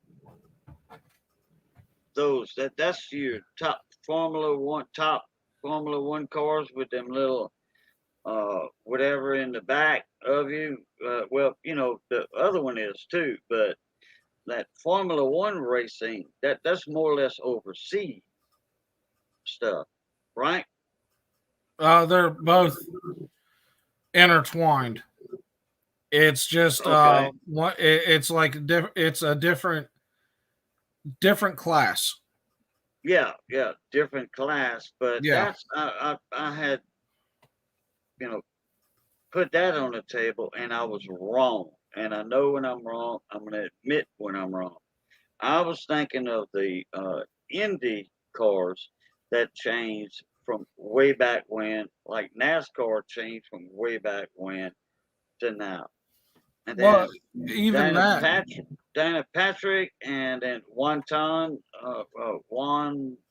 Pablo. yeah. He came from the Indy class to NASCAR, and actually he was one of the, like, everybody was like, "Go ahead, Juan, go ahead." He was one of the popular guys in racing. Well, yeah, Mario Andretti did it too. Yeah, Mario Andretti. There you go. Yeah. Then, but like I was having a conversation with my oldest because last night he stayed up to till when he was actually born, like a knucklehead. But he got to see one of the racing trucks at Five Flags smash into a wall, and he smashed in roof first. He flipped over and smashed into the wall roof first. And who was that? That happened over the weekend at Five Flags. What, this past weekend? Yeah. Oh, wow. Yeah, so we had a guy from our local track that was racing the modified mayhem race there, and he ended up winning it. But like he was asking me questions like, how'd this guy like walk out of that accident? It should have like killed him instantly. Yeah, well, that's just like what's that other guy? In 2004, 2005 for the Pepsi Cola run. Oh yeah. Oh, what was it? Not William. Crap. But anyway, he went into the fence. Oh yeah. Fence, and there was two. He did a truck, I think, and a car. And man, I'm like, there ain't no way that guy got out of that alive. And sure enough, he walked out of it on his own legs. What was weird is, so he's on his computer and he's searching up, like how often that has happened. And he comes across Russell Lee Phillips, which is one of the more horrific, stock car race accidents in history.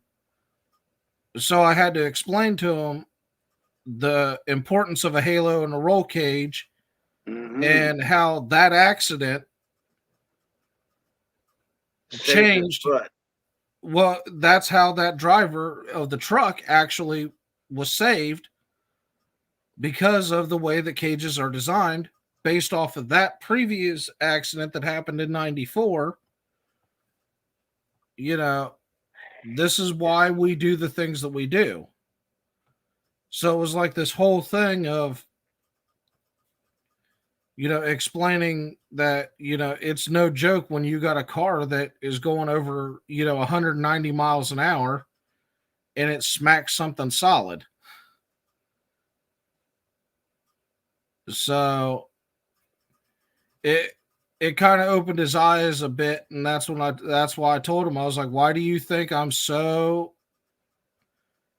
intense when I'm working on cars? Like, you're literal one mistake. What happens if those welds weren't good when that driver smashed that wall? Hey, And guys and gals, Jeff Crumpler hit the 1K today. sweet. He got his 1K milestone behind his belt now. He said, look out. Here we go. Congratulations, Jeff Crumpler. Now, I tell you what, Redline Gary, do you ever go to his channel for auctions or the games No, for your coins? Go check him out, Jeff I'm Crumpler. going to do that. Check him out. He does the penny games, not the penny games, but the card games. Like for $5, $4, like I do my penny games sometimes. He does that, and back to back, I won on his cards. Different nights though, like a week apart. Oh yeah. Okay. I got an ounce of silver for $4. I took a chance. I bought a spot on the card, took a chance, and guess what? There it was. I won it. Big old 1 ounce silver round. I got,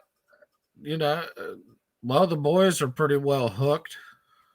So that's who was pushing me to watch the Joe Durbin's auctions and the Robert Lawson, because they were sitting right with me the whole time, like, bid on this, bid on that. Like, And there's his link. some of that stuff was, I tried to get in, but man, some of them guys are fast. Oh yeah. Sniping. Snipe. Yeah. Snipey Mikey's one that was notorious for that. Sam CB. Yeah, I know Sam. CB. Is another, CB he's another Sam. one that loves to every time I get it. I know Paul CB. Hampton. Paul Hampton. I know Paul Hampton very well. Yeah. Because Hidden, he was hidden numismatist. Yeah, he was the one that vouched for me with Coin Op. I know Hidden very well. Yeah. I've been knowing all those guys for years. I say years. Oh yeah, they're all good people. It's funny, the banter between Robert and Hidden. Okay. I gotta go lean off the dock. Y'all talk. Y'all brag on each other and congratulate Jeff on his 1K. Yes. Congratulations.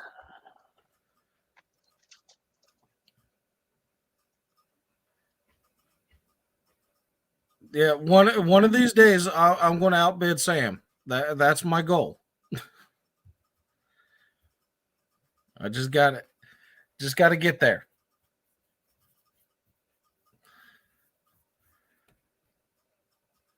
Then I saw where 710 was talking about mud races. Yes, mud races are insanely fun. The one that I have yet to go to is where they do the boats, and they have like the mud course. They predominantly have that in Indiana. I think they got a track in Florida, but I know for a fact in Indiana they do have one, and they run the boats on those courses, and those little things fly. I'm going to make it to a race of those. That's been a goal. I did get to see the stadium trucks at Mid-Ohio, and that was amazing. So Okay, I'm back. but yes, Sterling, you are right. Every time you get sniped, you save cash. Yes, that's a fact. And then there's some times where the bid gets too high, and I'm like, I'm out. I know when to walk away. So, but yeah, so far it's been fun on those streams, the auctions, meeting a lot of good people. So, yeah, you'll probably be seeing me over there a lot more. Yeah, you need to go check out Jeff Crumpler. Oh yeah, I subscribed. I'm going to be checking that out too. He's a good guy. I like his games. You know, like the penny games that I do every now and then. Yeah. He doesn't, but he does it with a card. You know, like a scratch off card with the numbers all down. And same thing as what I do, except it doesn't take as long for me because I do the wheel. And that number that comes up, that's the one that got it. Jeff Crumpler, check your email.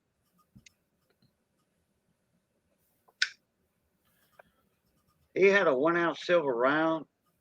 I got that one.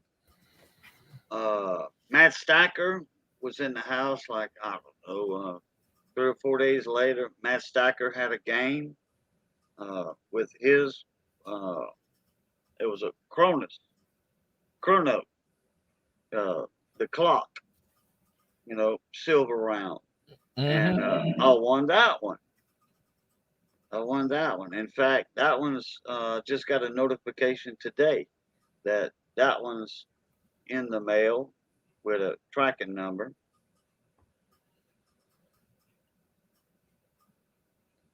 Yeah.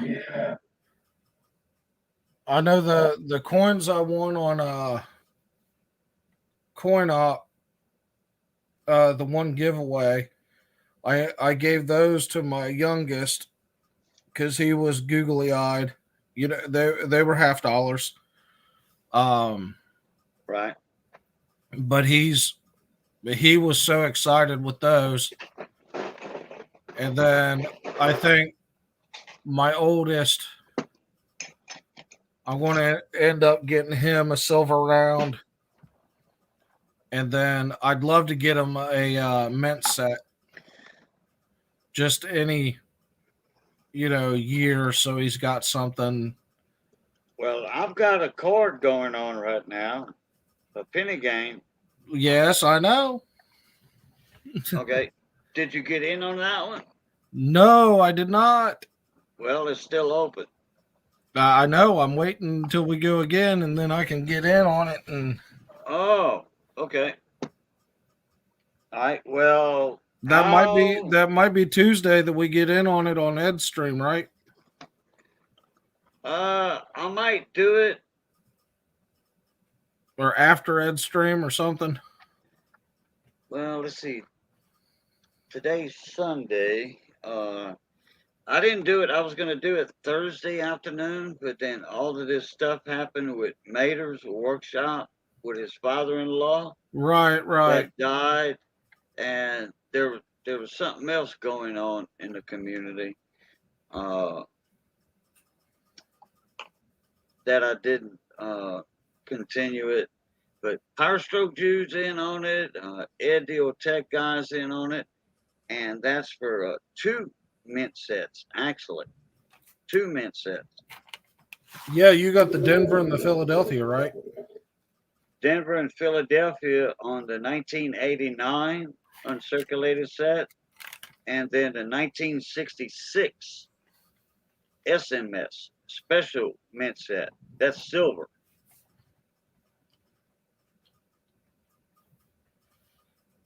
So I'll let you know ahead of time. That way you can be in on it, and get a number or 2 numbers, because it's a limit of 2. You can't get more than 2 spots. Right.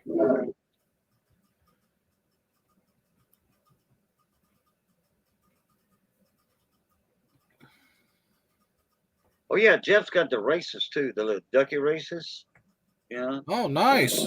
I'll watch that. I'll watch anything racing. I think I watched those mice are- at the fair race. Okay. Yeah. And I was trying to place bets with people and try to get some side action going on. Yeah. They thought I was crazy. And then they had turtle races and things like that. I was all over it. Like, I don't care what racing it is. I'm watching it.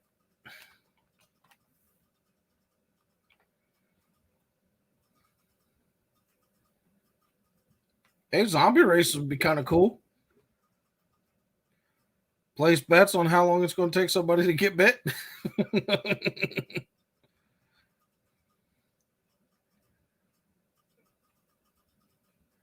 I have not seen a snail race. I would watch it though.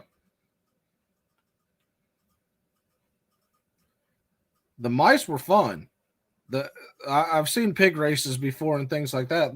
Those are kind of entertaining. But the mice racing, man, I had only two people hooked me up and took my bet. Out of me staying in that one area for about 3.5, 4 hours of watching mice race. I just couldn't get away with it. I was like, man, this is great.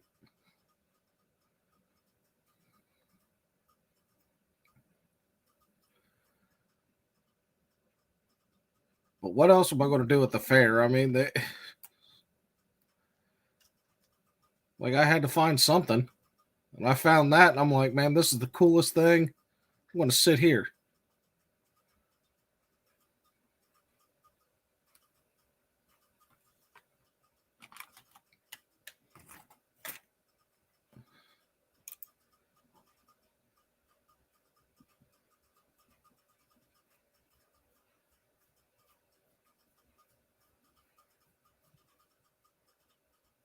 Yeah, I won on somebody's channel. I won one of the duck races. You know, it was for a giveaway. You know, with like $3 or $4 to enter in it, whatever. And I forget what that was for. I don't know if I gave my prize away to somebody else or what. I think I gave mine away to somebody. I forget whose channel it was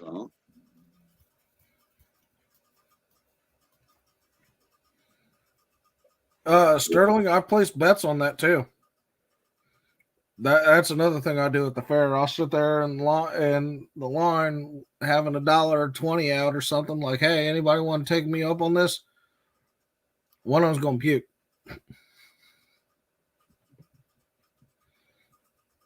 Anytime you can get some action, you know. But that's back to my old drag racing days. You know, you gotta hustle. Can you see private chat, Gary? Oh yeah. Okay. I've already got your number. Remember when I text you for Mater stream? Oh, okay. Yeah, I don't have you in. I don't think I have you in my phone though. Let me check.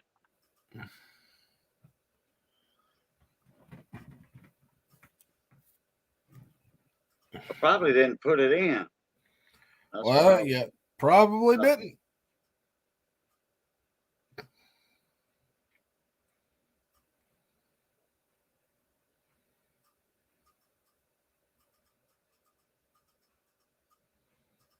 Yeah, I got you. Okay, I forgot about it. That's why I was inquiring. Jeff Crumpler says, I've got new gold on the way. Hey, Jeff, I sent you a email to join up if you want to come in. Anyway, Jeff had a game, you know, one of the penny game, scratch offs, whatever you want to call it, football card. He had some gold for somebody in there. It was half a gram of gold, a nugget. It was $6 a spot. And it didn't, the card didn't get filled, but I want it in. And he said, don't send me the money now. Just, So anyway, I had to go. And, the stream was about ending anyway or something. So I says, hey, if y'all continue it, my name, my numbers right there. He had my name on that number, but it didn't get filled. So, but hey, $6 for a half a gram of gold, a nugget. Oh yeah, that's cheap for a half a gram of gold. Yes, it is. We get on those spots all the time for racing gear and parts. Because usually my driver, he'll text me and he'll be like, dude, you want to buy a spot for $10? And I'm like, what's it for? Doesn't matter? Okay. Lo and behold, I'll go to the shop and, dude, look what we got. We got shocks. I'm like, for $10 a spot? Like, because he got a racing helmet for like $600 and it was like $10 a spot. I'm like, man, they do those on Facebook. So that's why I was like, anytime he tells me that, I'm like, okay, I'm game. As long as I got the money. Because half the time, you got to catch it at the right time.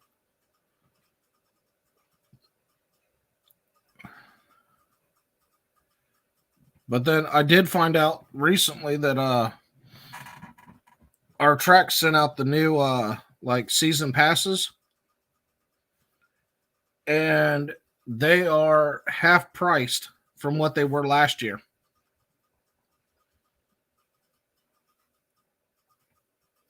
Because last year it was going to cost $3,200 for the season for me and the kids and everything to get full season pit passes. This year it's under $1,000, and I'm like, oh, thank you. Like you don't know how much that doesn't hurt the wallet. So I'm real excited about that. But those don't go on sale until January, so I was very happy when I saw that. I was jumping up and down.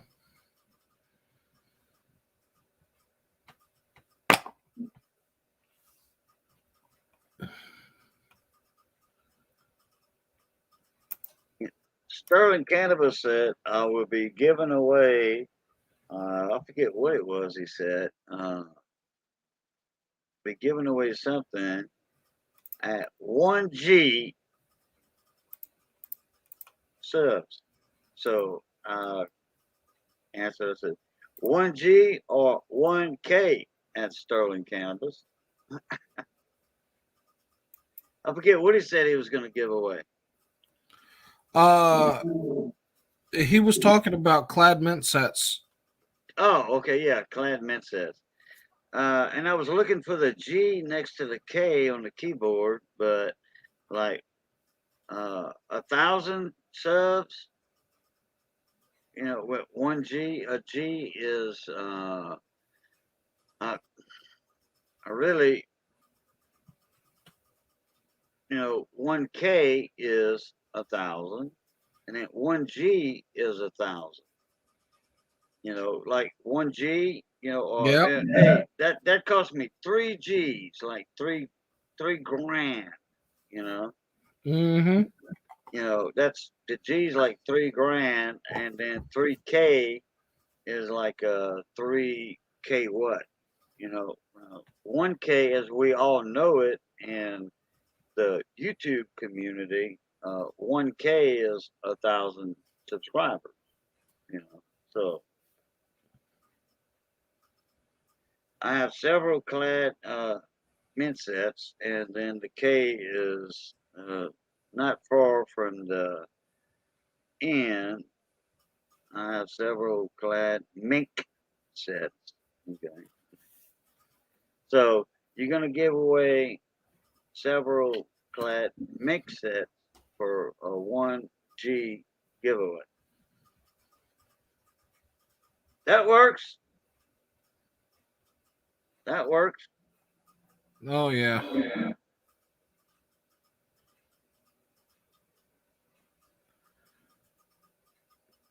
710 Oi says, you got it. I used to do my silver wheels with gold, you know, like Oh yeah. my Cajun Coin Hunter wheels of silver. I used to do them with gold. I bought 3 gold coins from a buddy of mine, which everybody knows him, Michael Kittle, Rare Coin. Okay. I bought 3 gold coins from him. And I was gonna make those 3 gold coins giveaways, you know, in the wheel. Okay, the wheel. I was gonna stretch them out in like inside of a 2-week period. Guess what? Because I had somebody else, I was helping a buddy of mine out, Andrew O'Neill. I had some stuff for him that I put my wheel of silver on. I put his stuff up, you know, to raise money for him to fix his truck.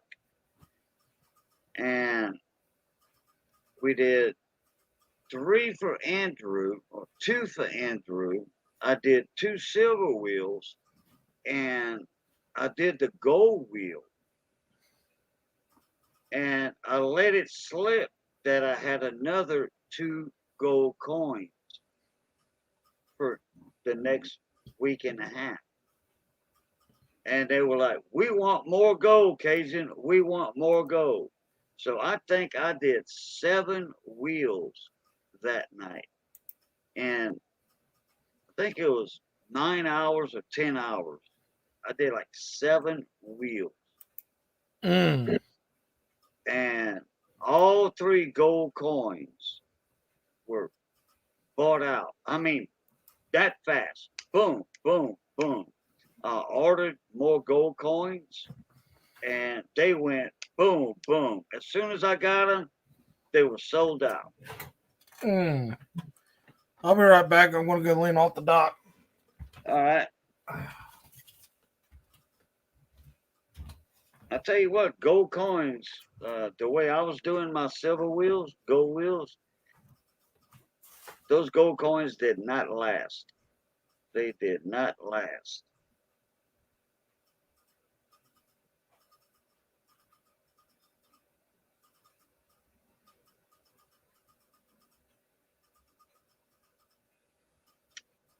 $7.10 said mink stink. My dad used to trap them. I did too, $7.10. $7.10, and everybody in this chat, all the 10 people that are in here. Let me tell you something. If a woman would ever smell a mink that's in a trap, they would never, ever buy a mink coat. Never. Because minks stink. 710 is right on that. A mink is, they don't spray like a skunk does. But they related a mink, a weasel, and a skunk are first cousins. First, second, third cousins. A mink is related to a skunk. And I'm going to tell y'all something right now. If y'all would ever smell a mink that's caught in a trap,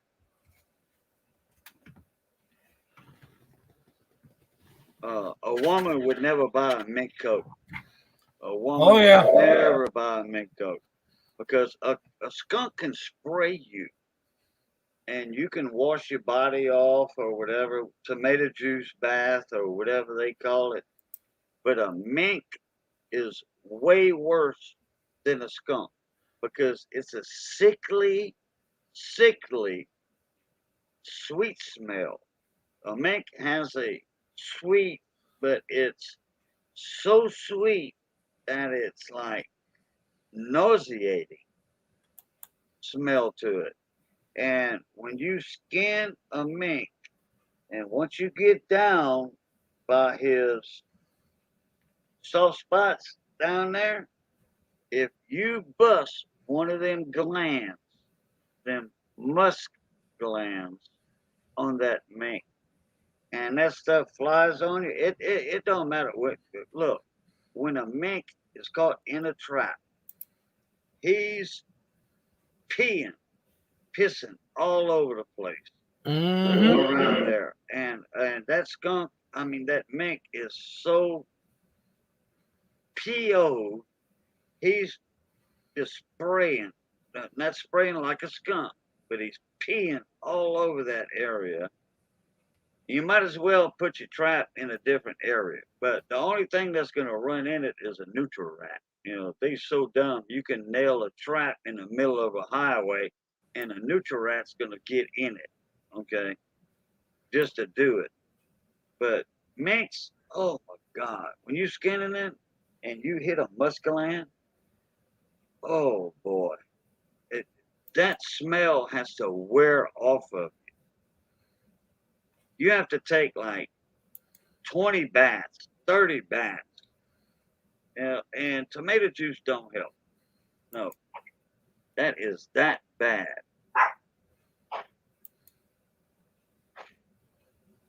That's Mama coughing. Dog's barking. Missy coughed. So Bebe, a little long-haired Chihuahua, thought somebody was knocking at the door. So she started barking.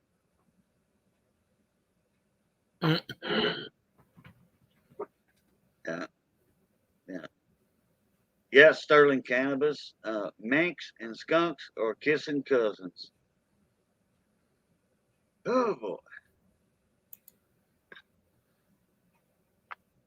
Oh yeah, Sterling. That's right. Yeah. Metric systems use K for 1,000. Yeah. Or well, actually, a 1K means 1,000 in YouTube talk, but like a kilo, 1 kilo is what, 2.2, I think. A kilogram, is it? Yeah, a kilo is 2.2, something like that. Am I thinking right or wrong? Or a kilo is 2.2, right? I think a kilo is 2.2. Yeah, a kilo is 2.2. Yeah. But when we talk about 1K in YouTube talk, you know, for subscribers, 1K means 1,000. You know, the K means 1,000. Just like Y2K means 2,000, the year 2000. You know what I'm talking about? Everybody was talking about Y2K with the new millennium, 2000, Y2K. Yeah. But a kilo, okay, yeah, see, I got off track there. A kilo is 2.2. A kilo. Okay, so I got off track. My bad. Hey, furry plants, how y'all doing? Furry plants and coins, how you doing? Welcome back. Sterling Cannabis says, Cajun, I want to see those kissing cousins. I want to see them kiss. Yeah, the mink and the skunk. Yeah, yeah. But yeah, those minks, man, if a woman would ever smell a mink in a trap and while you were skinning it, they would not want to buy a mink coat. Believe me. Yeah, yeah. Y2K was when supposedly the world was going to end, but then computers, and electronics. Yeah, that didn't happen. That did not happen.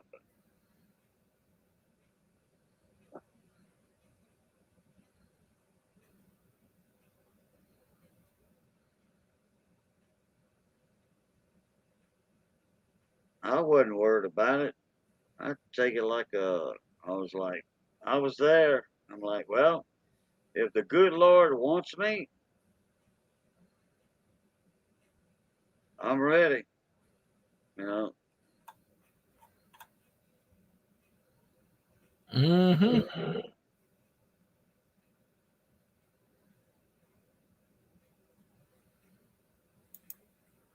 It's usually the way that it works. I was 17. I was super drunk that New Year's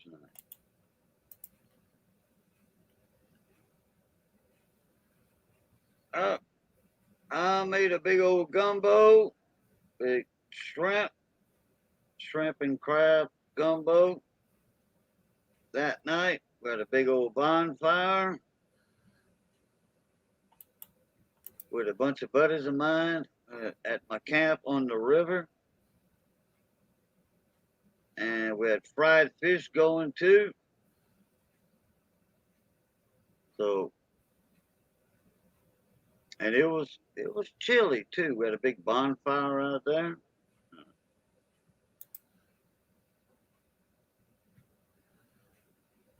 Right on the banks of the Mermentau River. Okay, hold on. I think Missy's calling me. She probably needs a spoon for medicine. I'll be right back. All right.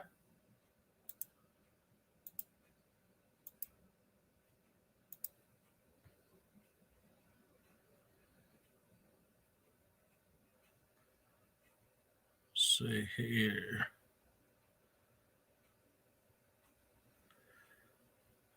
We don't discuss New Year's night 710. What happens on New Year's night stays on New Year's night.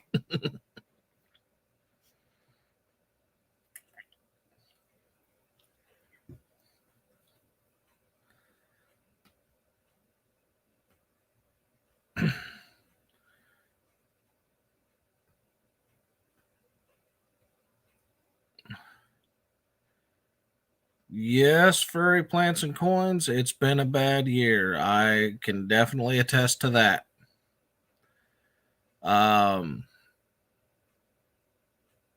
Yeah. I'm still going through it. Now 2022 better be amazing. That's what I'm hoping, because 2021 has done.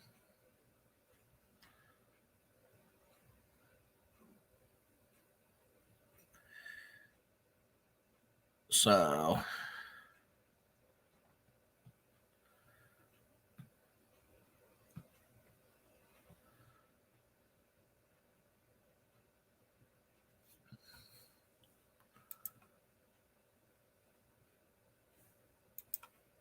wow, we still have 9 people in here.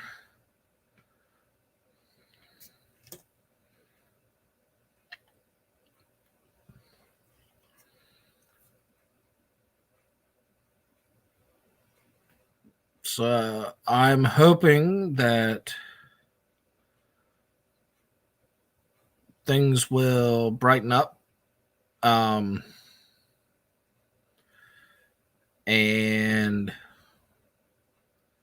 yeah, I think that our race team is going to be doing the same thing next year by the looks of it. Still haven't made the big decision on that yet. So as long as I can heal up, I'll be ready to get down to work and rebuild the car and tear some stuff up.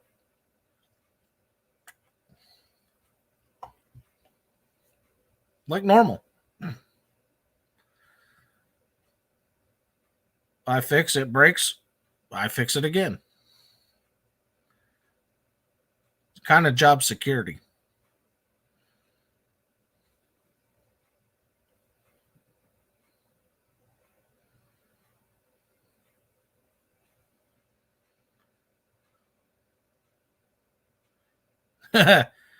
You name it on the car, it's probably going to get tore up. And then we got less than 5 days to fix it and get it back out onto the track. All right, I'm back. Yep. I had to get Missy a teaspoon for her medicine, cough syrup, Okay. and then some water. So, who's drinking moonshine apple pie? Yeah, see, they didn't offer you any, Cajun. Yeah, well, I seen that in chat just now. I think it was furry plants or whatever. Who's drinking some apple pie shine?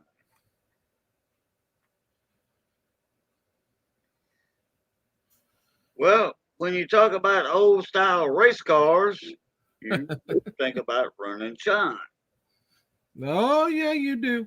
You know, Uncle Jesse, you know, the old Ridge Runners.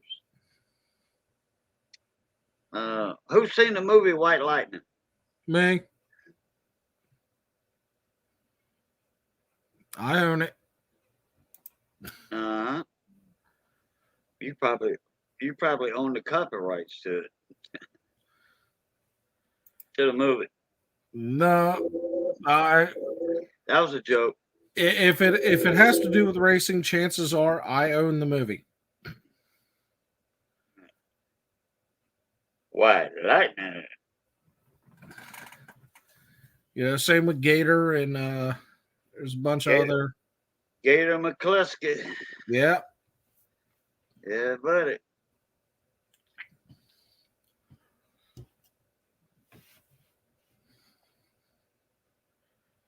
That was a good movie.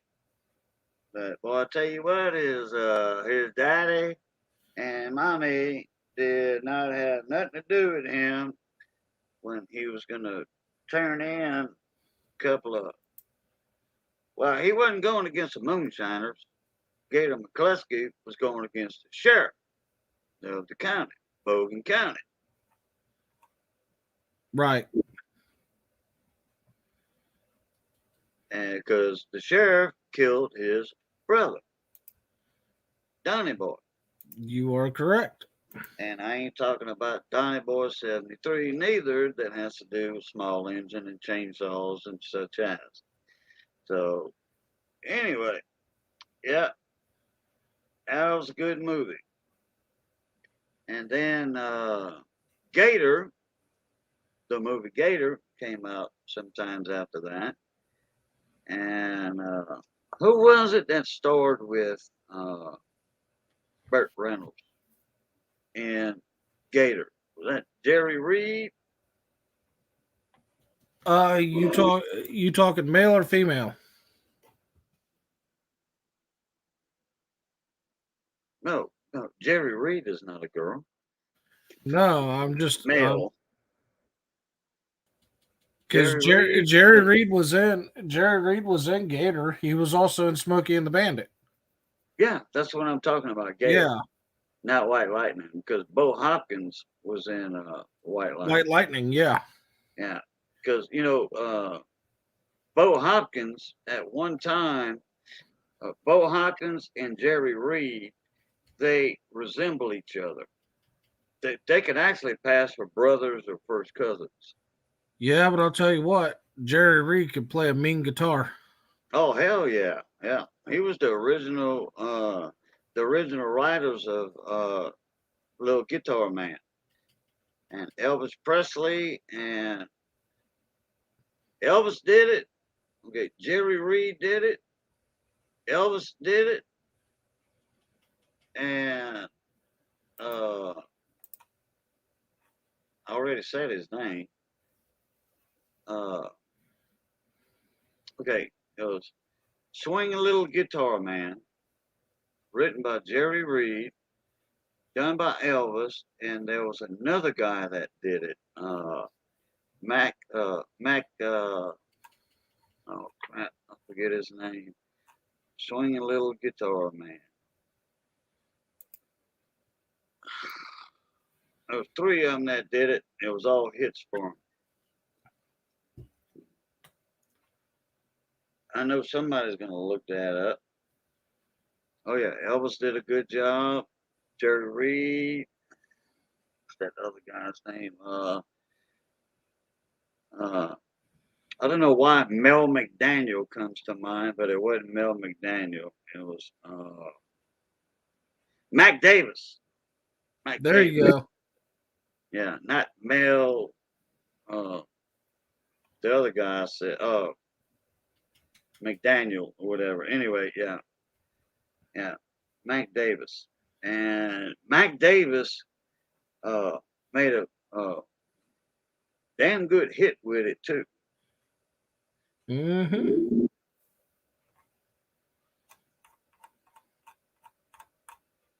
Yeah, when I was playing music, we used to do that song all the time.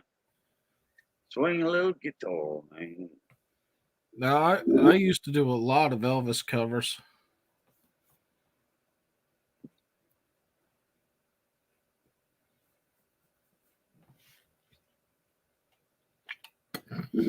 Sterling said decades ago I saw that movie.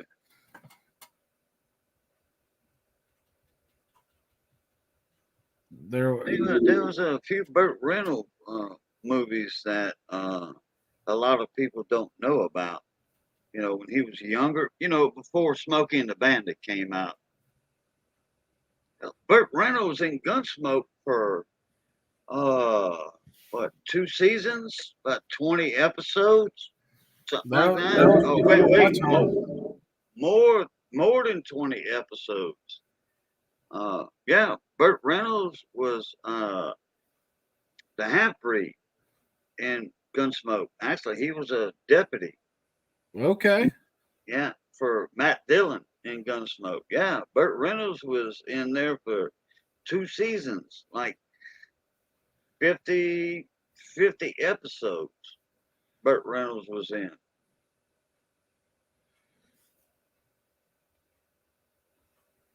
He had to earn his respect as a deputy in town. Put it that way. You have to earn it, and when he earned it, he earned it. Put it that way. Okay. Yeah, he was young then, and I tell you what, that was him riding on the horses. His own stunts and all that. Burt Reynolds could mount a horse, no saddle, no nothing. I mean, he could just jump on that horse like Granny did in one of them episodes of the Beverly Hillbillies. That wasn't Granny, it was a stunt double, naturally. Oh yeah, hey, Burt Reynolds, he could just grab the mane of the horse and just hop on it, no problem. Or jump from behind and get on the horse. Yeah, see, I'm not going to attempt that, because I know exactly where I'm going to land. Yeah, it's not going to be pretty. right. Yeah, correct. And I've already been called it numerous times.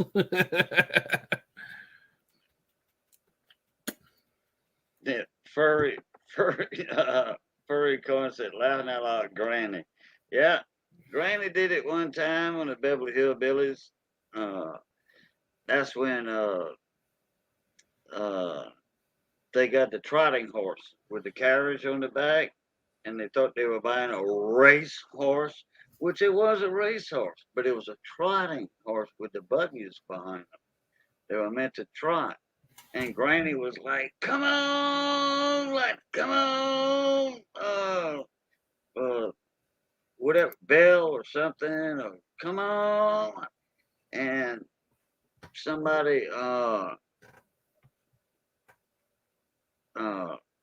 already got the one. somebody, Ellie Mae, taught the horse to run like a racehorse.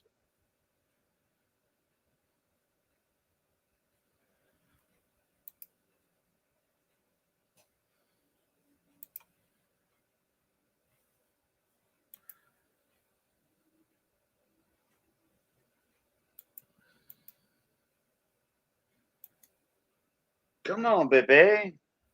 Quit. Little dog's bugging me for some reason.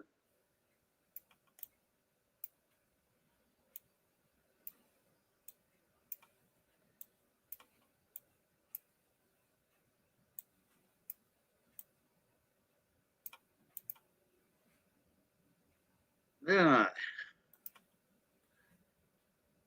There you go.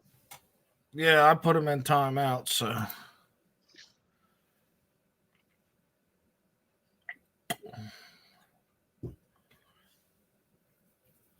Yeah.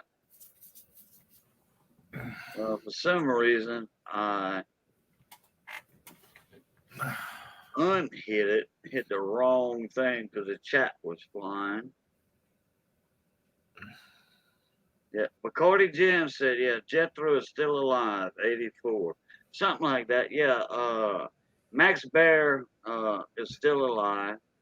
He's the only living survivor from the Beverly Hillbillies. I've been trying to find that movie back from, what was it, 1980. 82, I think, somewhere in that area. 1982, they had The Return of the Beverly Hillbillies. It was a movie, and it played on TV. And Jed was back at the cabin. He gave Granny's share, or he shared the money off with Jethro, and Ellie Mae. She opened up a animal clinic and a zoo. Granny died in the movie. Not in the movie, but Granny was already passed away. Jane Hathaway was in it. Melvin Drysdale, they sent him to the crazy house. Crazy house, kind of like prison type deal. Wasn't that the one that they did in color? But the movie? Yeah. The Return of the, a lot of the Beverly Hillbillies were done in color. After 1960, 65 or 67, I think. Right. But I'm saying the actual movie was in color. Oh, yeah. The actual movie, not the one with, oh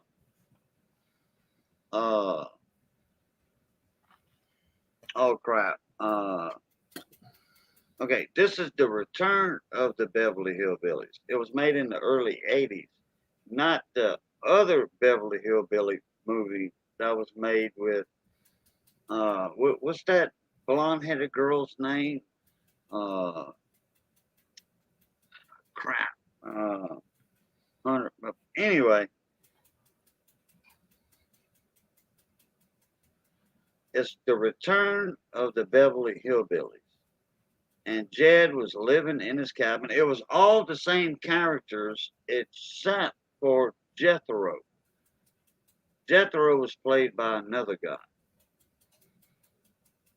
that looked like it. And he was a doctor.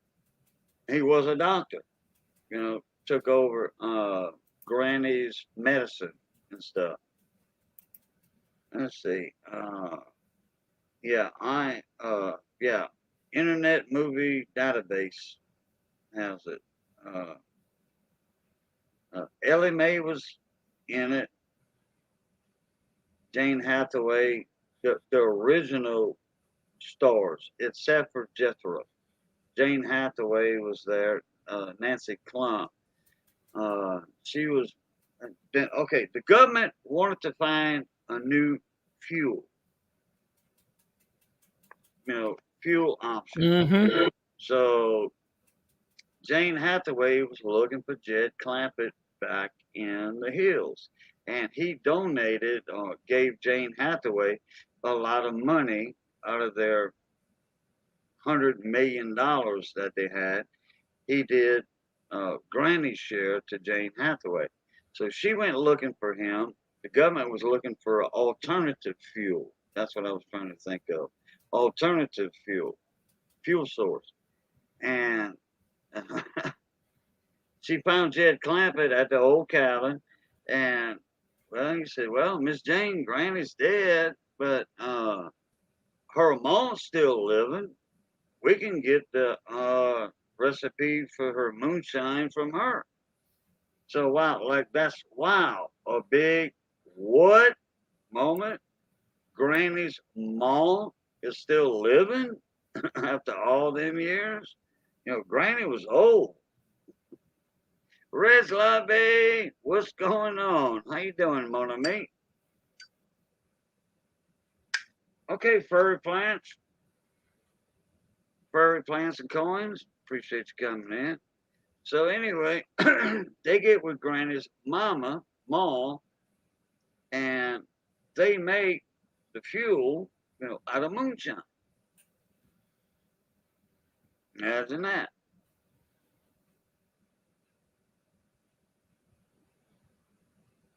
Bacardi Jim, what's going on? In fact, I want to watch that movie, and it's not available in any YouTube. Not well, you got to pay for it, but oh well. I mean, I don't want to buy the damn CD. You know, I want to watch it, and that's so old. You know, that was back in 1980 something, 84. No. Before that, 1982, I think that Beverly Hillbillies came out. The Return of the Beverly Hillbillies. No, I don't see how they can sell it on YouTube. Nobody, all they want to do is watch it one time. They don't want to buy the DVD. 1981, Bacardi Jim says. Okay, thank you, sir. Thank you. I figured it was around 82, 83, something like that. He corrected me. Thank you.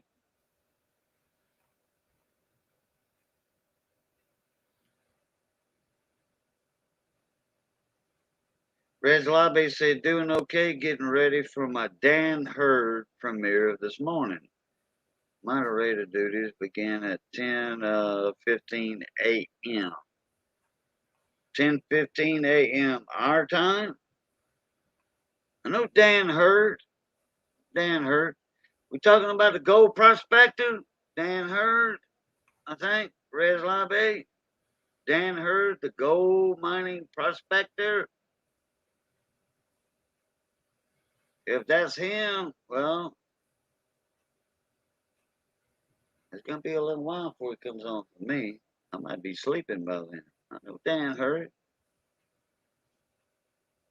Came over, Bacardi Jim says, I came over from my Silver Squad stream up late. Well, Bacardi Jim, appreciate it, bud.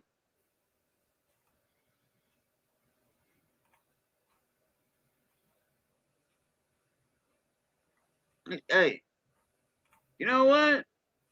Redline Gary, Yeah. you remind me of Dan Hurd.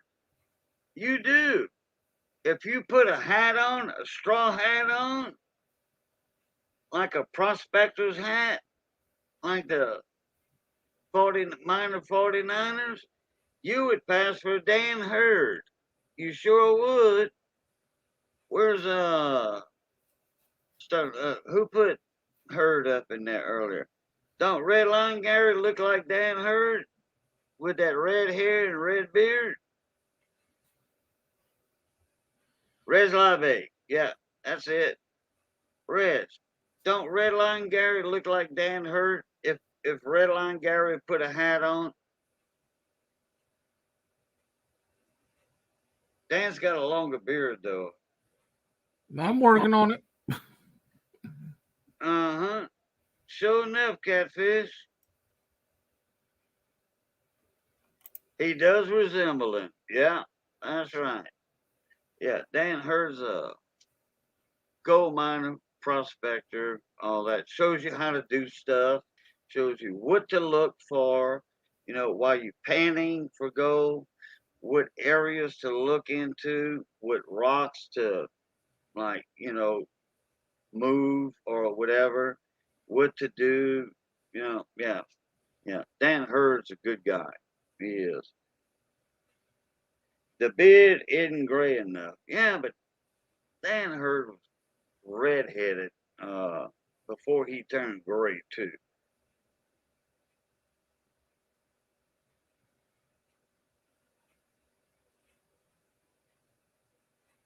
All right, Bacardi Jim. We're gonna check you out. His beard needs more gray. I don't know. Just put that hat on Redline Gary, and he'll be his first cousin.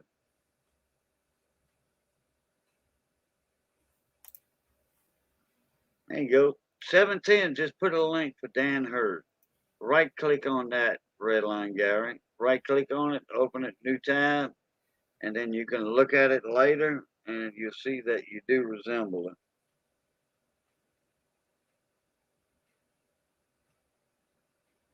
Oh, I've seen this guy before.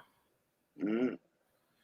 He was talking about a illegal sluice that he found. Illegal sluice and all. And he was doing like this. Yeah, because I watched that video. It just, I don't know. Those like that is like, oh man, that's change that thumbnail, please.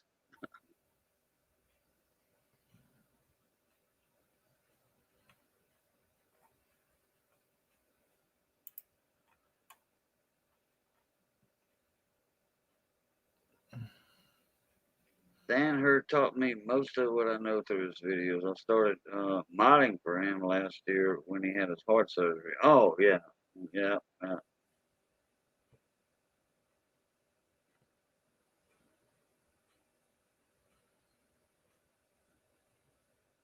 I wonder what he found out of that sluice. I never watched the video. I see a bunch of notifications on it, but I never He watched tore the most video. of it apart. Yeah, but I wonder what how much gold did he get out of the paddings, the mats and stuff like that? I don't remember. I just remember watching it one day and was like, wow, that's kind of interesting. Like, I never knew that was like a huge thing. I thought when you had, a claim, like, people tend to stay away from that type of thing because, they know the repercussions. Yeah, but like you see in California, the rivers up there, you cannot dredge. Right. I remember him talking about that. You Can't can't dredge. have Subject anything dredge. like Everything has to be done. Put it this way: in the Northern California rivers and stuff, everything has to be panned like this. With the gold pans. You cannot have any other type or form of machinery, sluice boxes. No, it has to be panned. So those sluice boxes that they're talking about, like him, I think I didn't see the video, okay? And I said that already. I did not see the video. But you're not supposed to have any kind of sluice box, like they say, shoveling it, putting it in buckets, and coming down, putting it in your sluice box for, where the current can take it down. That's supposed to be illegal in Northern California. Panning only. That's it. So I don't know where he was at when he done that video. In fact, I need to watch it because I see the notifications for it all the time because I've watched Dan Hurt's stuff already. Him and that little girl, well, not little girl, that little girl husband's a fiance, and then, all three of them, they go up looking for different minerals and stuff up on the high banks. Yeah. Someone, some takes the risk, the claim jump. Yeah, it's a big risk to do. Yeah, correct. Yeah. Oh yeah, when you claim jump, oh hey, look, hey, people might not find you later.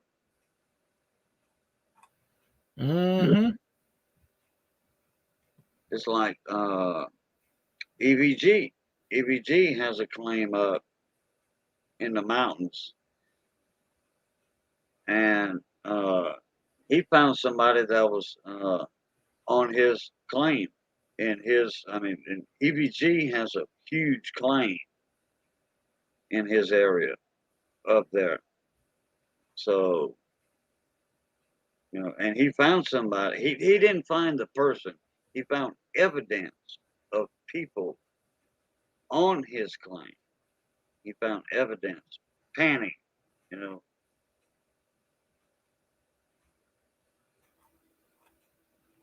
EVG hobbies. If y'all don't know the guy, he comes up in my live streams and panels every now and then.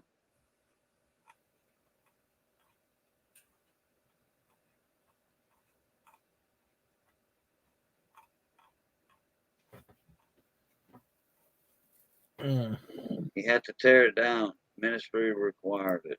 Yep. Okay.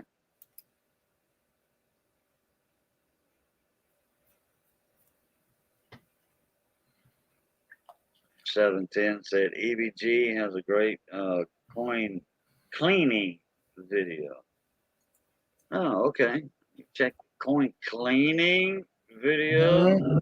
Okay. Coin cleaning, that's a no-no. Dip for preservation. Yeah, they have a couple of